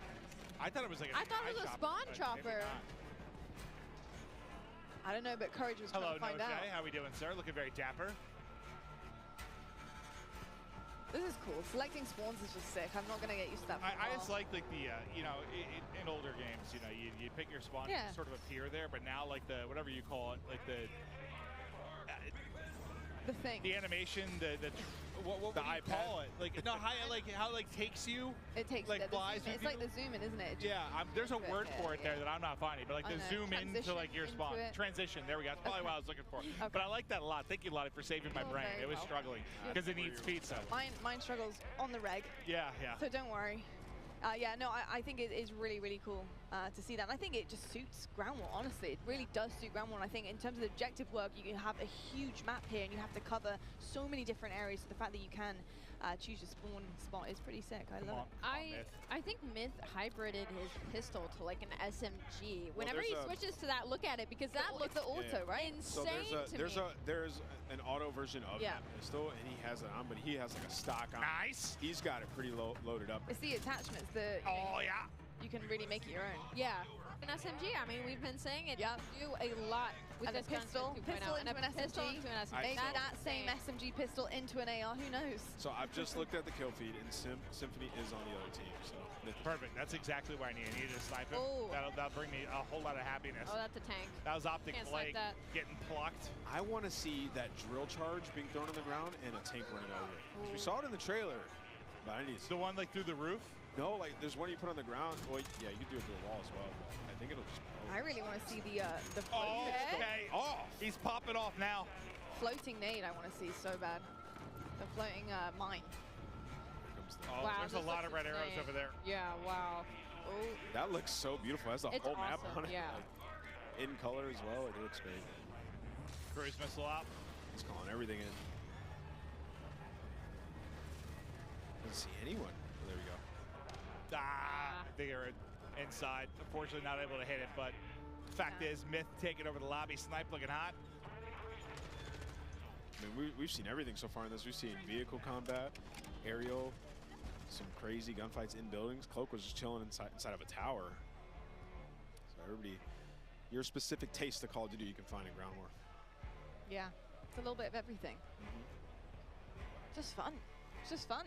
You can look a lot of the settings right now, you know, because it's never their fault. It's a settings problem. So I think we're on the hunt for what's wrong right now. I love going through this. It's just my favorite thing in the world. Just making sure everything's exactly how I need it to And you be. never thought it could be your thumbs? No, oh, no. I just really like tinkering with it. Oh, yeah. But do I blame it when I have failures? Yes, I do, Lottie. Oh, yeah. Yes, I do. No, It's I think rarely we all my do. fault, Lottie. We all do, to be honest. I understand that. Got a lot of red up there right now. Wait, Yeah, so you right? can spawn in a vehicle. You see that? That's dope. Yeah. Yeah, it says full, so I guess he's waiting for somebody to deboard. That's sweet. What? Did not notice that. Right, somebody get knocked out of it. I wonder if you can spawn in a chopper, in a helicopter. Must be. I believe we're going to be tossing to the floor soon. I'll tell you what, I'm going to see if in the 3 minutes I'm off camera, if I can eat an entire pizza. I'm going to try to. I would like to know if you You can. want to bring me some? Yeah, I'm going to try and find it. That's my We'd goal. like a follow-up on that for sure. This is Booyah here. These guys are all grinding. We're going to get to see some Warzone later today. It's going to be epic. It is going to be absolutely incredible. Well, I'll tell you what, folks, we're just about done here with watching this Ground War gameplay. We're going to toss it on down to the main stage to find out who Jess has got and who she's going to be talking to. Jess, over to you. Thank you so much, Lottie. Yeah, I'm actually here with one of my favorite streamers, Swisham.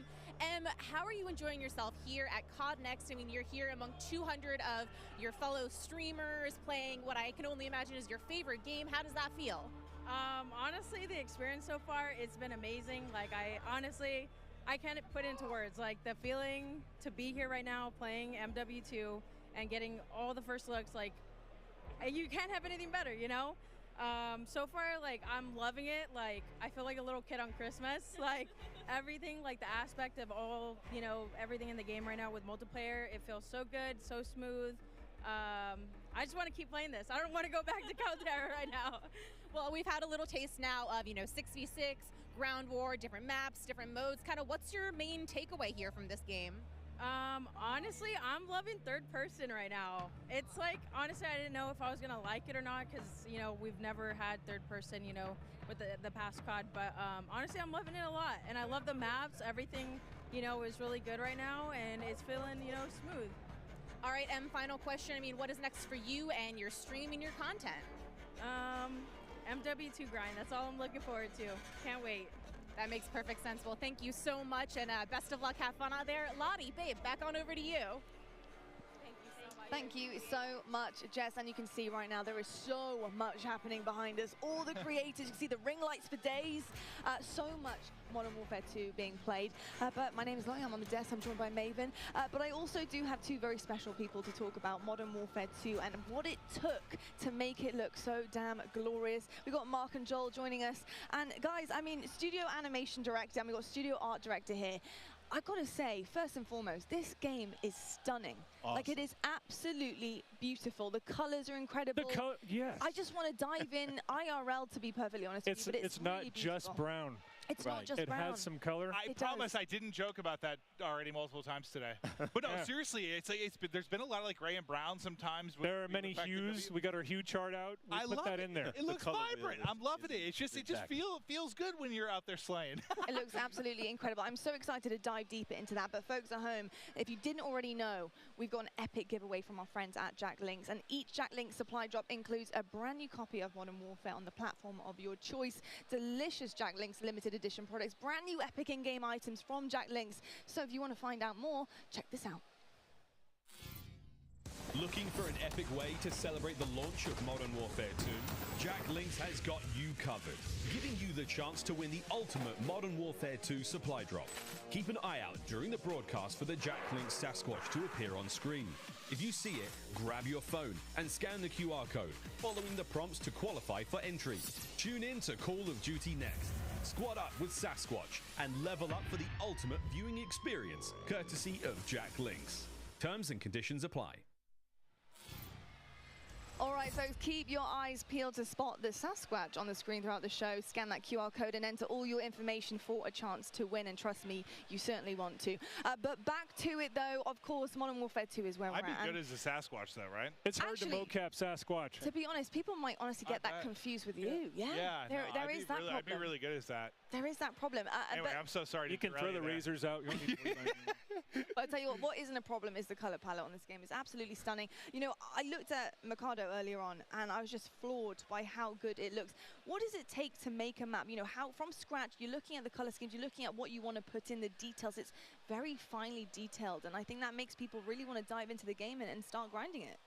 Well, I think like it's important to create an immersive environment, go out and capture reality, but you know, at the end of the day, it's all the details. And what's funny about making stuff like this is it's about what you leave out. You know, the real world isn't completely cluttered all the time. It's very, you know, kind of understated and things like that. So kind of holding people back sometimes because they want to keep going, and you know, especially in a game space, you know, that's important to pay attention. And then AI, putting AI in there and having a living world. I mean, that's just insane. The AI part is something that blows my mind, and I think it really brings such an incredible aspect of that realism, you know, that realistic effect that you guys are trying to achieve here in Modern Warfare 2 and in COD games in general. What does it take to make that happen? Oh my. Well, it takes a lot of like just research and reference that we use. Like all of us are mad action movie fans and cartoon anime and all that stuff, but that's the action side of it. Yeah. But we have to have that authenticity where we deal with our military advisors, all different branches of the military. We ask them questions all the time. We're always asking, hey, would you do it like this or would you do it like that? Most of the time they'll say, yeah, no, I wouldn't do it like that. That's Hollywood. You know? but they know that it's an entertainment product, so they definitely, you know, are in it to win it, always giving us the advice that we need, plus the extra, you know, pointers in here and there. Then we bring them into the mocap stage. Yeah. Get them suited up. You know, a lot of them never been in anything like that. You know, they're in spandex, you know, with the dots and stuff. Big tough guys, you know. But once they get going, I mean, it's amazing when you see a lot of the movements that they do. You know, they're like, wow, man, that's going to look good in the game. Yeah. You know? So yeah, it's just a lot of like effort and magic that goes into it. Mark and I go back on this all the time. It's what you're looking for also in the performance is the human mistakes. Yeah. Mm-hmm. You know, when people get scared, when AI gets scared, how do they react? When a soldier, like, you know, sometimes all these consultants do things perfectly. Right.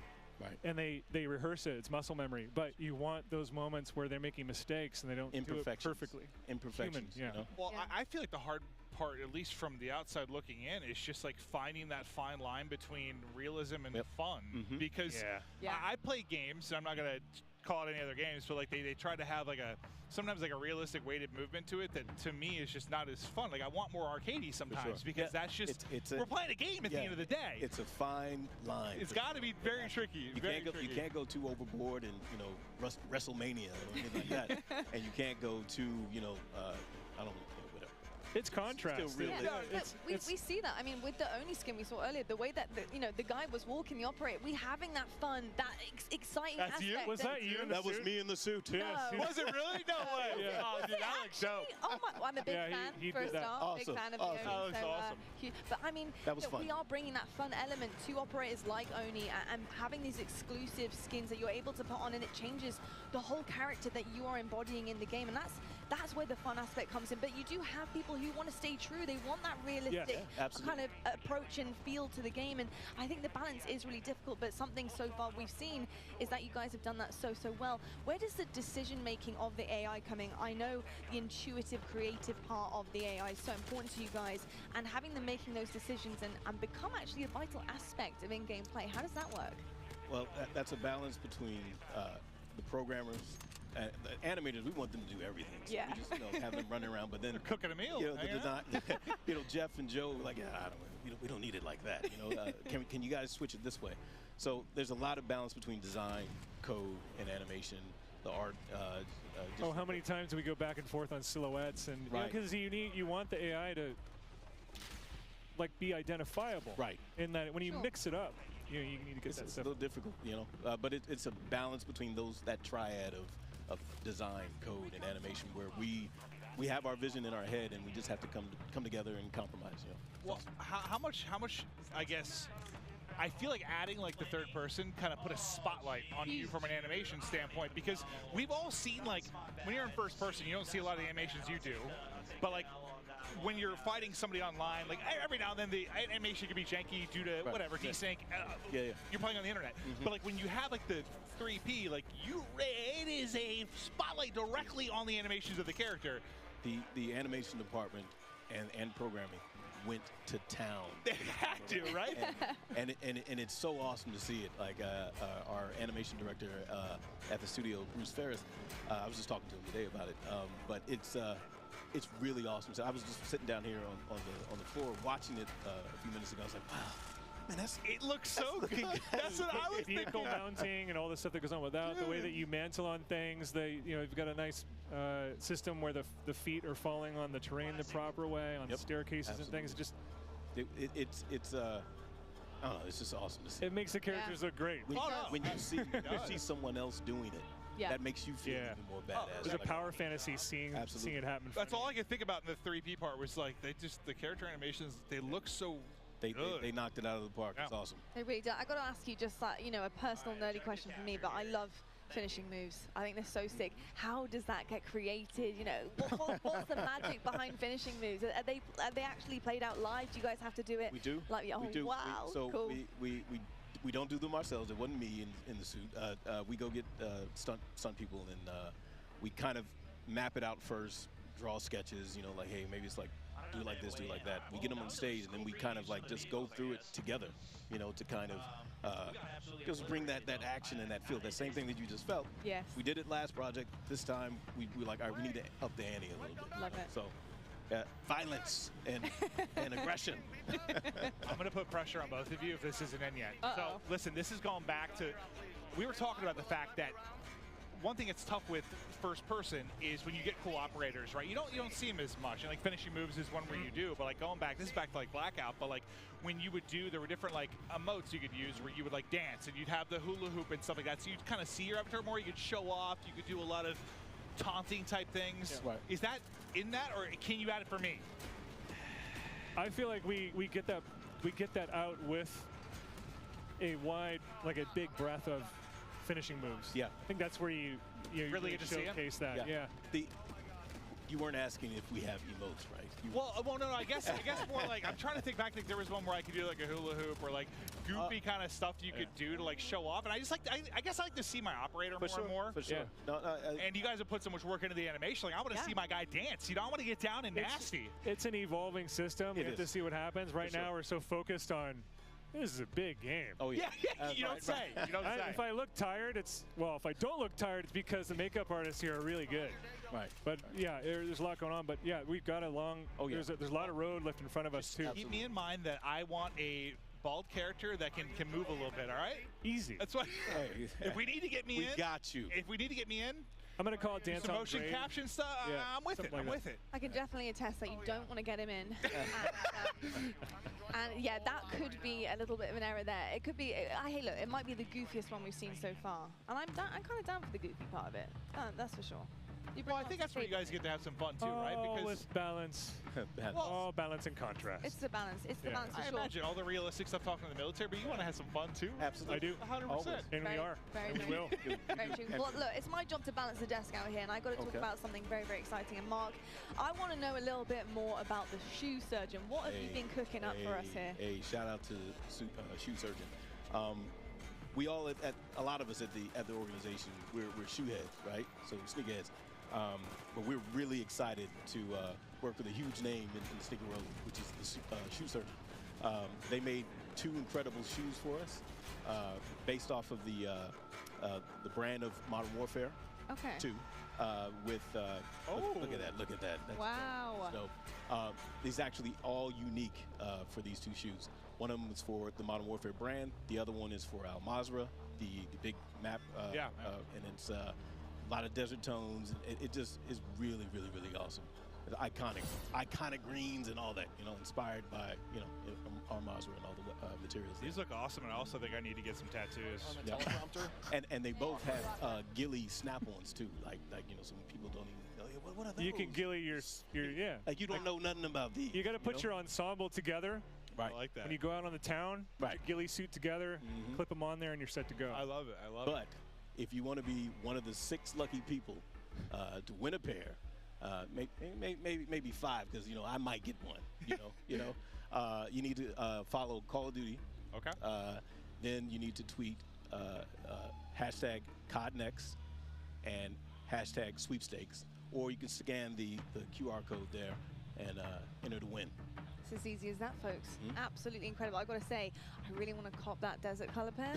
I want the Modern Warfare 2 one. Ooh, I like that. The iconic green. Yeah, the iconic green. Absolutely. I'm wearing it today. I've got to say, it looked pretty good with what I'm wearing right now. Did you see Joanna's pants though? I did. I mean, who didn't? Yeah, I mean, right. icons everywhere I look. Including on the stage, though, it's right now time to toss down to Beef Mummy and see what she's cooking up. Right down there with the content creators. Wow, I'm ready to have another slice of that action here in Warzone Mobile. Did you like that? Yeah, Little Caesars right here. We're ready for another round of gameplay here.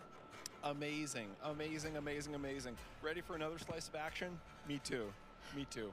So yeah, only in Call of Duty Warzone Mobile can you have the type of intense, up to 120 player real action. So let's get back on in and see what we have going on today. Well, you can already see it. It's after the turns of what we've seen here so far, because so far it's been absolutely crazy. It's been Warzone 2.0, it's been Modern Warfare 2, and now we're going back in here. We're going back to mobile. And now I'm pretty sure a lot of you guys at home are really interested to see what is happening with our streamers that we have here today. And if you don't have it yet, comment down below what were your favorite moments here yet again, because we've had so many things happening already. Incredible, incredible. Now, and one of the things that we wanted to make sure we do is go over. Let's talk to some of the talent, talk to some of our friends, see what's going on. Why don't we head over there?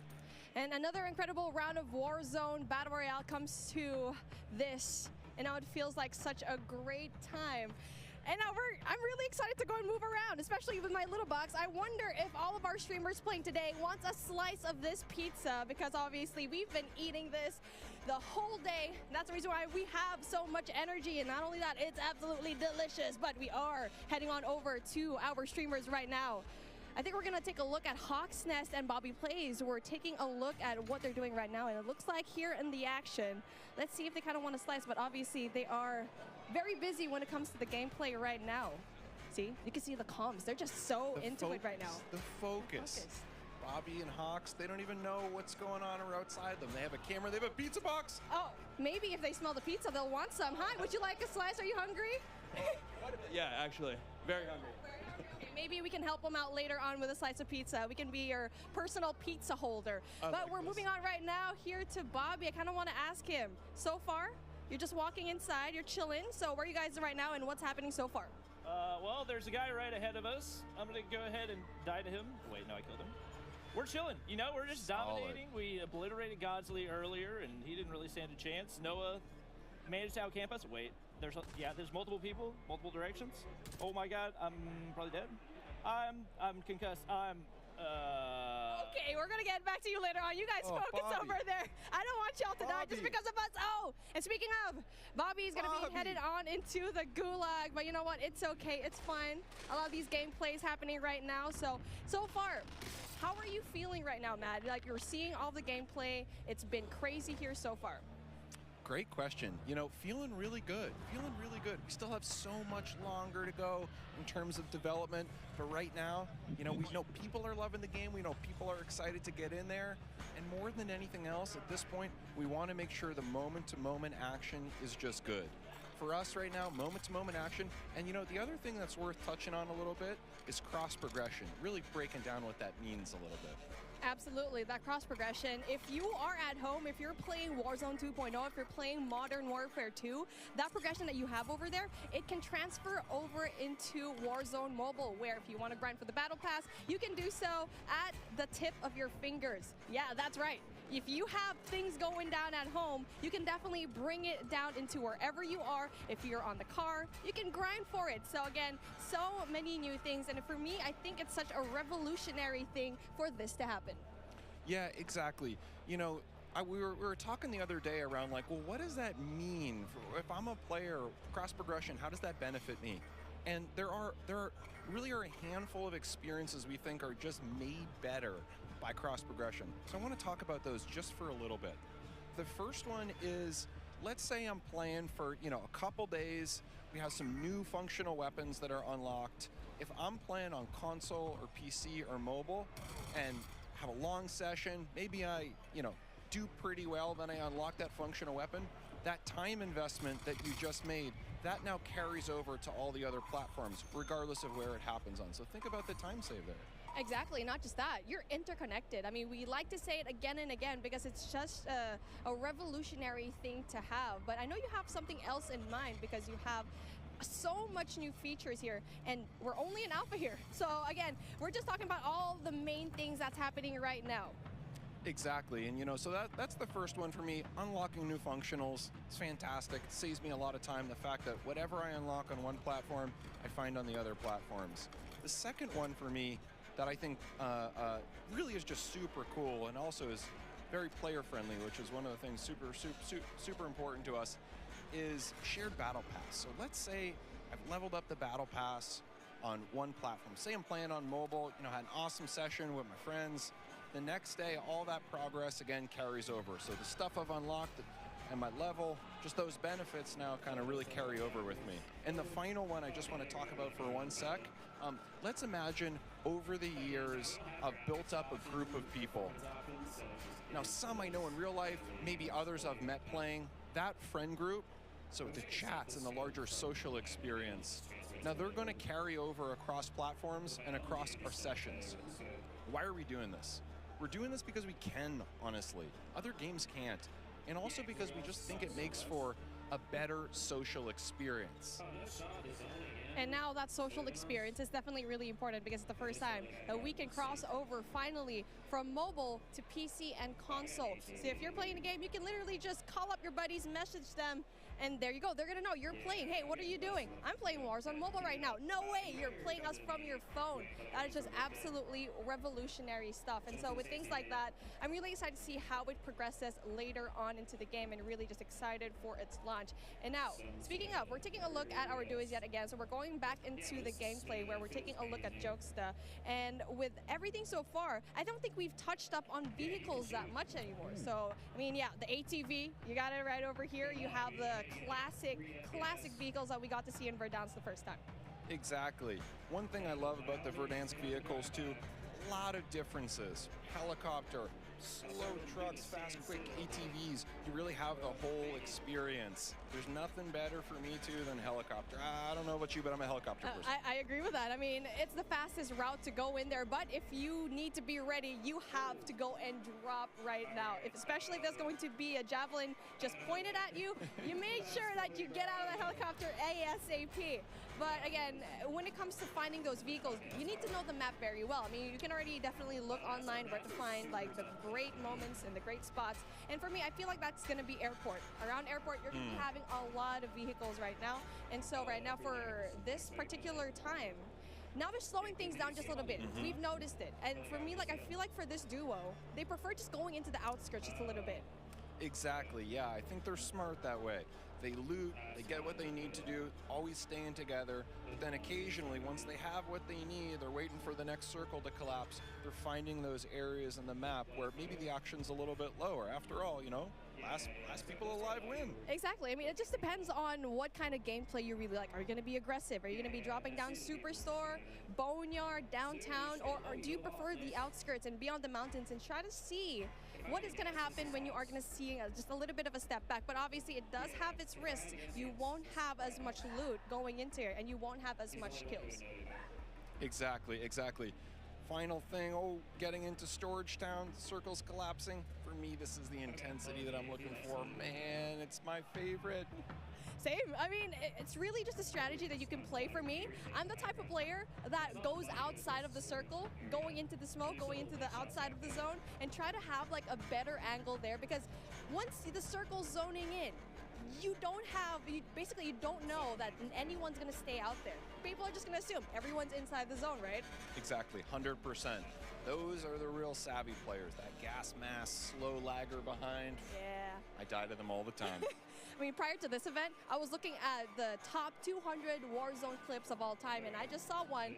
I hope it gets to see it here in Warzone Mobile, where you get to see so many more highlights from outside of the zone, repositioning themselves, especially at the outside of the zone. But hey, take a look at that. Speaking of another highlight, we get to see it. Noah from YouTube tries to go in there, getting all those kills. Really just breaks the armor, but doesn't really quite get the kill just yet. But then obviously has the advantage of the scope. Not only that, high ground as well. So I feel like we haven't talked about the high ground so much here, because it's just so important to have that kind of height. Exactly. The way we think about it internally is, how do we find the right mix of gameplay experiences? So you need that close quarter combat, you need long range for sure, but the way you combine those two with verticality in certain dense areas, that is special. And I think for Dansk, especially the area we have, the area we're in right now on the outskirts of Storage Town, it has that in spades. And now with that in mind, I feel like you have all that verticality. What part of the map do you think is best when it comes to having that height advantage? It's a great question. So for me, it's actually the area we're in right now. I love the intersection or the kind of borderlands between Storage Town and Boneyard. I think it has the best of all the environments. So for me, when I'm playing, start in Boneyard, head up to Storage Town, and if I'm lucky and the circle abides, stand in this area. And you know, I'm just so proud to say that starting today, as we've said before, you can pre-register for free on the Google Play Store.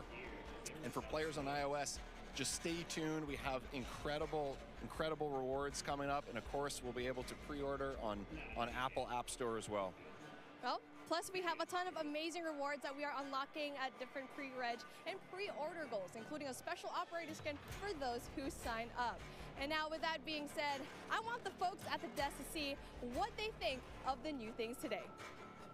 Thank you so much, Beef Bummy. What a day it has been. We're almost, are we nearly done? Not even going to try to guess that one. Now, though, it's time to take a look at some of our best plays so far. Brought to you by HyperX, because that's right, guys. We've been playing COD all day, and there's only one Tommy Truant. It's a 1, it's a 2.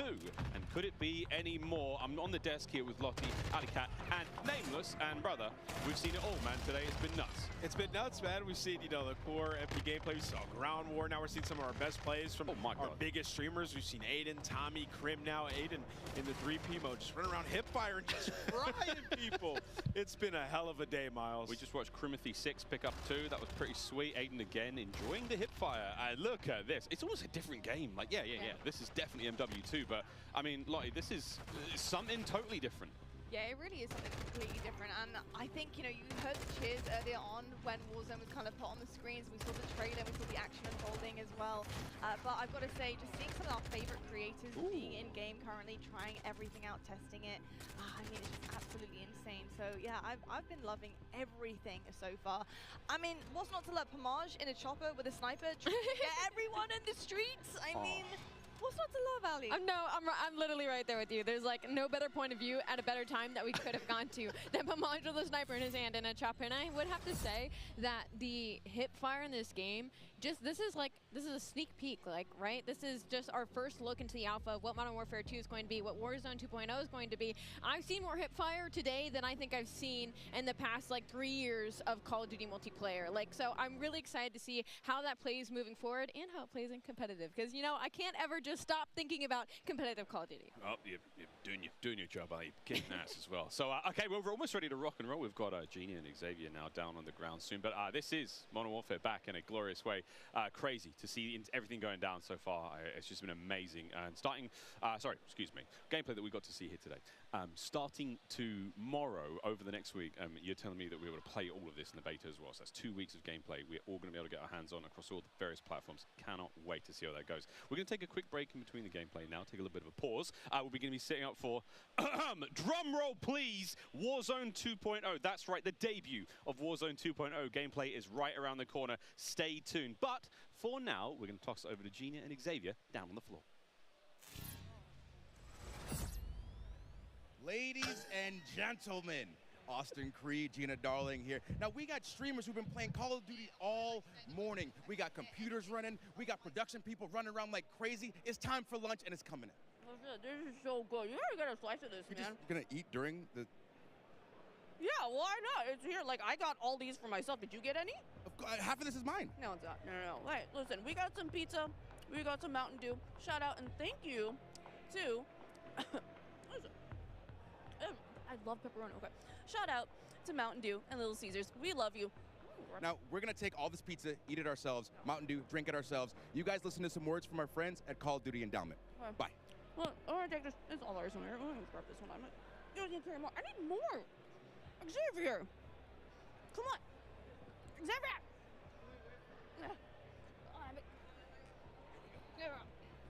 What is this?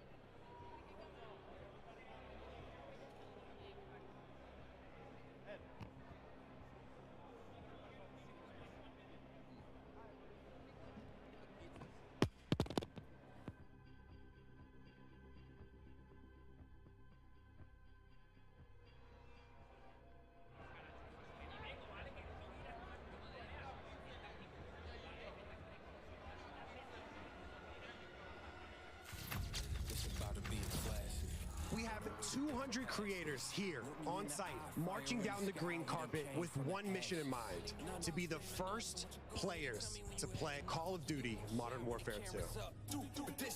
And there is so much in this game. There is almost too much. This is like one of those days where I enter and my hopes are so high. And what are you looking forward to most when it comes to Warzone 2? Prisoner rescue. I'm looking forward to using that inflatable soldier decoy to mess a lot of players. Kill streaks, I think. I'm honestly here just to learn as much as I can to prep for Old Men of Optic, because those guys are very old now. So maybe some OG maps coming back. A map that everyone can play. Honestly, give me a broken shotgun. What's your favorite game mode and Mountain Dew flavor combo?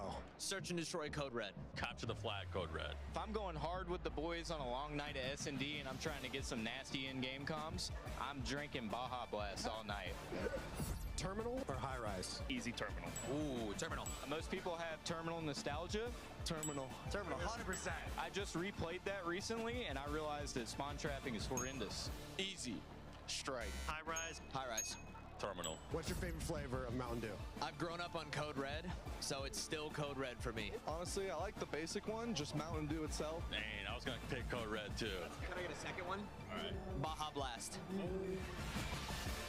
Starting October 17th, unlock dual double XP, COD points, and also an exclusive Mountain Dew skin in Call of Duty Modern Warfare 2 when you buy specifically marked Mountain Dew.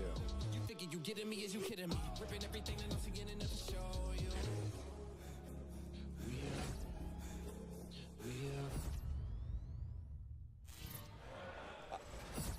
right, here we go. Dan, it's been a while. How you doing, sir? It's great to be back with you, Maven. It is, it is. We've got a lot to chat through. Listen, you are here for the Call of Duty Endowment. Tell me a bit about it.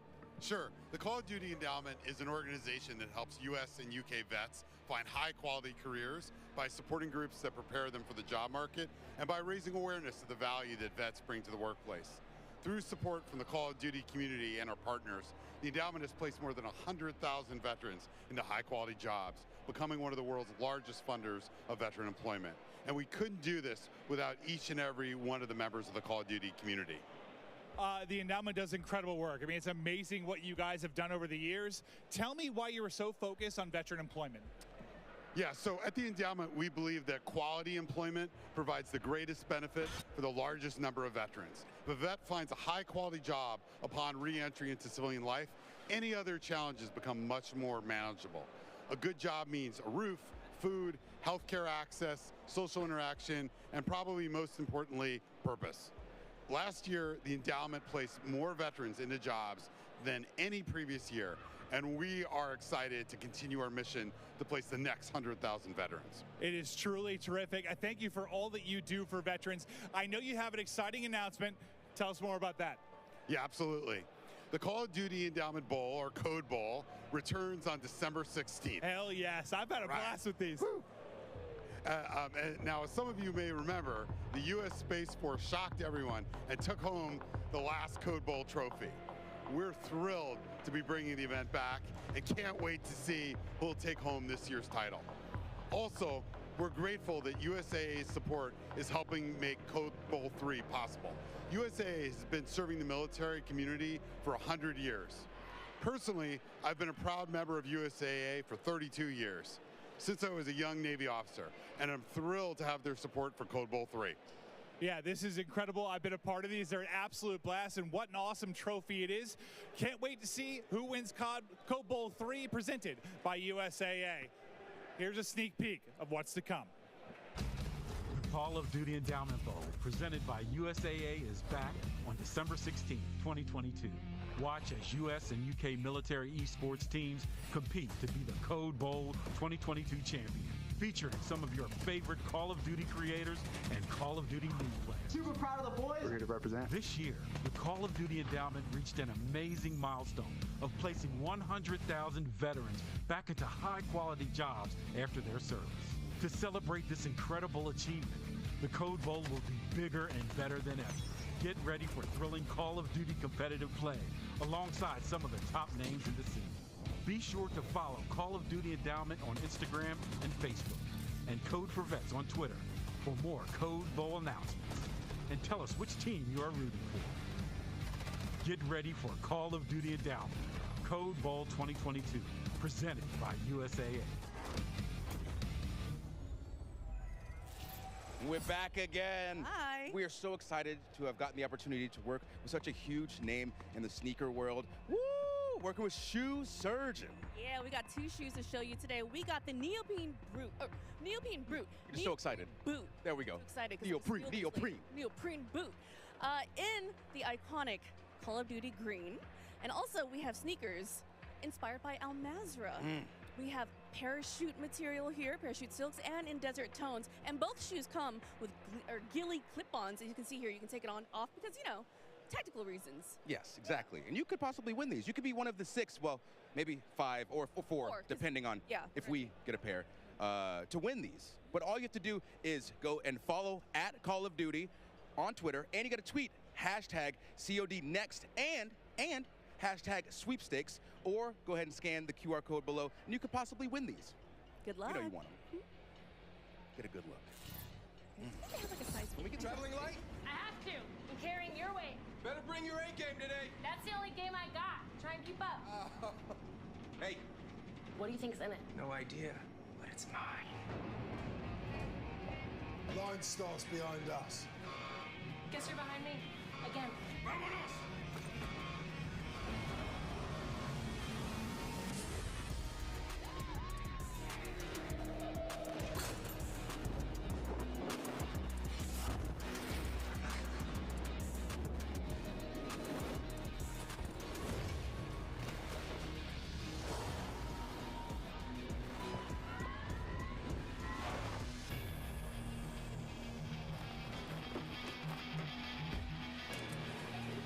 Adios, amigos.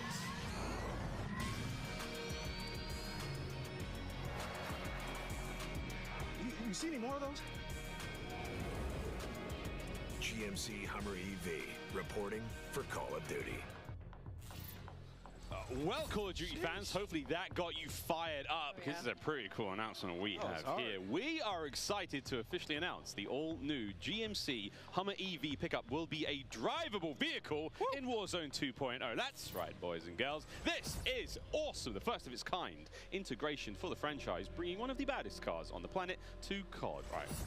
Let's just get to the facts, all right? The Hummer EV is the first and only fully electric vehicle in Call of Duty Warzone 2.0. And it doesn't stop there. There are some amazing features to the vehicle in-game too, such as rapid acceleration and a unique sound seating and for the whole squad, off-road capability, and not to mention the vehicle's badass look. So when Warzone 2.0 launches this fall, players should be on the lookout for the Hummer EV in Al Mazrah. And actually, the Hummer EV will make an appearance in MW2's campaign before its debut in Call of Duty Warzone 2.0 on November 16th this year. Clint, a new vehicle for Warzone. Our whole squad's going to be in there. We're going to be road tripping around Al Mazrah. I am pumped, man. And as we gear up for Warzone 2.0 gameplay and more Warzone mobile gameplay, we want to emphasize for all the viewers out there again, all that Modern Warfare 2 multiplayer gameplay you just saw, well, you're going to get to play that in the Modern Warfare 2 beta. That starts tomorrow for PlayStation players who have pre-ordered, then goes open for PlayStation players on Sunday through Monday. And don't worry, Xbox and PC players out there, the beta will start for you next week with an early access period starting next Thursday, and with the beta going live for all players next Saturday. The beta is going to contain a ton of content, in-game rewards for playing, and oh, by the way, if you have pre-ordered the Vault Edition of Modern Warfare 2, you get to use the Red Team 141 operators and FJX Cinder Weapon Vault in the beta. There's no excuse to not take part in this. But to make it super easy for you guys, scan the QR code below. Oh, and by the way, if we haven't even mentioned, by pre-ordering any edition of the Modern Warfare 2, you get to play the campaign up to a week early. This has never been done before in Call of Duty. Think about it. Getting to give campaign your full attention before diving in on day one into multiplayer. This is awesome. You know what? I mean, that's not all. That really isn't. You've all been seeing a ton of great action on the groundbreaking Warzone mobile. But just to remind everyone out there, again, that you can pre-register for your free download of Call of Duty Warzone mobile now on the Google Play Store, just in case you needed a reminder. Don't forget, get your phones ready. I know you're going to be playing the game on your phone, but check this out. Hey guys, Berg here, and I am thrilled to be one of the first to pre-register for Call of Duty Warzone Mobile. And now, you can too. Scan the QR code at the bottom of the screen to be among the first to drop.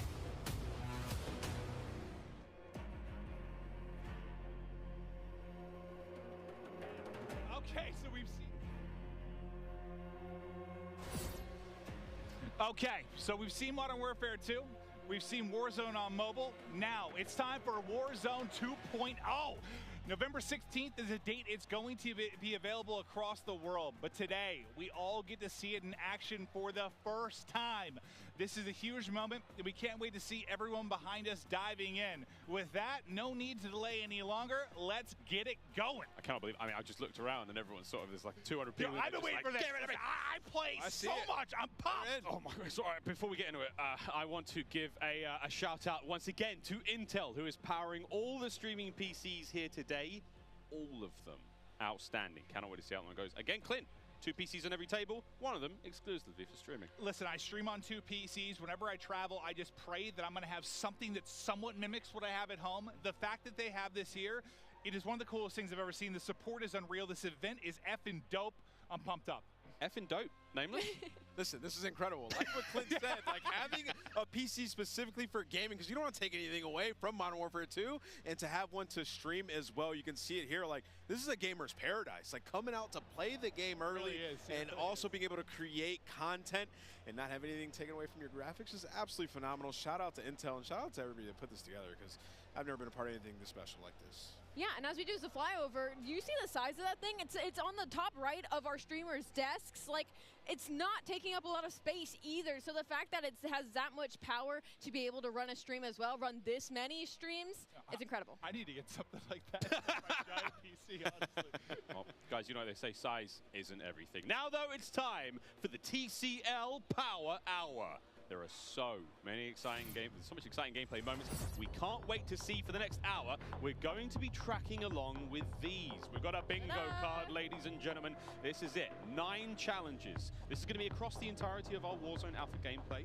And basically, you've got to try to manage to nail a couple of these. Name us any fun ones? Yeah, I mean, fall damage, death. Tim's going to get Timothy. 100%. He has to, right? Ledge hang elimination. Like, I'm looking at some of the CDO guys, like looking at Zuma trying to get one of those Crim. It'll be interesting to see this bingo card. Who can complete it? Ali, vehicle elimination. We've got so many vehicles now to play with. I'm so excited. Like, one of my first introductions into Warzone was with, you know, the Berthas, was with all the vehicle kills. So now with also that hover being in, how dope some of that action's going to be. So tell us what you at home are most excited to see. Tweet at TCL_USA and let us know what you think. Don't forget to include hashtag CODNext and hashtag TCLXCOD sweepstakes during the next hour, and you'll be entered for a chance to win a TCL TV. I actually think we almost all have one of those. They're amazing. I got one of those. I got one too. A couple years ago, I've been using it ever since. That thing's elite, so make sure you answer. Oh, make sure you do enter indeed. Well, Glenn, this is it. We've waited. The world has waited. Warzone 2.0. I'm one of the greatest Warzone players on the planet, and I'm excited to see some gameplay. Listen, No, okay, I'm not at all, but we have made it there. This is the power hour. This is when the stream goes off the rails and some craziness happens.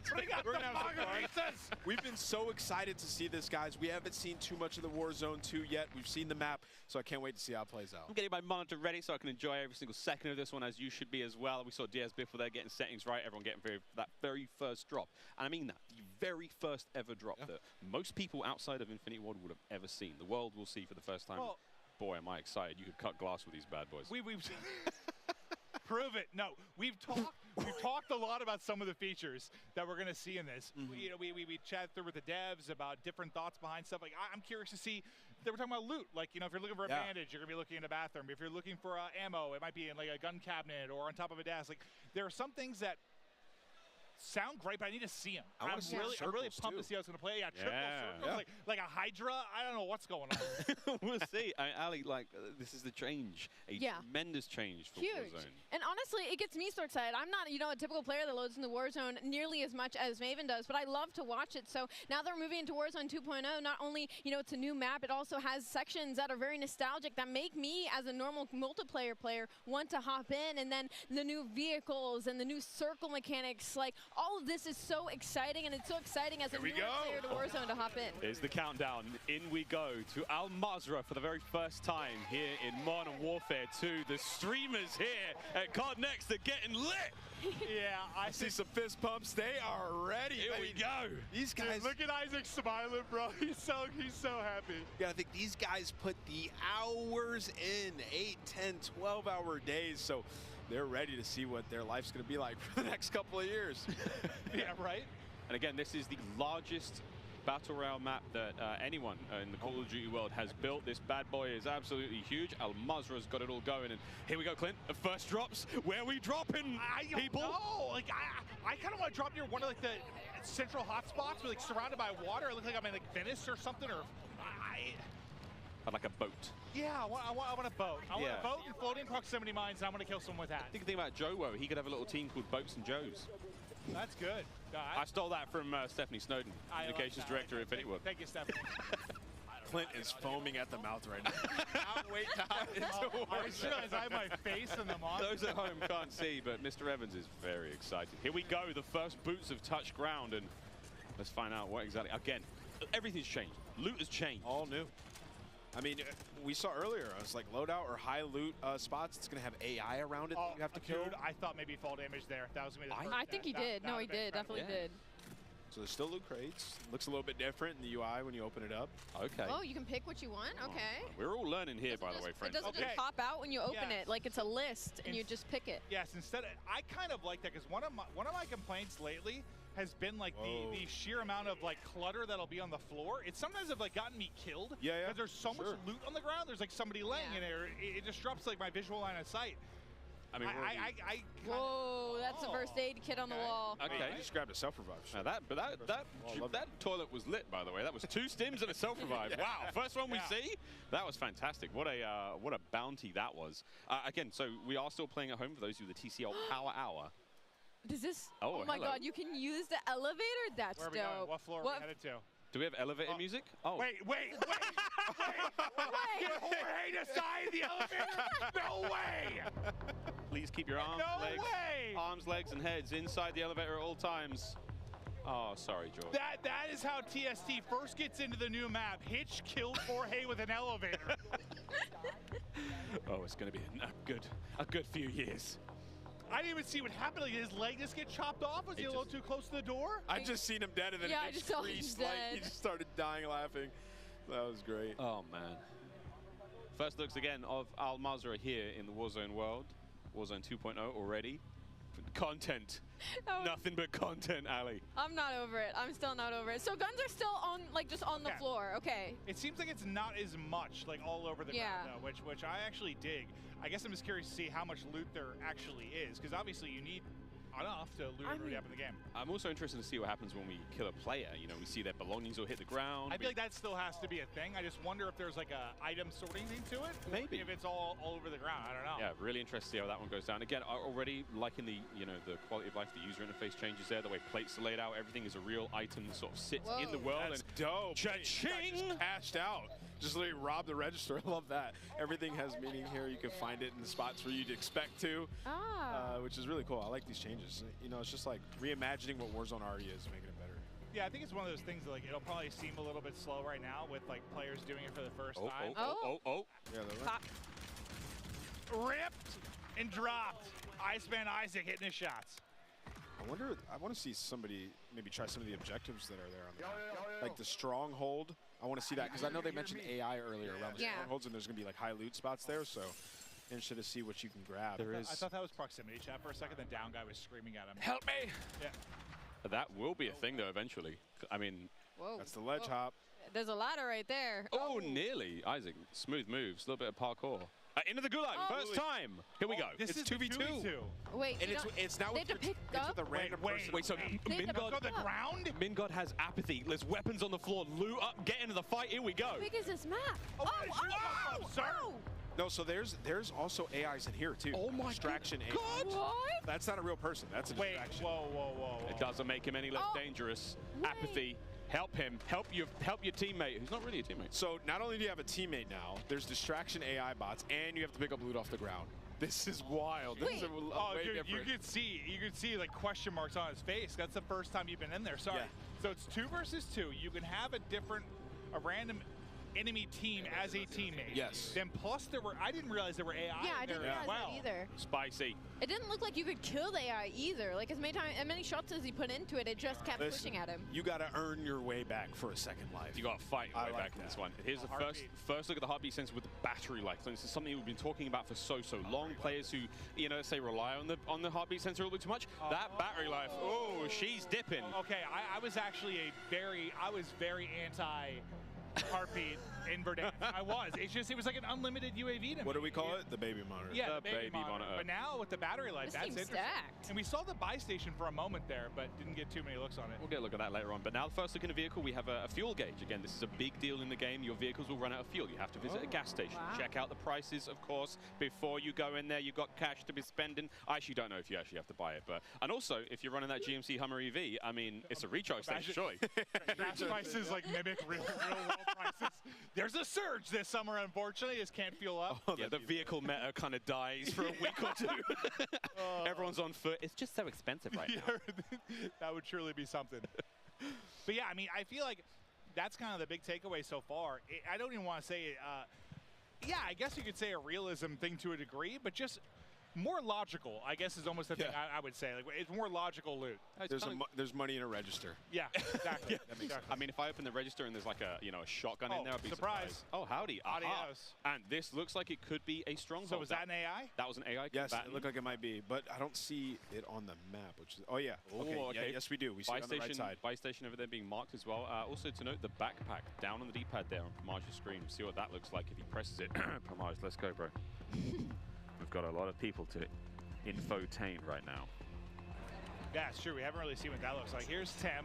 Maybe got a pistol. he might have already fallen to his death once or twice. Not entirely sure, but Tim and Ninja. Look at this dynamic duo. Wow, what a duo. What was this? Tim's just excited, happy to be here. It's like a looting system, bro. You gotta pick stuff up. I love how he's explaining That's it. that's a good assessment. You got to pick stuff up. Tim's like, okay, you can't just put the food in your mouth, you have to chew it. Yeah, you have to chew it before you swallow it. Like, yeah, man, you got to pick it up, brother. He cannot get through this window. Ooh. Is that a bot? He shredded that guy. That was the AK-74U. First time I've really seen that played with today. Tommy, Cloaksy, and Swag. What a fun team that is. They have activated something on the top side of the screen. I've got no idea what this is. Jack, Jeff, Joe, if you're here, we need you. We are excited, but we are ignorant. Yeah, this is one of the new objectives. And I just saw your text about assisting you with your situation. I was also mid-segment. Just FYI, I wasn't ignoring you. I just saw that. Thank you. I just looked at my phone for 1 second and needed help with travel.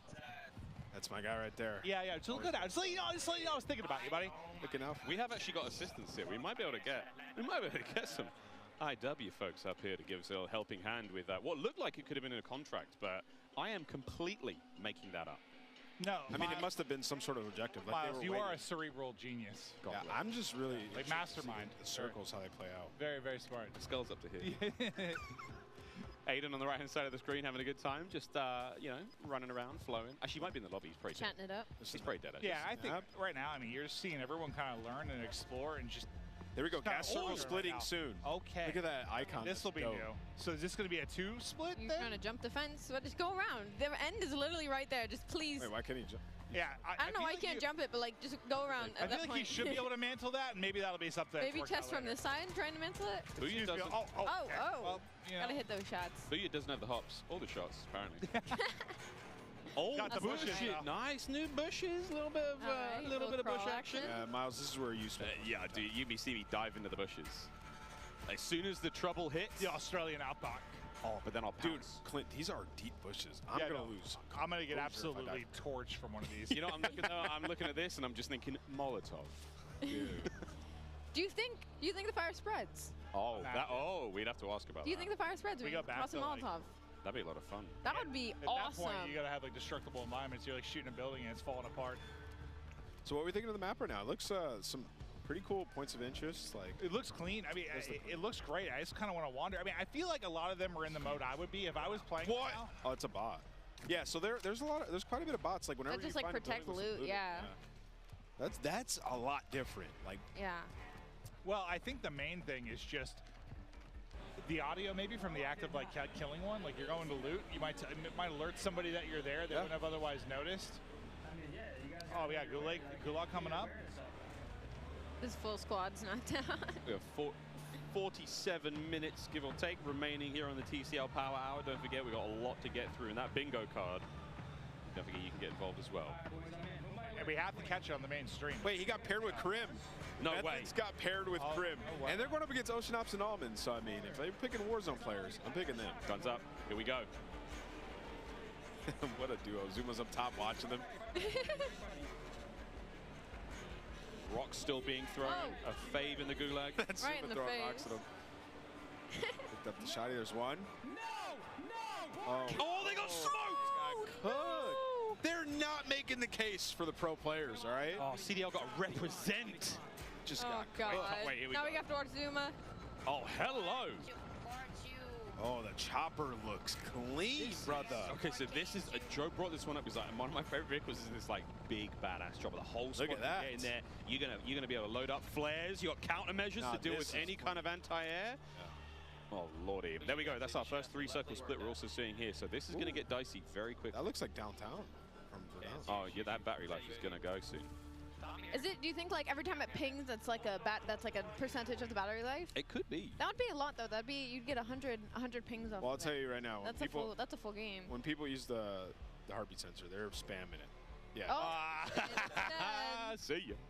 Well, let's see what happens again. I wonder if you can go to a gas station, find batteries maybe, or if you just have to put that thing down. Maybe just sort of steps gets it going, or maybe the sun recharges it. We'll find out. Go to Hydro Dam. Hydro dam. Then we got a socket and a USB-C. Yeah, the UI of the loot and all your stuff down there looks super clean. So that looks like the backpack as well. So again, a different loot, different sort of inventory system than we're used to. That's the backpack. That's cool. So you can pick up a different. Yeah. So you know you can hold on to a ton of stuff. Does it affect your movement speed? It's like. Ali, I don't know, mate. You're learning as much as I am. Yeah, that's fair. That's fair. Where's Joe?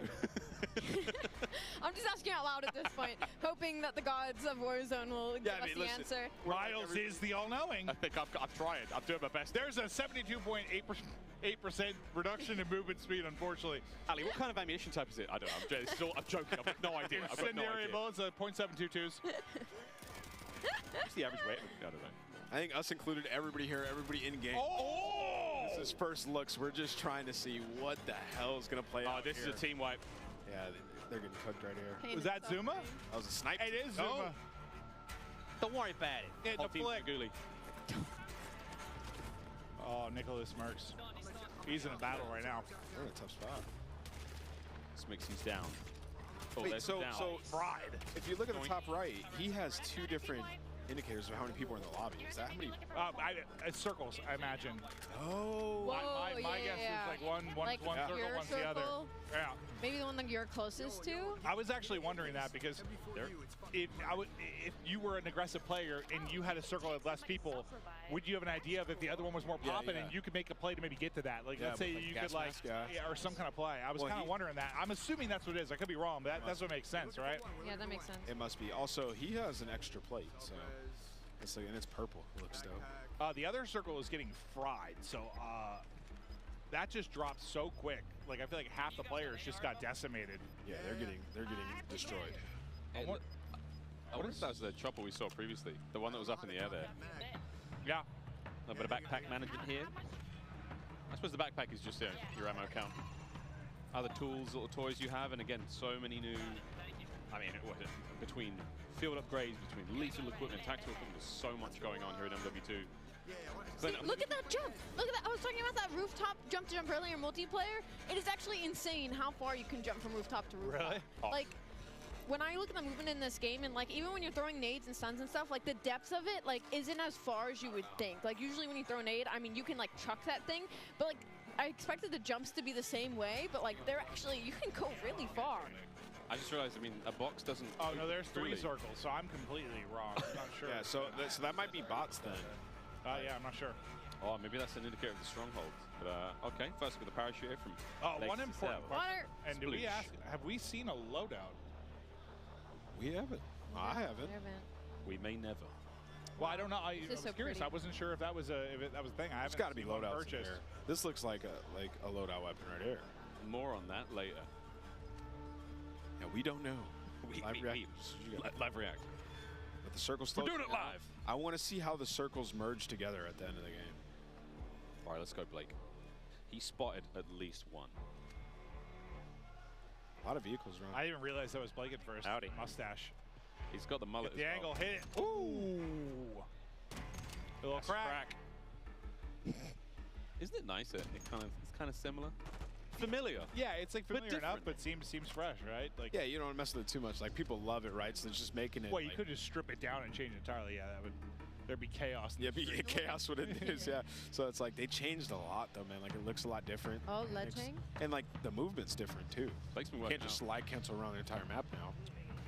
I'm trying to fill out my bingo card.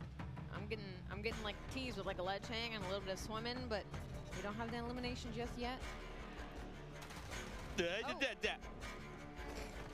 Run, Blake. Oh. Uh-oh. Here they come. This is a 1v. Oh, yeah, no, it's done. I was going to say, this could have been a 1v3 survival. This team's there, though. Oh, wait, it's still on. And they're frying. All right, listen. Wait a minute. The Warzone squad's going to take it out. That's oh, wait, it's Biffle. Never mind. No, it's Biffle. Biffle's back. Here he goes. He self-res and just popped up. Yep. Oh, he's smiling. I wondered what happened there. The self gets off. He makes the play. He's got a streak. Okay. Look how much cash he has. Okay, so it is still on the ground. This reminds me a little bit more. It looks like stuff's divvied up. This is a little bit more like a combination of Warzone and Blackout in the sense of like Warzone, you know, it had all the loot in the ground. Blackout, you'd have like a backpack and you'd open that and seal the stuff. This is like it has it on the ground, but it segments it off into various things. Like you had your armor, right? You had your mask, you had your backpack. So it's kind of like a hybrid between Warzone and Blackout with looting, I think. Yeah, you remember the times ground loot. Yeah, remember the times that you're trying to like, I just want to pick up that gas mask, and there's 100 things on the ground. And you can't find that one thing on the ground. You know, it's like trying to lift Thor's hammer. Yeah, that was like a nice. I want this one thing. I'm gonna grab that. I'm gonna look at this item on the ground, pick it up, done. I can't tell you how many times I just run over loot. I grab everything. I'm like, oh no, I left my sub. Let me go back. And grab it again. So it's like it's clean. You just like can't make any mistakes there. 3 circles almost coming to a close here. This is a spicy one. He's got paper, 15 grand in his pocket. Send him in a buy station, see what he can get. Yeah, can we hit a buy? I mean, firstly, you have to buy a teammate back. I think everybody here wants to get that first win so bad. We are 40 minutes into the TCL Power Hour. We're 40 minutes in, or we have 40 minutes left? 40 minutes left. Okay, let's say. Don't trust me. Oh, no, you said that? I was like, dude, time is flying. I was really into this because we have teleported in time. Like I'm Doctor Who. Hey, why did you go? I don't know. Hey, this has been my favorite area of the map so far. That building was dope. Like a prison almost. Can you go on that mountain over there? I'm more interested in this giant mountain. You have to be able to. It looks like it. Looks like it's part of the map. I love high ground. It's my favorite. That bed's very dirty. Oh, hello! Oh, God! Is that a zombie? Hey, I've always thought about it, man. Imagine like a real horde of zombies on a Warzone map. Kind of did it in Blackout. I'm talking full-blown, you know, World War Z. I want like a little bit in Fortune's Keep, a little bit in Blackout at times, but not like a Daisy. All right, so go. So you saw the buy station there was a section that said buy weapons, so you can buy a specific weapon in the buy station. That was interesting. Oh, here comes the circle move. Well, that makes me think loadout might not be as much of a thing. Yeah, because it said buy armor, buy weapons, and then I think it was buy ammo or something. Uh-oh. Come on, Cloaksy. Hit it. Don't get run over. No, he's getting ripped. Oh, his teammate just dropped and eaten like an enchilada. I might be hungry because I...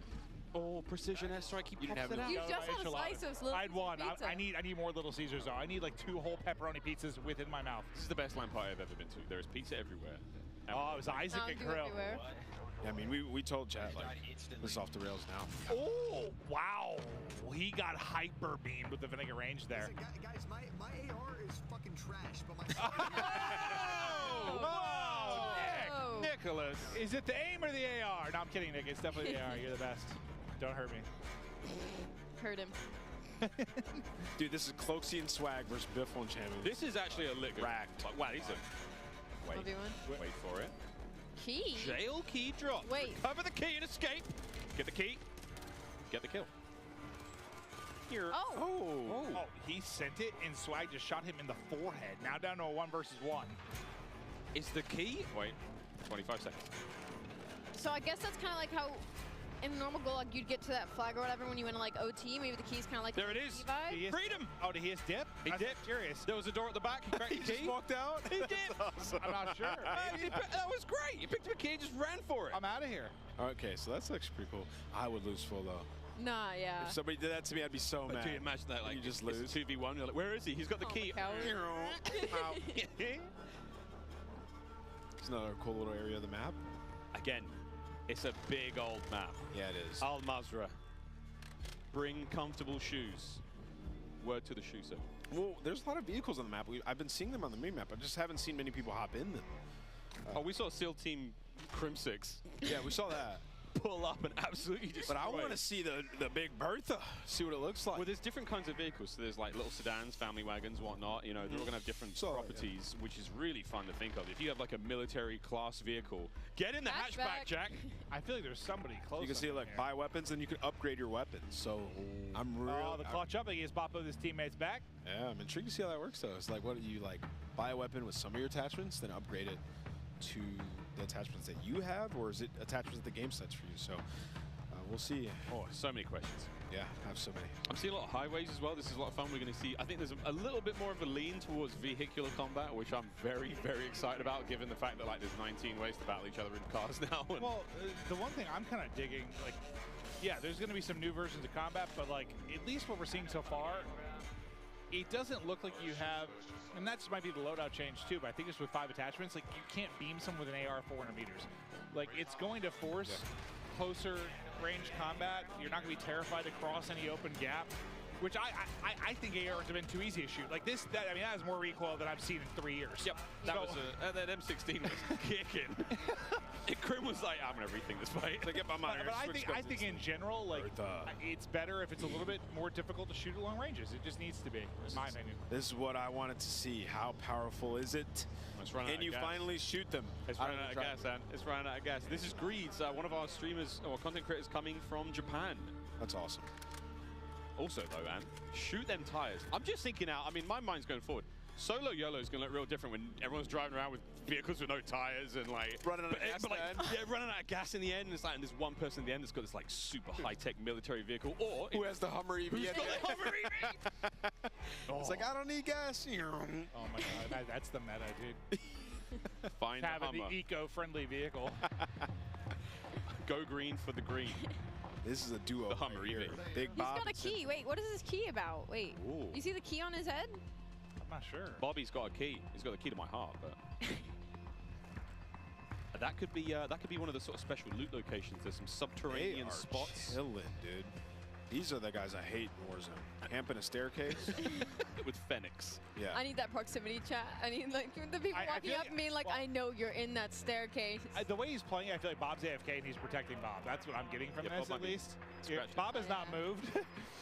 Because the Symphony I know does not run up and down staircases 400 times. This guy has to be in fights over and over. He literally has to hold forward. So I mean, if you think I figured about something was going on. This is a really important map. Like whoever wins this, like they hold the record for most wins in Warzone 2.0. Like it's your stream title right there. Just get it up there. Yep. Just get it up there right away. World record holder.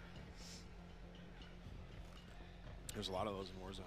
Getting a very sort of strong. I'm liking the different areas we've seen so far. This is the most sort of urban area we've seen. Clint, like high, I mean, there's a parking lot here. We've seen some high tower. We've seen some stairwells again. What was that?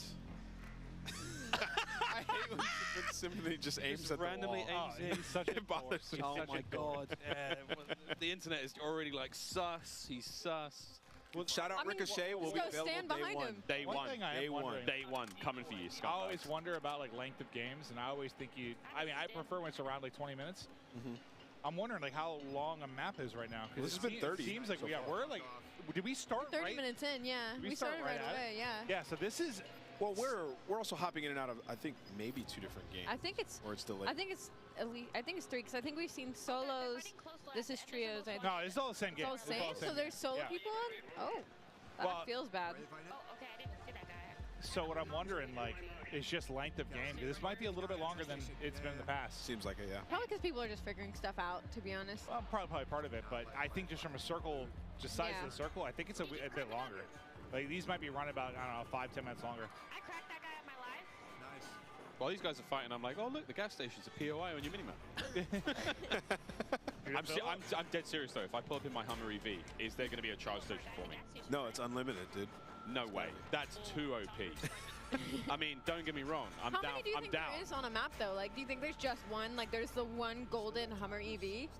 I don't know. Or maybe I'm excited. I'm just talking out loud. I know it seems like I'm asking Miles, like, you have all the answers. I've got a piece of paper in front of me that it's the bingo card. Again, we haven't seen a vehicle elim, ledge hang elimination, most wanted card. We haven't seen any of these just yet. Here we go. Fall off. Die to. So this is. It's still the bright spot of this for me was Jorge dying. Oh, it doesn't count. Does that count? It doesn't count. Come on. Doesn't count. No, he got shot. This is really where. I'm going to count that. I'm counting I'm counting it. I'm putting that on my bingo They're card. now in the 6th circle, and there's 20 people left, so. This is about to get insane. This is about to get insane. Oh, the National Bank of Adal. I wonder if you can go in there and get some cash. I am very much behind Wild. I'll do a little dive in for the res, but I'm very much behind like crazy end games. I love the leaning coming out of Hitch. It's like he's in game, actively moving. Yeah, he is. Look how leaned up he is. Oh, here we go. No plates. I'm praying. Oh my god. Oh, this is a welcome team looks sight. a little bit more decked out. Wait, decked out? They've got different color armor. Most wanted target eliminated.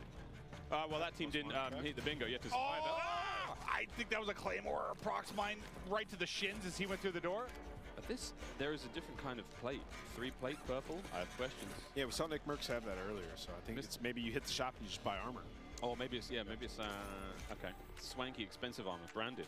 Yeah, I've always wondered if we'd have something where it's like a helmet in game, you know, where you don't get knocked by one snipe or something. I'm not sure if that's the case, but. Oh, that looks like Crim's. I mean, we've only seen one M16 of the game so far. Is that Crim's one? Is he dead? Is he down and out? Might be. Observatory ahead of us, one of the higher points on the map as we've seen so far. So this is, I mean, look at Al Mazrah. She's gorgeous. See you, Jack. Oh, Jack is dead. Absolutely. Oh, that's Jorge. So they got out of that situation they were in, I think. They were able to get the kills. They look like they crept through the wall. Yeah, let's stay on board here. Look how small the circle is. We're going to see who ends up taking this one, but it looks like it's just Hitch. He's trying to save the squad. Blake's down, and there's a thermite sitting on. It's holding them back with the thermite. Yeah. The fire looks. They got to rotate though, so maybe we have to be careful here.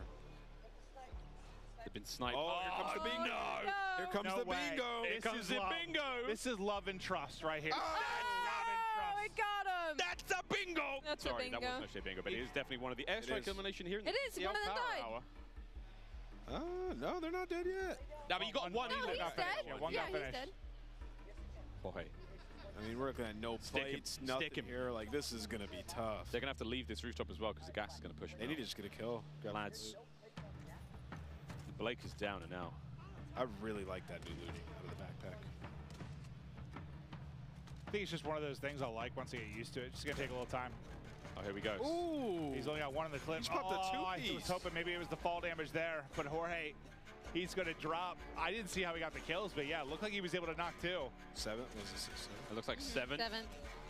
There's a handsome man blocking the view there, but over to Nick Merckx. Final 4. Oh, they're in a great spot. Rotation coming in here in a second. This looks dope. This little tent that they're in. I mean, this would be nice if there wasn't. Oh, so it looks like you can only plate up. I see. You can only plate up to 2. You have to get something to do with a full plate. Yeah. It's a big fight. Oh! I thought it was maybe like a helmet or something like that, but I see what you're saying. Nick's chilling. Still has plates to go with. I didn't realize it was limited to 2 at first. Let's see the gas mask, how that operates. Reload. Just there you go. For the dub. 3 teams remaining, 6 players. They've got what, 2 left up, so it might be like a 2v2v2. He has the inflatable decoy to play with as well. That could get really funny. Oh no, you're in trouble now. This is a good decoy time. Just pop it. I got you, swing. I love mixy endings. This ending is dope. Oh, this is so sweet. Coming out the gas, still across the bridge. You get the knock. It's just Nick. It's just Nick. It's on the right side. It's on the right side. Plate you, plate. Here they come. Oh! Oh! So 1v1. 1v2? 1v2, right? 1v2. Oh, no, he's res. You're right. It's 1 player up because his teammate's still up. 1v1. Oh. Where are they? Oh, to the right, to the right, to the right. There they are! Oh, that head is not going to be fun. There it is! That's Nick with the W. Ah, Nicholas Merckx. And a 3-piece to close it out, too. Wait, was that a 1v3? It was? It was. That was a bingo. Bingo! Bingo. Oh, there it is, the first time. Nick Merckx, your first ever Warzone 2.0 winner. Oh my God. Get in the chopper. Get in. Oh my God. All right, it was lit. We're in for a good few years. That was lit. I really enjoyed it. I think the map was really cool. Played a little bit slower, but I think it's just people figuring it out. And then towards the end, Yeah, I wasn't even sure. Was that like a 2v3v1 or a 2v2v2? I'm not even It was sure. a 1v3 survival. Bingo, baby. So Nick's who was feeling the himself. solo on that? I was trying to like figure out the situation at the end. Like Nick was just popping off. He's just frying. Yeah, I was a little 100%. too turned to see what was going on there, but I mean, hey, that was fun. Well, here we go. 1v3, check. We saw airstrike eliminations as well, I believe on that whole rooftop. I don't think we got bingo though. We didn't get, but we got that at the very least. Ooh, no one got multiple grenade kills. Okay, 2 down. Unless we missed it. Please tell me someone fell to the death. I gotta see a decoy elimination.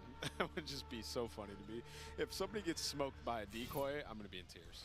Tears. True tears. GG's once again. Congrats, Nick Merckx, the first ever Warzone 2.0 winner. World record holder. World record holder. Yeah, no, unbelievable. Of course it's Nick now. Dude, when we were watching him earlier, like in the 3P game mode, he was looking disgusting. Like he looked like the best player we watched in the 3P. He has a lot of experience there. Now, just hop right into Warzone, making plays.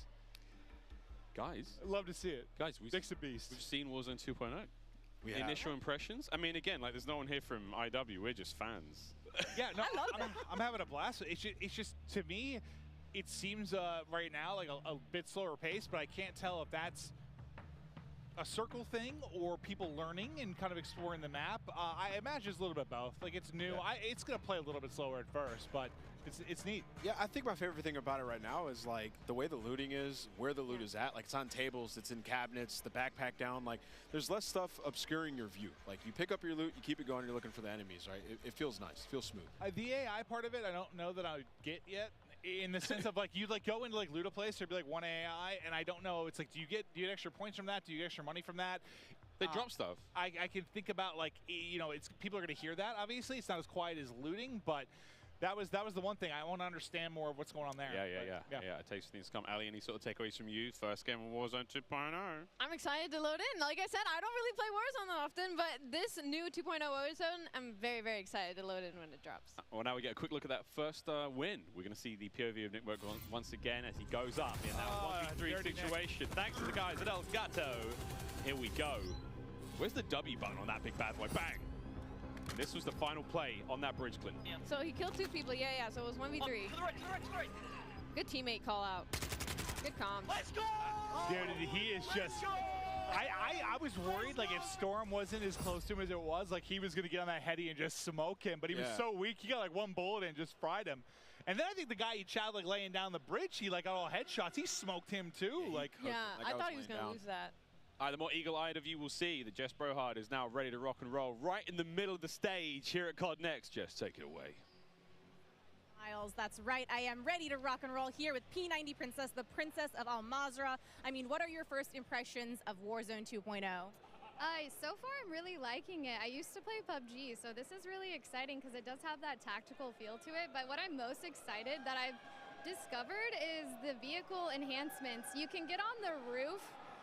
You can jump out at any moment. You can switch your seats, which is exciting. That kind of has the vehicle, tactical play style that you can throw in there with every match and kind of mix things up a little bit. So I'm really excited about that. And everything feels pretty good. It's very new, so it's going to take some time getting used to, but so far so good. I'm having a lot of fun. And what do you think about those circle reworks? The circles are interesting. You got to pick the right circle, you're not sure. I don't know, I'm going to have to try it out. I haven't made it to the circle zone yet, so. Well, then finally, we're here at COD Next among 200 of your fellow content creators. What has been the highlight of this event for you so far? Honestly, the highlight's being able to sit next to Huskers, my partner, and play games, and we have a lot of fun. But I did just kill him in the brand new gulag for the very first time, so that was really rewarding and really exciting. But it's been a lot of fun seeing everybody and, just seeing all the gamers out and about again after everything we've been through, so it's nice. That's awesome to get to share this with your IRL duo, but for now, that is enough from me as well as P90 Princess. Back on over. Thank you very much, Jess. Well, we're back at the desk. Jack O'Hara joining us once again. Hey, mate, we could have done with you a minute ago. We saw a lot of things. We had so many questions. Very, very fun, though. Super excited to see more of that later on. But first, if you are just joining us, Jack Links have an incredible giveaway. Here are all the details. Each Jack Links supply drop includes a brand new copy of Modern Warfare on the platform of your choice. Delicious Jack Links limited edition products, epic in-game items, and check this out on how to enter. Looking for an epic way to celebrate the launch of Modern Warfare 2? Jack Links has got you covered, giving you the chance to win the ultimate Modern Warfare 2 supply drop. Keep an eye out during the broadcast for the Jack Links Sasquatch to appear on screen. If you see it, grab your phone and scan the QR code, following the prompts to qualify for entry. Tune in to Call of Duty Next. Squad up with Sasquatch and level up for the ultimate viewing experience, courtesy of Jack Links. Terms and conditions apply. All right, folks, there you go. Keep your eyes peeled and spot the Sasquatch on the screen throughout the show. No, I'm not the Sasquatch. I know what you're saying right now, chat. Scan the QR code and enter all your information for a chance. Absolutely. Win. What are you talking about, Maven? You've been doing that quite a lot today. Yeah, I don't know. These accents come out of me. But all right, I do have some questions. Okay. First, the one thing I was really curious about, like at the top right with the player number, there was like 2 different columns. What were the different player numbers? So that one is explaining to you the different numbers of people that are in each circle. Okay, so that's what my first guess was. Okay. Yeah. Yeah, and the old information of, right, like who's alive, how many squads, etc. So the top bar, I think, was like your normal numbers, Right, and then the next one, I play a lot of Warzone, so I'm going to get a little bit nerdy. I just have questions. Other thing, we didn't see a loadout. Is loadout in or not in, or did no one buy one, or what's the deal there? So right now in the build, the loadout drops are not in, and you're going to buy stations, and you're going to strongholds to acquire the rest of your loadout. So you can go in, you can select, have weapon setups, etc. that you'll then find the buy station and inside the strongholds as well. That's one of the big questions I had. I was certainly wondering about, because we saw like you could buy, it was like a weapons tab you had when you went to the buy. We didn't get to really look at it much because we're hopping around. We didn't get to see a whole lot of it. Yeah. What with the AI that were in different buildings, like when people were going to loot something, there'd be a random AI in there. Well, I guess I want to know, what is the impact on game? Because obviously, if you have to fight that, someone might hear the shots, right? You're not like looting silently, but what is the impact on the game within that, like, I guess, system?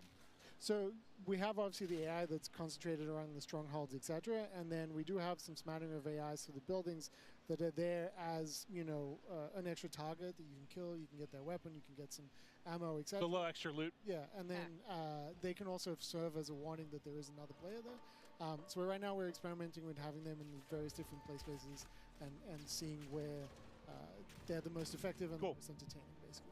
Jack, as far as armor plates go, like a little UI thing here, there's a full-plated character has purple-colored armor plates versus the blue ones. What's going on there? So there's two sides of armor plate carriers, essentially. So you're picking up the 3-plate carrier, and that means you can go to 3 plates, essentially. Okay, that's a lot of fun. Okay, all right. Now, I also noticed within the backpack, we saw Nick Merckx carrying C4 while also having, a frag grenade and a smoke grenade. So if I've got a backpack, is that a separate pickup on the ground as well, or is that something that your character comes equipped with because they're already a badass? So what you have is you have the strip at the bottom, which is your loadout, and then your backpack, you have a starting backpack that is a certain size, and then in that you can put extra items and you can hold duplicates of things that you want to keep. That's a lot of fun, yeah, because we saw him run a C4, and at one point he's like, I don't feel like C4 right now. This is very useful. He's able to swap that out in real time, and excellent. Oh, my God. So I know in a lot of ways, Blackout was the first iteration of this, and you have Warzone come out, which improved on a ton of things from a quality of life standpoint, but it feels like there's, like, at least from a looting standpoint, some similarities there, because you used to have, like, the backpack where you could carry multiple items. Then we shifted, like, everything on the ground. This seems to be like a middle ground to kind of meet both qualities of life, which I find pretty dope. Yeah, we wanted to let players to be able to accumulate kind of the arsenal that they're going to carry through the match with them, and kind of be able to equip some items, some that in other game modes might be persistent, etc., that they might want to keep inside their backpack and then carry out of the match with them, etc. So is the backpack that you start with, that's your backpack for the whole game, or is there an opportunity to ever expand your backpack? And if you can, does that affect the movement speed on the character if you pick up? That's a very realistic question. Ali, you're right. I'm sorry. I can't carry many things on a day-to-day basis, Miles. You should see me try to bring my groceries into my apartment building. It takes a very, very long time. So I was just wondering if that was one of the realistic things that was implemented. Fair. So there are different size backpacks, but they do not affect your movement. Okay, don't affect movement speed. That's the question I had. Oh, also, in the Gulag, it seemed like there was an AI that had popped up at one of the points that we were watching. It didn't seem like it was a killable AI, though. It seemed like he put a bunch of shots into it, and it never went down. Are they even killable, or? He is killable. Okay, so maybe the person we were watching was just bad. Yes. It takes some coordination to kill them. Okay. And that's not his final iteration, but he essentially is definitely killable. Okay. And if you gang up with him with 2 teams of 2, you can essentially take him down and get a reward and get out of the game. Okay, cool. Yeah. And if both teams take him out, So can everyone get out? Yes. Okay. Well, for those of you looking on screen right now, phones out. It's time to scan that QR code. Jack Link Sasquatch, he's on screen. I know you remember the video. Scan away, friends. Sprat now making a quick drop. Any particular hotspots you've got there, Jack, that you like? Well, Hydra is always going to be fun in my heart, which is the one we're looking at right now, because that was one of the first ones we made. It was one of the first ones to incorporate the water and have the river running through it and having a little bit of current that can drag you along. And obviously a ton of fun boat chases through it, etc. It's a good place to find a boat. So this one's always going to have some funness in my heart, and I'm sure that the rest of the development team as well, just because it was the first one. It's really sweet. It's kind of like the heart of Al Mazrah, where it all kind of began. Exactly. Are there any sort of fun Easter eggs that you guys, as a development team or the art team, have maybe put in the game that we can find as players? So there's definitely a few locations that you might recognize. Maybe. Some in downtown, some in the airport, and some in the quarry. And then as you start playing the game, you'll discover little locations that are kind of little secrets and places to explore. Yeah. I check out off the coast. There's some wrecks that are underwater and places to swim. Wow. So I mean, depending on how if you hit, sorry, Mavis just. I don't know whether it's. Listen, I came in with a question. I need to go back in time to the gulag, but I nearly choked on a piece of pizza. But now I'm okay. While you guys were talking, I put down 3 of those. Very, very impressive. Thank you, Little Caesars. But oh my God, I'm okay now, Mouse. Shout out to Little Caesars, yeah. No, it was amazing. I was eating way too fast though. But I want to go back to the gulag real quick. Can you kind of take me through, I guess the various ways you can get out? Like what are the combinations of it? Because you were kind of saying both teams can get out. How does that work? I guess I want to get a little bit more understanding of how the whole ecosystem of the gulag works. Can I pause that? Is this a stronghold, Jack? We'll get back to the gulag when someone's in there. This looks. I saw flags. I've seen sort of markings, and there is an assault now. Tim's down. Oh no. Okay, so at the same time, this looks like a stronghold. The icon on the top side of the map, is that telling you what's going on there? Correct, exactly. What does the little skull mean? To the right of that. That was his teammate that just went down. To the right of the stronghold icon in the sort of top center of the screen, just underneath his compass. Oh, there's just underneath his compass. That's indicating that you can go to a black site essentially. Oh, okay. And this is one of the more sort of secret locations, high level loot. Okay. Okay. Do you need a key for that, or is that sort of first come first serve? Once you've accomplished once you've taken down a stronghold, then you will be able to get a key to the black site. Yeah.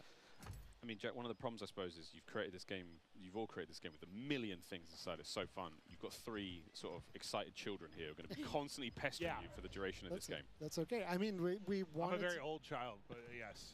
We all are inside. Yeah, right. We wanted to make this thing where, as you keep playing, there's just more and more things to do, right? So we're just always looking to put some depth in there, some things that once you've played 50, 100 matches, that there's new things for you to go and explore and try out, etc. I think this is. Well, you can already see the pace picking up a little bit. I don't think we saw anyone with more than 1 or 2 kills. Aiden on 7, and I think as people get more comfortable, the pace of play will obviously pick up. But I do want to say, okay, I'm just gonna say it. The first iteration of Heartbeats pissed me off because he just listen, every time I would die and spectate, just Heartbeat over and over and over again, 400 times in a row, just Heartbeat, Heartbeat, Heartbeats, little rodents crawling around, just doing it over and over. And I was just like, listen, it lasts for, it's like a UAV you have forever. The battery life almost made me sing for joy. So thank you. It literally almost made me sing for joy. How does it work though?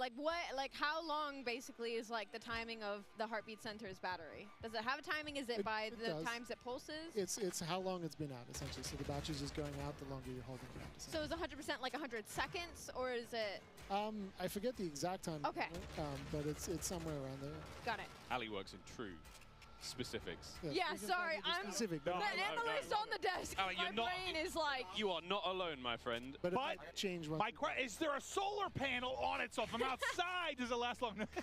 And once the battery is one of those ones that you can't take out. So once you're done, you're done. It's a one and done. That's a very important question around the fuel in the cars, though. So are they tied to real life market prices? So if there is a surge in gas prices, is it going to be more difficult to get gas in game?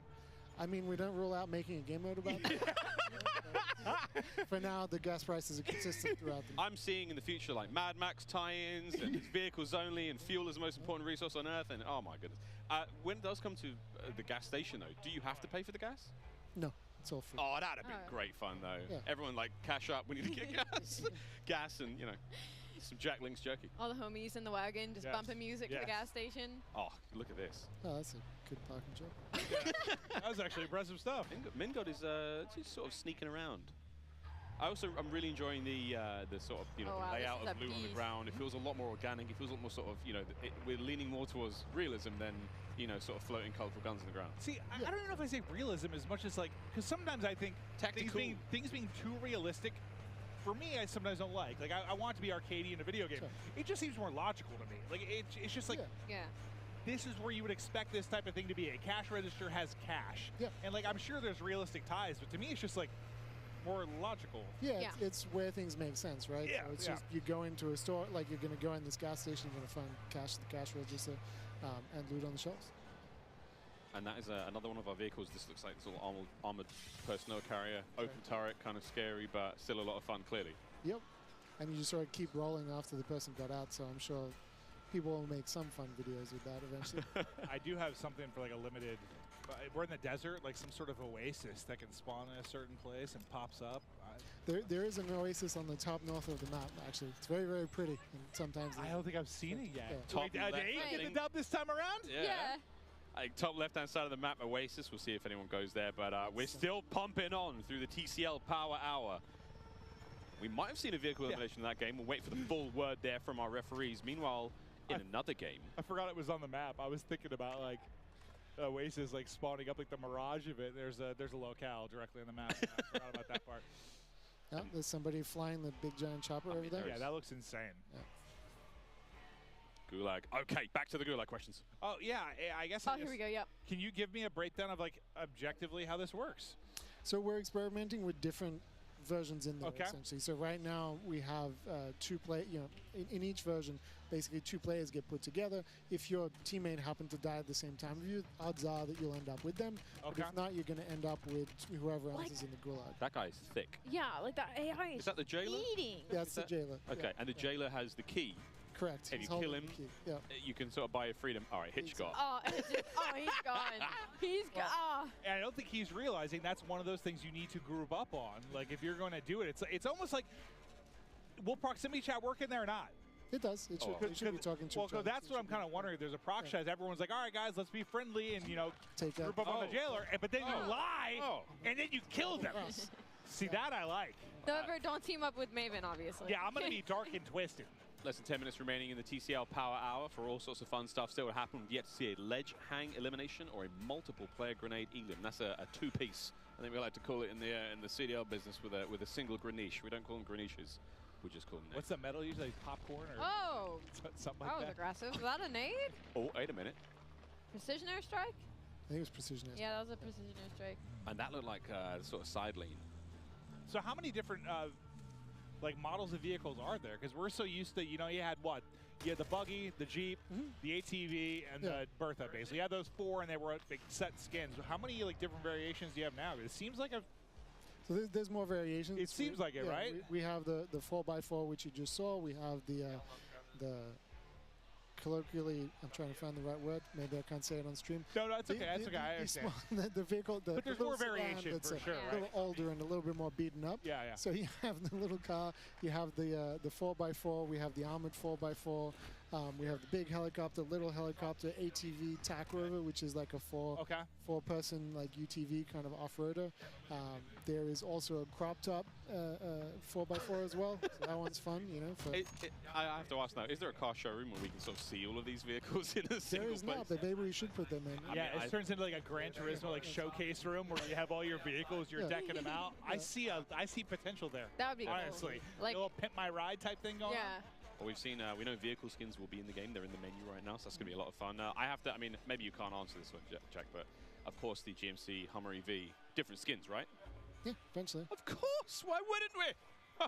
That'll be a lot of fun though to see that go down. And also, do we know how the refueling situation works there? So the EV situation is that there are electrical power stations at the gas stations as well. That's great. I'm very relieved. Yeah.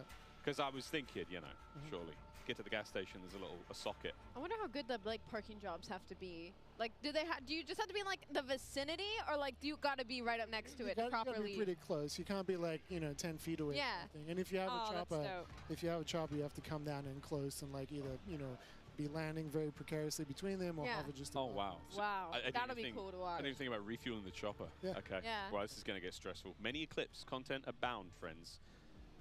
Ninja on your right-hand side of the screen here, still rocking and rolling in the TCL Power Hour. How many kills has he got? And has he checked his private messages? I'm sure somebody had to have walked up to him today and been like, what was that about? Hey man, we got beef? Yeah. What are you talking about? Super Evan on the left-hand side of your screen, one of the more lethal Warzone players, especially... Bad boy. He's a dangerous animal, isn't he? He's also very tall, surprisingly large. Yeah, he's like 6'5". Looked like he just popped his DDoS. So any and all electrical equipment in the nearby, claymores, you name it, everything just got sort of tickled in the worst possible way. Actually, Jack, does that also affect players? Can they, if you as a player have been DDoSed, are you able to use any sort of equipment at that moment in time, or? No. Is it things that are already in play in the world? Well, things that are in play in the world, disabled. Vehicles can also get disabled as well. So it's a pretty powerful experience against that too. Okay. Well. Yeah, that's good, because sometimes vehicles, if there's a lot of them, it can be frustrating. You need a good way to deal with them. That sounds like it can be for sure. Say that's the circle. All right, so this might seem familiar to people too. We're all like locked in. Okay, like, all this is just this is absolute familiar? crap. Wait a minute. yeah, I was trying to think of which part. It's just an MP map from time gone by. Oh. It's funny. safe I can like picture them all in my head, and Lord knows I can't like name them. Is Mason frying or getting fried? By the look on his face, he's doing fine. Jack, the safe cracker there, what was that? Is that another sort of a contract? Yeah, so it's a new contract where you pick up the contract and you have 3 safes. You have to kind of crack the safe. You place an explosive on it when you walk up to it, and then they explode. There's some rewards inside each one individually, and then you get an overall reward as well. Excellent. So there's a time limit as well, so you kind of press to go do them as quickly as possible. Hey, one thing we sort of really enjoyed, again, the variety of contracts in Warzone has been so fun. I mean, whatever it may be. Okay. Ocean's 11 right now, starring Iceman Isaac. Ocean's 1, not as exciting. Still sexy, though. I thought it was like a booby trap at first, but no, just taking like, actually, what do we got in here? M4, some cheddar cheese. And that kind of makes sense. Like it's a safe, right? You might have some rare loot, some extra money. Goodies. Yep, there's a train. Kept that one secret, Jack. That's right there. That's right. Wait. Kept that real quiet, mate. That looks great fun. I guess is that a sort of similar situation to what we had in Verdansk? A lot of toys on it. Yeah, and you're actually going to see some more things that are train related at launch. The fun one for me is being able to jump up on the roof of a car and then jump to the moving train. Oh, we're talking like Wild West style. Oh, like, wow. all right. This is going to be fun. Bobby Poff is absolutely lit, ladies and gentlemen. It's so funny just watching them kind of learn, hear them talk through stuff. So Dude, Bobby's voice, by the way. He's found the key to a stronghold, though. So does that mean? So Jack, you have to kill the combatants around it, and then get inside, and get the Hit goodies. it. Get the key and then go to the next one. What does the key do? The key helps The you keys get to in. the or- black site. Okay, all right. That's the chain event between the two. So the second number, is that the team's like in a different circle outside of the one you're currently occupying? Crack. There's the one. There's the knock. That you're in. Okay, so it's the one that you're in. That makes sense. Okay. Oh, Mason. Ooh, nice shots. Oh God, now there's tank bullets, giant bullets from this vehicle. Oh, they're pushing. That counts as a vehicular elimination if they get the kill with it. There it is. Bingo! And it's Hunter TV. Well done. He got the knock on the one. I don't think he was ready for the second to swap right into it. Still got the ghoulie, though. I love the idea of getting a key and just sort of like, you know, I'm not going to fight this one out. I'm just going to hit the door wherever I may be. Symphony and Nick Merckx versus Pornyhoff and Mingod. So what were you aiming for, like, time-wise? I'm just curious. Like, are they a little bit longer right now? It feels like. The matches? Yeah. We right now, because we're playing around with the length of like how long each circle lives before they collapse. You know, it might feel a little bit longer. Yeah, it felt like it was like closer to 30 minutes than like 25 somewhere. Just felt like a little bit longer. The circles do something interesting where sometimes you get a little bit more of a pause in the middle as each circle kind of resolves itself before collapsing. So it can lead to some like different flows. Interesting. That's kind of cool. A little variety. I've got a question, Jack. A specific one. Can we sort of like perform a takedown on the jailer? Not right now. Okay. That's a good idea. We'll hold on to that. Imagine you're going to take him down, then I get behind you and go to take you down. And then we get a takedown conga line and it gets real awkward. Yeah. And meanwhile, our other teammates are just sort of staring at us in party chat like, hey, did we go to college together? I'm like, oh, maybe. How many kids you got? I'm like, help me. Prox chat alone. Help me. Prox chat is going to be something. I'm coming for you. Come on, Isaac. Show me something special.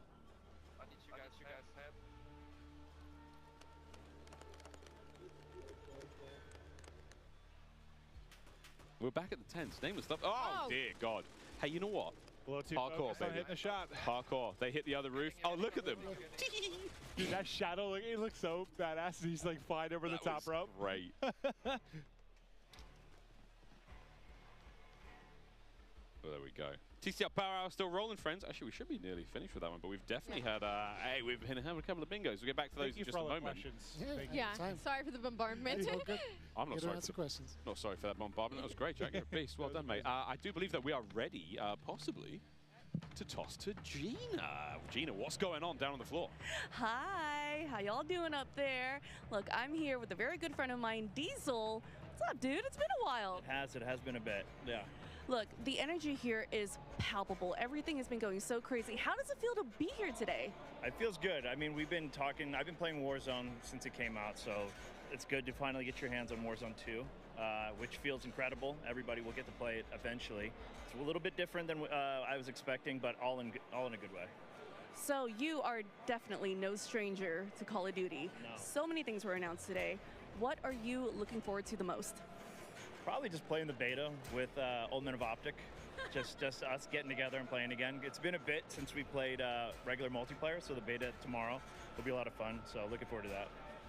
So, there are tons of streamers here today, all around the world. Who is someone out there that you're hoping to get into a friendly little firefight with? Probably May. Yeah, who's my girlfriend. She's playing back there, so running up, that would be a fun car ride home, I think. Yeah, I think that would be good. I'm going to tell her you said that, and we're going to be looking out for that specifically. Shout out to May. That's all from me here, y'all. Let's go back to the desk and see what's going on over there. Thank you so much, Gina. Guys, once again, we're going to get into another drop. Before that, though, each Jack Link's supply drop includes a brand new copy of Modern Warfare on the platform of your choice. Epic Jack Link's limited edition products. And check this out on how to enter once again. Looking for an epic way to celebrate the launch of Modern Warfare 2? Jack Links has got you covered, giving you the chance to win the ultimate Modern Warfare 2 supply drop. Keep an eye out during the broadcast for the Jack Links Sasquatch to appear on screen. If you see it, grab your phone and scan the QR code, following the prompts to qualify for entry. Tune in to Call of Duty next. Squad up with Sasquatch and level up for the ultimate viewing experience, courtesy of Jack Links. Terms and conditions apply. All right, so this is your last chance. Keep your eyes peeled. Spot the Sasquatch on screen throughout the show. Scan the QR code, enter all your information for a chance to win. You saw the goodies. You won all the goodies. Platform of your choice. And all the yum-yums. Can't wait. Guys, one more drop, one more big one, and we're going to roll onwards through the show. It's been a sensational day. Call of Duty next. I mean, good God, I'm pumped for tomorrow. Listen, man, we've seen everything. It's a lot, far, right? dude. It's a lot to take in. Like, I was looking at that Warzone game that we just watched, and I was like, man, Warzone 2.0 looks sick. But then we got mobile, MP, the new game modes, new weapons, new gunsmith. Like, it's going to take a while to get through all this when we get to the beta. Telling me, mate. Well, again, we want to say massive thanks once again to TCL. The Power Hour comes to a close. TCL Power Hour was a lot of fun. And, hey, actually, while we were waiting, I do believe we got another one. That's right. A vehicle elimination went down, and we may have some footage, ladies and gentlemen. Let's see it. Let's have a little cheeky peek at how that one went down. Again, there's plenty of vehicles, whether you get run over, dropped on, exploded, and taken care of. We saw it on camera, didn't we? What am I saying? It was Hunter. We screamed his name aloud here. Oh, when he got Mason. I'm sorry. I got so excited. He got Symphony. That's right. But there we go. The TCL Power Hour You were talking about replay. You had me excited. I thought someone got smashed by a truck or something. I was ready. Crazy, crazy. But also, don't forget to share your favorite moments from, of course, the TCL Power Hour. You saw the hashtags. We want to see your favorite moments. All these streamers, 200 of them. Clip them. Send them to us, at TCL_USA. We want to see those clips. Can't wait. Twitter's going to be popping. I mean, I've already seen some crazy clips. Popping. Dirty got like the first quad feed. He tweeted that one out. He got a couple of them already. They're spamming the timeline. I'm sure. You go on there right now, you're seeing clips left and right. It's going to be good. We've got one more drop, guys, here. As you can see, the Timothy, the Tatman. I do believe this is it. The last drop here in Warzone 2.0 before we will say adieu until November 16th when you get to play this for free at home. And oh, looky, Sasquatch. Phone's out. Scan the code. What if I said no? Ali, that's just rude and strange. I'm sorry, I was kidding. I didn't mean it. My phone's literally out. You can see it on my hand right now. She's disrespecting. Listen, I have a question for you guys because I was on standby with no audio next to the stage. Yeah. Ready to come back up. Did you get an answer about the loadouts? You got a lot of answers, actually. I think in the current build right now, no, but they plan to be. You can upgrade your weapon. Yeah. All sorts, dude. I mean, what we are seeing now is still alpha gameplay. Yeah. A lot of this is likely to change. Stephanie Snowden was up here earlier saying the Gulag's likely to change. They've gone through different iterations. Who knows what? The buy station you saw might not be the same on November 16th. So really, like, strip this down. What do you think of the maps and stuff like that? How the looting system works? Like, they're gonna change some stuff. No, that was cool. Circle speed, they change everything like that. That's why I really want to pick his brain while he's up here. I mean, as much as it's fun to get hyped about the big moments, have a blast with it, but all these guys are streaming too. Well, we had a dev up here. I wanted to hear what he had to say. Like, I want to pick his brain, and he had a lot of great answers for us. I'm going to do what I can to get Jack's number and just hit him on a regular basis. God bless that man, putting in the hard work and answering our questions, as ridiculous as they may seem. You know what this map reminds me of, Al-Mazrah? It reminds me a little bit of like Verdansk and Caldera mixed into one, because like you get these areas like this reminds me of Airport from Verdansk, and then you jump out and you're walking around, you're in the desert. So I don't see a ton of skyscrapers, so I'm happy. Yeah. Personally, I just thought there are too many tall buildings, but in this there's like, I don't know, 2 to 3 story. There's a couple bigger ones, but nothing too wild. Well, Clint, we haven't actually seen this. I think there are 2 major city locations in the map. Yeah, we haven't been there too much. Haven't really been I haven't seen how tall those are. You're right. Again, there could be some big ones. Again, I'm loving the Yeah, I was literally going to say that. I love the first aid kit on the wall. Again, it's the logic. You brought this up, Clint. It's not necessarily that, you know, the loot's crazy or anything, but the idea that I can visit a location that I know is there and go, all right, I'm looking for this. I need armor. I need ammunition. I'm looking for money right now. The idea of, like, regain. We talk about that when, like, let's say your whole team's been wiped. You're the only one to survive the gulag. Now you've got a game plan almost. 100%. I mean, I feel like you have to. I just don't know. I don't know if there's anything like with the AI, if there's like rechargeable loot or anything like that. Like that became a thing, like rechargeable chests in regular Warzone. I find myself, dude, I get so used to like ballooning everywhere that it's like weird for me not to even see balloons. Like it's just a big change. When this comes out, Clint. Like when we drop into the map. Like, oh no, I will destroy you. I will. I definitely aim straighter than you. You might have a better mind for COD, but like you just never. I just had to put that on broadcast. You were never very talented. Clip this. Oh. Whoa. And in the ghoulie, it's we've got methods alongside somebody going up against Hanky and Zagori. This is the last one we're going to see. One down. It's a 2v1.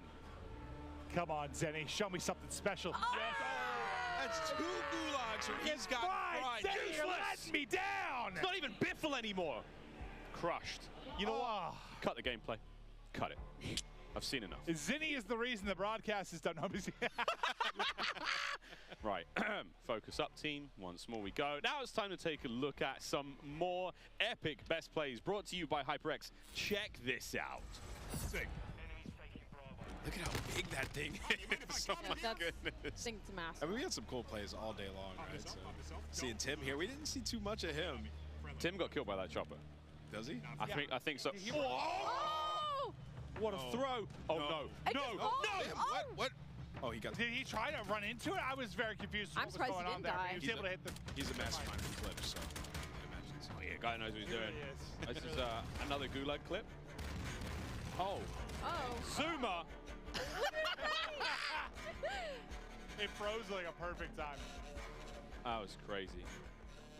Crim 6 flying around, kills with him. Oh, this is the Fennec as well. He's about to shred someone. 3, 2, 1. Stems in. Jiggle P. Oh, I think we should just rip him off that heady for a second. Nice shots. That Biffle's disgusting. Hipfire looks really good there. Yeah, it does. Ooh, it's like steady. It doesn't even look like Biffle was looking at his monitor. This they were surviving, man. Reviving each other back. This is friendship and trust and love, though. That's brotherhood. We love right TST. There. AKA don't. All right, there we go. That was our highlight plays presented by HyperX. And guys, I hate to say it. Don't say it. I think we're done. No. It's time to get off. You were great. You too, man. You were great. High five, high five. You were great. And you were great at home. Thank you. For those of you who've been with us the whole day, thank you so much. Guys, final thoughts. Clint. Listen. It's so much. I can't wait to like break it down more. It was so cool to hear the devs' thoughts on stuff. This was like perfect to me because not only did we have the streamers here doing their thing, getting the gameplay, we had the devs to break down and give us some of the more nerdy stuff we want to talk about. We got to cast a little bit, ask some questions. Like this was just a very good like balance of everything COD, and it filled my heart with goddamn joy. Oh man, Ali, how are you gonna top that? I don't think I really can. I'm going to be honest. I will have to say, I'm going to echo in my own wording. I mean, it was a lot of questions answered, right? It was so many what's going to be happening with the upcoming year, and we got all of it in just this mosh pit of Call of Duty. I mean, it was just half a day of just COD, and like, it was an absolute pleasure. And honestly, I have to say, I'm so excited for Warzone. I never thought I'd say that out of my mouth. It was one thing about Warzone that it kind of turned me away because it was so chaotic, right? I couldn't predict things. I couldn't really break down a whole lot. Circles were chaotic. Loot was chaotic. And it seems like they've taken that, refined it, and now there's a little bit more stability. You know where loot's going to be. There's 3 circles, so it's not like if I'm across the map, I'm screwed, you know? Like, there's so many different elements now, so I just can't wait for November 16th. Jeff, Joe, you hear that? You got him. You got another one right there. And what about you, brother? I mean, it's amazing, and there's still so much more to come, right? Like, we heard a little bit about DMZ. Like, what is that? Tell me more. Yeah. We're going to learn in the future. Spec Ops as well. They talked about it a little bit. We even heard earlier rank play coming in the future. So we got so much Call of Duty. If today wasn't enough for you, like, there's going to be more. Oh, so much more. We do want to remind everyone, though, one more time that Modern Warfare 2, it launches October 28th, but is available to pre-order right now. Pre-order and get early access to the open beta that starts tomorrow on PlayStation and next week on Xbox and PC. Don't forget that the pre-order Vault Edition, if you get that one, you're going to get those amazing looking red Team 141 skins you saw today, but not only at the launch, you get those in the beta as well. So that's lit. Also, the FJX Cinder weapon vault. You guys have seen that in action today. That's the fully decked out M4 weapon platform, and that's certainly something you're not going to want to miss out on. Insane. Oh, and also, don't forget, pre-order any edition of Modern Warfare 2 and play the campaign up to a week early. I'm a campaign guy. Absolutely love to do that. You all saw this Warzone mobile action live today as well. And don't forget, you can also go right now to the Google Play Store and pre-register for your free download of Call of Duty Warzone Mobile. I mean, frankly, guys, there's a lot. Whatever platform you're on, it's all yours. But that is it for us, guys. On behalf of myself, Maven, Alley Cat, Nameless, all the other talent here, everyone behind the scenes, thank you so much. We'll see you on the beta.